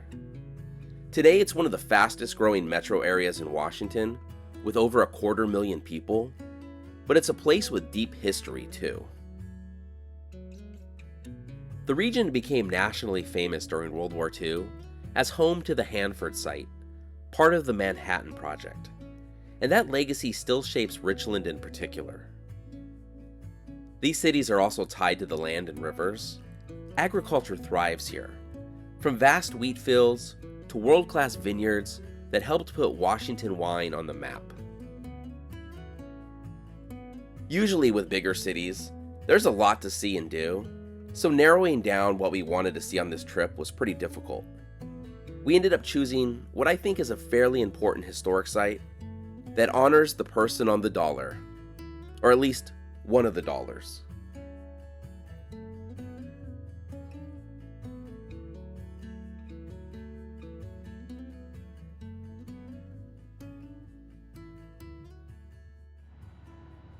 We are at where the Snake River meets the Columbia, and this riverside park is named for who I think is one of the most remarkable women in American history.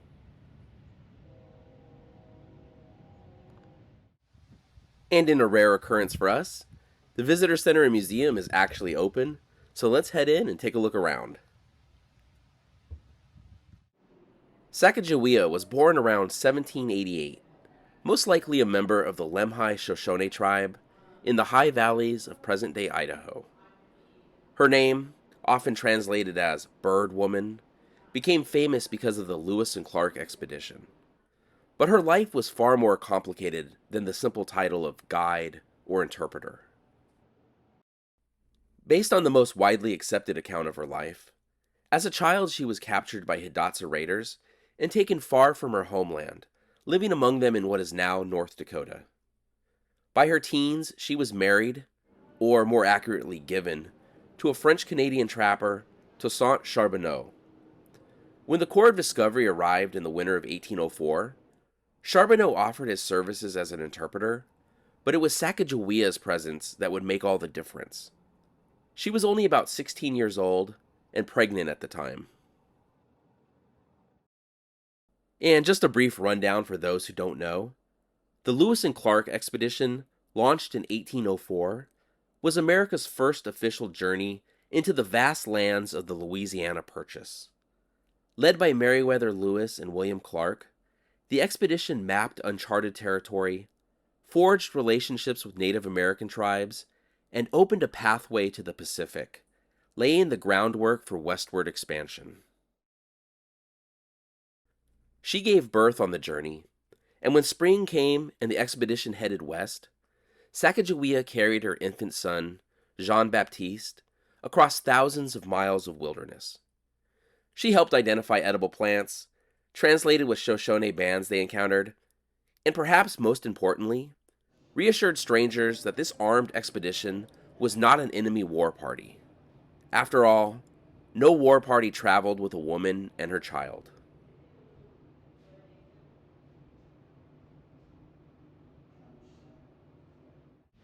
So if we fast forward to October 1805, the Corps of Discovery came down the Snake River here and reached this very confluence of the Snake and Columbia rivers.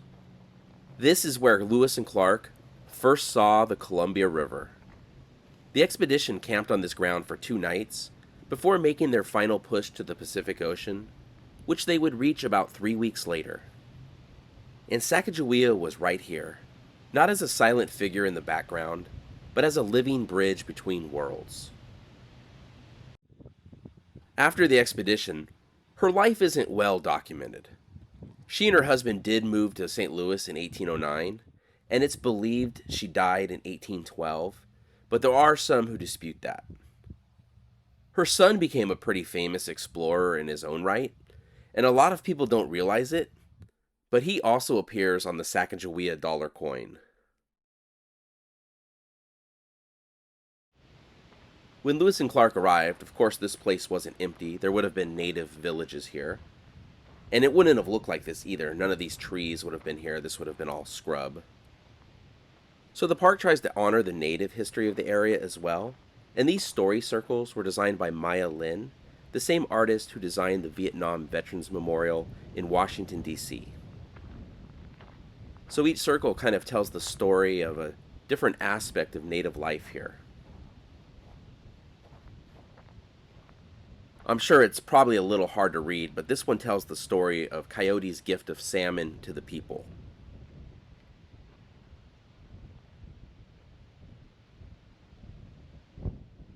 There are 7 circles in total, and they give you a flyer explaining each one. And over here there's a beach in case anyone wants to do any swimming in the Columbia River. It is really hot today, so I'm surprised no one is here.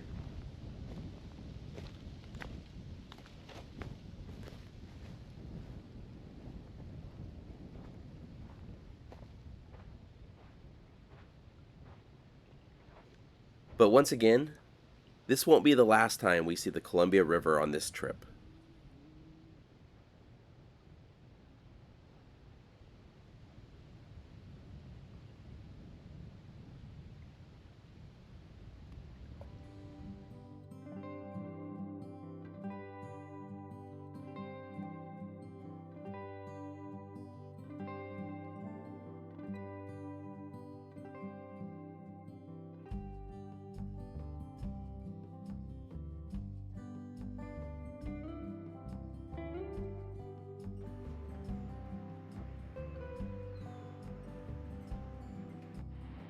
We have ventured slightly off Highway 395 here because one of the rangers at Sacagawea Park told us that we had to check out Palouse Falls and that it's the official Washington State waterfall.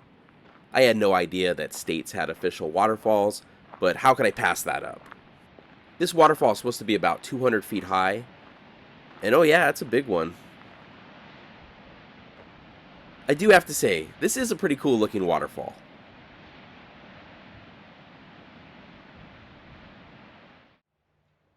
Going to take a look at the waterfall from another vantage point, and rattlesnake area? Yeah, we'll see about that. Though apparently people have fallen off the cliff here.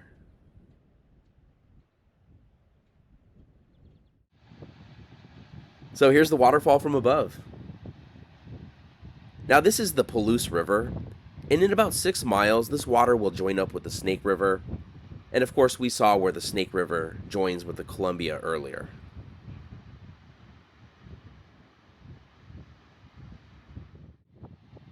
In 2009, someone rode a kayak over these falls and lived, setting an unofficial world record for highest waterfall run.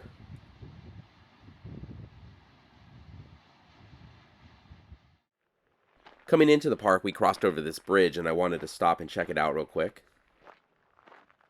It looks like it was built in 1947.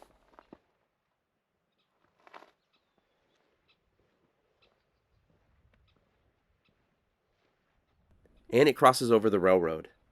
It'd be great if a train was coming through right now, but I don't think we'll get so lucky.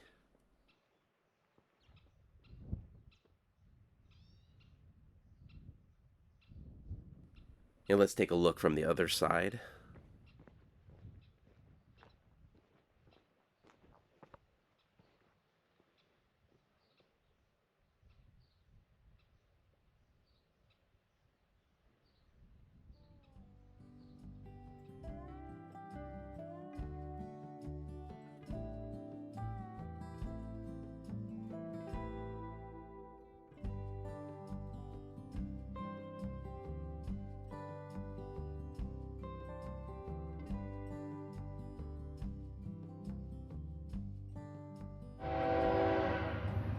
Fittingly, we have a train coming through right now because Ritzville was founded in 1880 on behalf of the Northern Pacific Railroad, which was under construction in the area.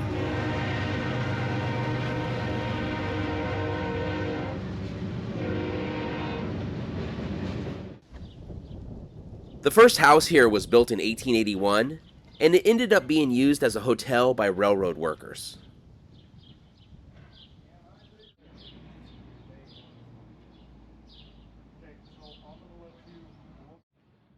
Back then, the town grew almost overnight, thanks to one thing: wheat.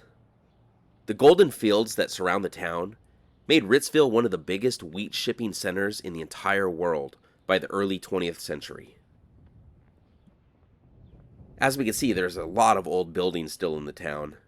By 1887, the town was booming, but there was a fire in 1888 that destroyed most of the town's business section. The town had no fire department at the time. And it looks like this garage is from 1917. After that devastating fire, they started building a lot of the buildings in brick. Just check out this old service station.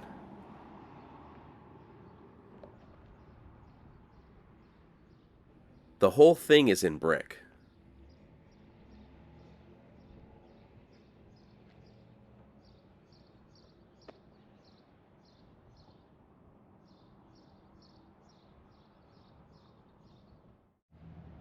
It looks like someone's playing Jenga with one of the pillars here.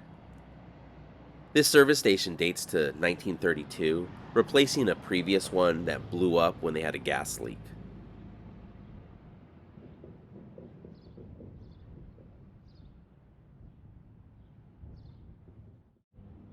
And according to this plaque on the service station, right next door there used to be a diner here that was the site of a murder in 1959.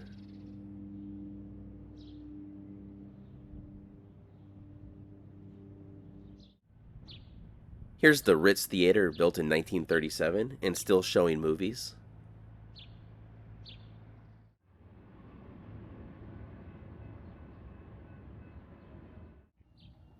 This town is incredibly cool, and it feels like you're walking back in time.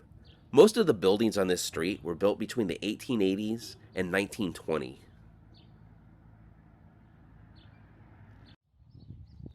After that devastating fire in 1887, and the town began to rebuild, that's when the first brick building in Ritzville was built. This building right here, originally a general store, dates back to 1889. Here's a statue of Philip Ritz, who the town is named for. He had settled in the area about 2 years before the town was built. There are a lot of amazing old buildings here, but probably the most well-known is the Carnegie Library.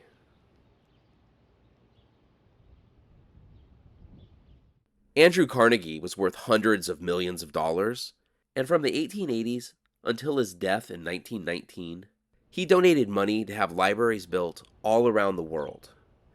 2,509 Carnegie libraries were built in that time.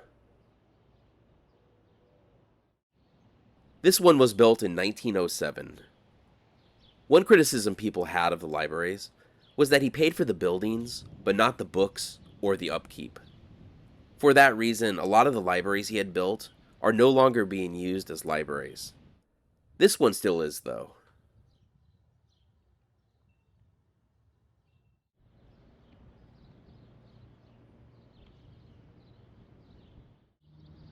These buildings are always so distinctive. You can always tell where a J.C. Penney once was.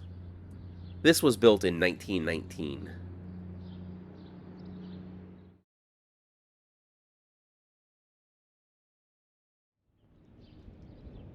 I would love to spend a whole day here just exploring this town, but we still have a ways to go to get to the end of Highway 395, so it's time to get back on the road.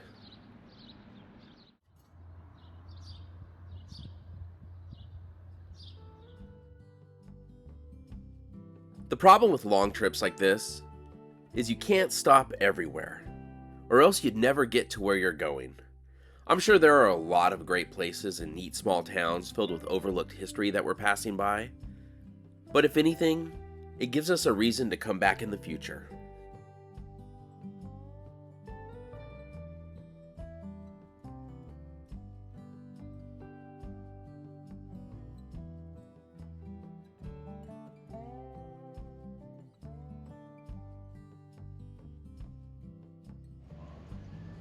In Spokane, we're going to explore Riverfront Park, the heart of the city and the site of the 1974 World's Fair. Of course, the story of this place begins long before that World's Fair. We're heading into the park, and this electric box features something called the garbage goat. And I think we found the garbage goat. Let's see what this thing is. It looks like it's made out of metal. Maybe garbage was used to build it. Maybe this plaque will tell us. No, but it was given to the people of Spokane by the Women's Council of Realtors. So it looks like this goat is connected to something by a pipe. And there's a button here. Wow, I think this thing might actually suck up garbage. Oh yeah. We need to find some trash and test this thing out. Okay, we found some trash. We have a gum wrapper.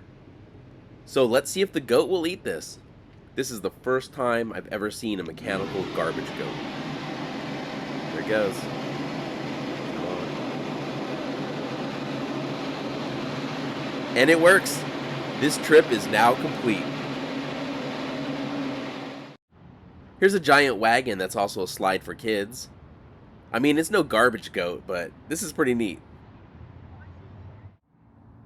I'm going to have to go a little out of order on the history of Spokane, but by the mid-20th century, this whole area had become choked with railroad tracks, warehouses, and industry. The river that was once the heart of the Spokane tribe and early settlers alike was buried behind smokestacks and trestles. This clock tower is the Great Northern Clock Tower, and it was built in 1902 as part of the railroad depot.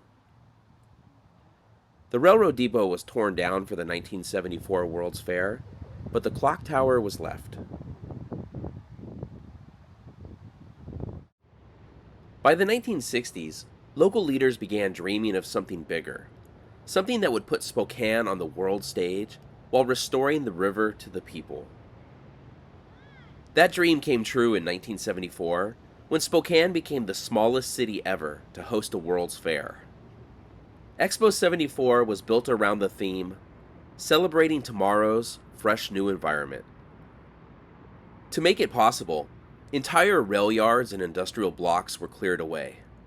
The Spokane River Falls, once hidden behind warehouses, were revealed again as the centerpiece of the fairgrounds. Expo 74 brought pavilions from nations around the globe, futuristic exhibits, and millions of visitors to this city. The area that we're approaching right now was the United States Pavilion. When the World's Fair ended, Spokane was left with a gift: Riverfront Park.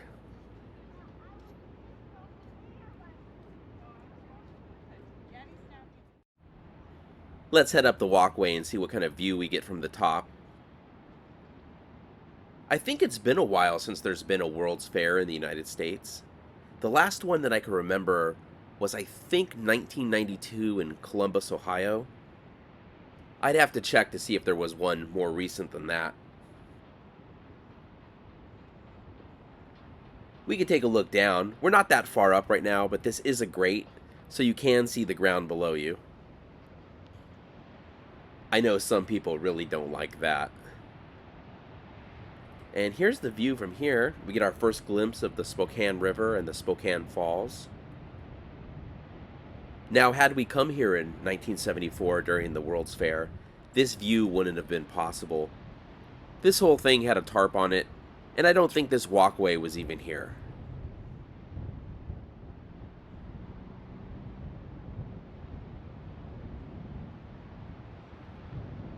So we've made it to the top of the U.S. Pavilion,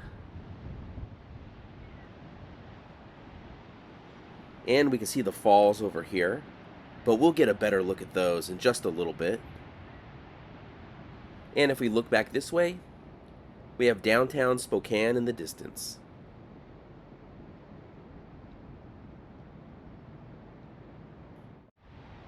Who would use these type of trash cans when there's a garbage goat nearby? Here's a closer look at the Spokane River and the top of the falls. For centuries, the Spokane tribe lived alongside the river and the falls.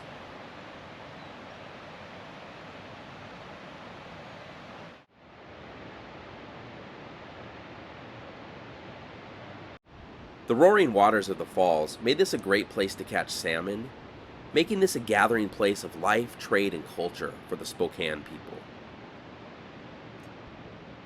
And it looks like this bridge over the river was built in 1919. So this area was home to the Spokane people for centuries. But in the 1800s, everything began to change. Fur traders came first, followed by settlers who saw the river as a source of power for mills. By 1881, the Northern Pacific Railroad reached Spokane, transforming it almost overnight into a boom town.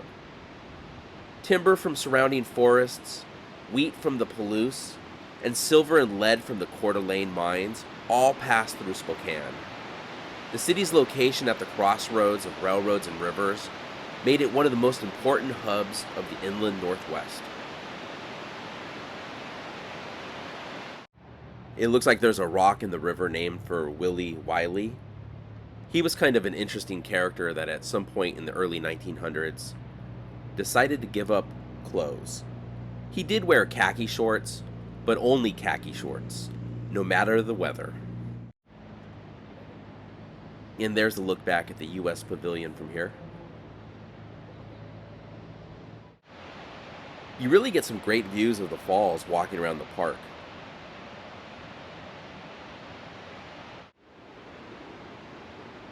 And here's another bridge to walk out over the falls again. That's the bridge we were on earlier. So we're getting these falls from a different viewpoint now. And let's take a look from the other side. Oh wow, this is really cool because the water's actually going backwards for a bit.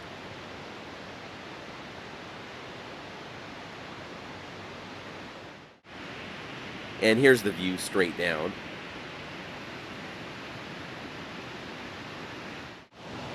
You can see some of the old power plant infrastructure here on the side. With the water coming through here, this was a great place to generate power.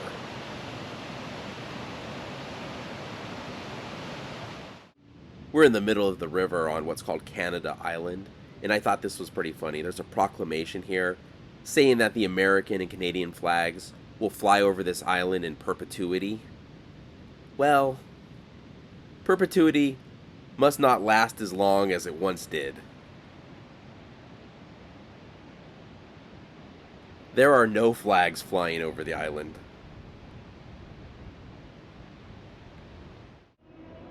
In order to get a look at the falls from yet another angle, we're going to take this sky ride.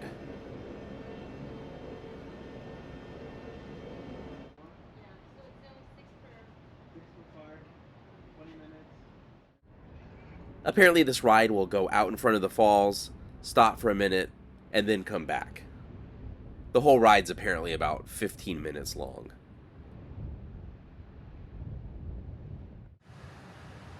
There's the highway bridge. I hadn't noticed the cow skulls on it before.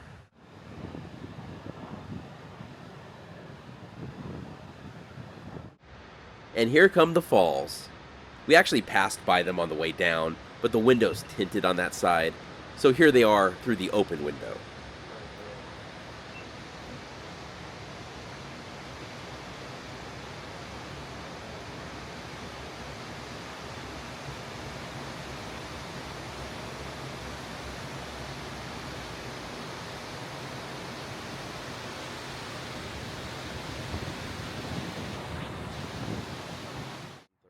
The original southern terminus of Highway 395 was right here at Monroe Street and 3rd.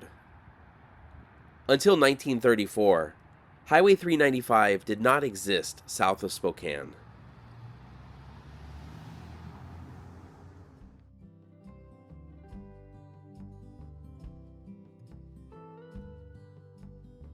When the federal highway system came into effect in 1926, Washington 3 from Spokane to the Canadian border became Highway 395. And that would be the extent of Highway 395 until 1934, when it was extended south all the way to San Diego, California. Since the highway stretched all the way from the Canadian border almost to the Mexican border, it became known as the Three Flags Highway.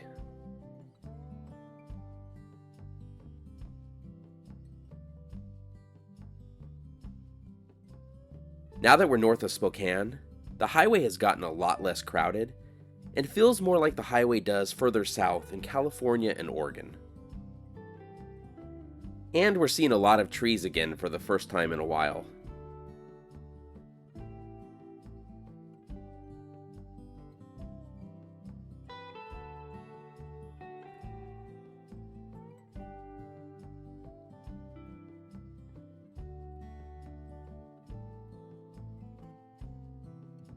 We've now arrived in Colville, and Colville has been a crossroads of cultures, trade, and travel for nearly 2 centuries.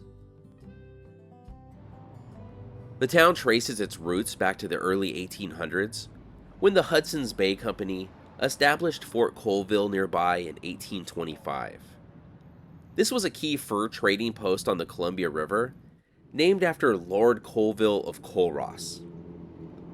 The fort would become an important hub for trade with local tribes. And we should visit the site of that original fort a little later. The modern town of Colville was founded later, in 1859, when the United States Army built a new fort here during rising tensions in the region. The settlement grew up around it, eventually becoming the county seat of Stevens County. Today, Colville still carries that frontier spirit, a mix of logging town, farming community, and a gateway to outdoor adventure. It looks like this building was an Oddfellows temple erected in 1911, and R.E. Lee was the Grand Master. And I actually saw his name earlier when walking around town at the R.E. Lee Shoe Company.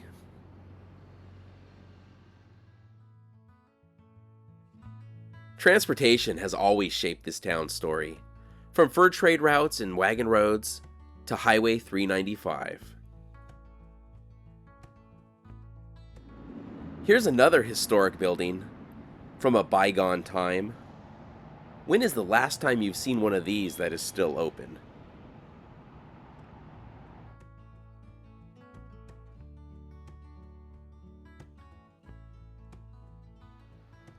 We're passing by an active drive-in movie theater.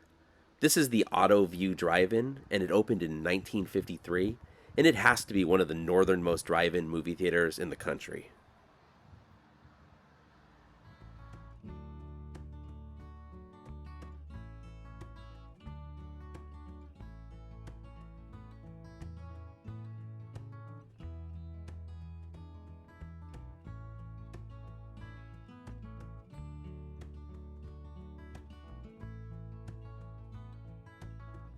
We are back at the Columbia River, and we've seen some impressive waterfalls in Washington, but here's one that isn't impressive anymore. When the Grand Coulee Dam was built downstream in the 1930s, Kettle Falls, once one of the greatest salmon fisheries in the Northwest, was drowned under the reservoir of Lake Roosevelt. But let's head a little bit closer to where the falls used to be and explore more of the area's history. The first Catholic missionaries to the area arrived in 1836, but they were unsuccessful at baptizing any natives. Those missionaries rarely gave up, though, and they kept coming back. The missionaries chose this site because it was a central gathering place for native tribes, especially the Spokane and Colville peoples, who had long come to the Kettle Falls area to fish for salmon. And it was also where Fort Colville was located. In 1845, Father de Smet had a small log chapel built here. This current building replaced that first chapel in 1847. This is St. Paul's Mission. We've moved about a tenth of a mile or so from the mission, and we're heading to where I believe Kettle Falls would have been. Sometime around 1869, St. Paul's Mission was abandoned in favor of a location 7 miles north of the present city of Colville. And what do we have over here? The sharpening stone.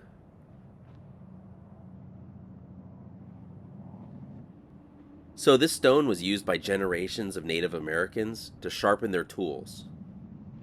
And you can see all the cuts and marks that were put into the stone over time. It's kind of amazing when you think about how many generations of people used this stone to sharpen their tools. And some of these cuts are pretty deep.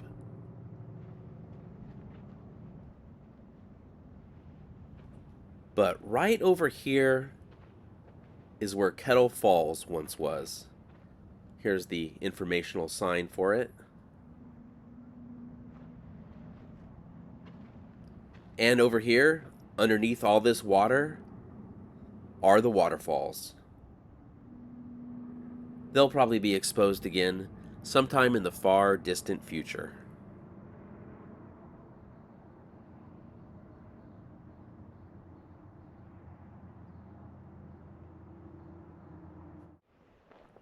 The cemetery for the mission should be around here somewhere, and I think I see the fence for it up ahead. I'm not sure it's the cemetery yet, but there's a fence for something up here. One thing I was hoping to see on this trip is a bear, but so far, no luck. Though I'm not sure if I want to run into one out here. I know grizzly bears have been seen in northeast Washington, but I'm not sure if they're in this area or not. Even though we're the only people out here, we haven't seen much in the way of animal life here. On a hot day like today, they're probably hanging out in the shade somewhere. But it looks like we found the mission cemetery, though it doesn't look like there's a whole lot to see here.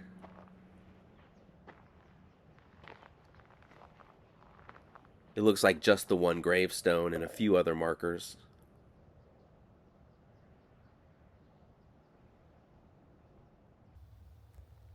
This one looks like it says Thomas McDonald, born in 1887, died in 1892. So buried here well after the mission was closed. I believe some graves were moved here in the 1930s when the dam was built, and that other cemetery was going to end up underwater once the reservoir filled, and that might be the case for this one. Here's a last look at Lake Roosevelt and the Columbia River. We're going to be leaving it behind now, but we only have about 26 miles to go until we reach the Canadian border.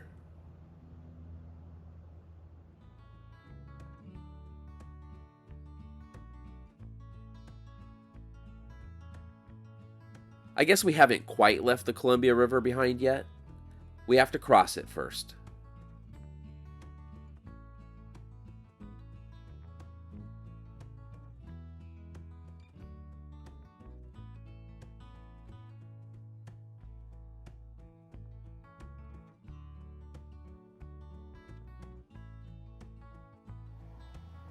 Not too far from the beginning of Highway 395 in California, there's a Barstow. And here we are close to the end, and another Barstow.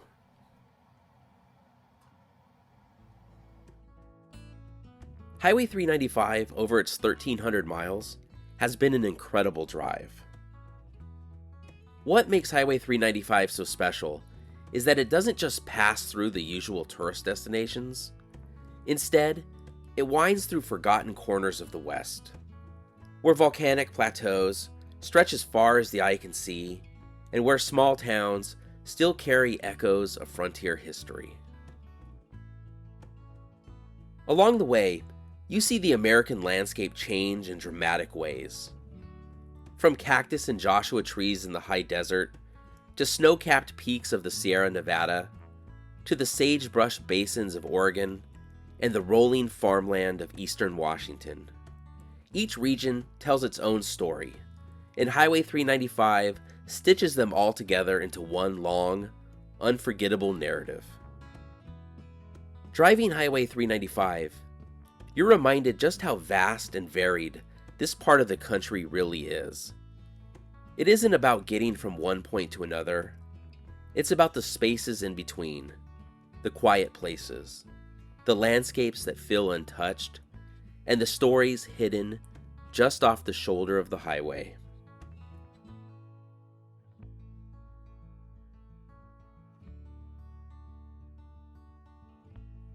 But that brings us to our final stop along Highway 395.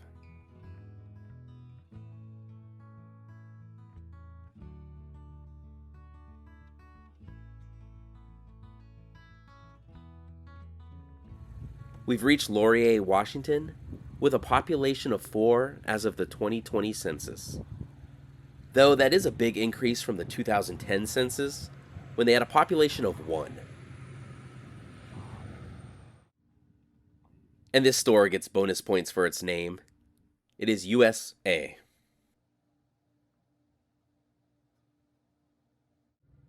The town was originally named Russell, but at some point they found out whoever the Russell was that the town was named after was an ex-convict, so it was changed to Laurier, named in honor of the Prime Minister of Canada at the time.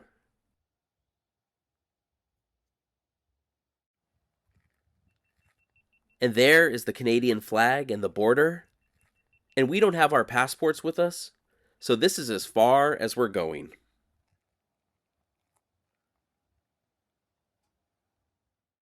So that's US Highway 395 from beginning to end.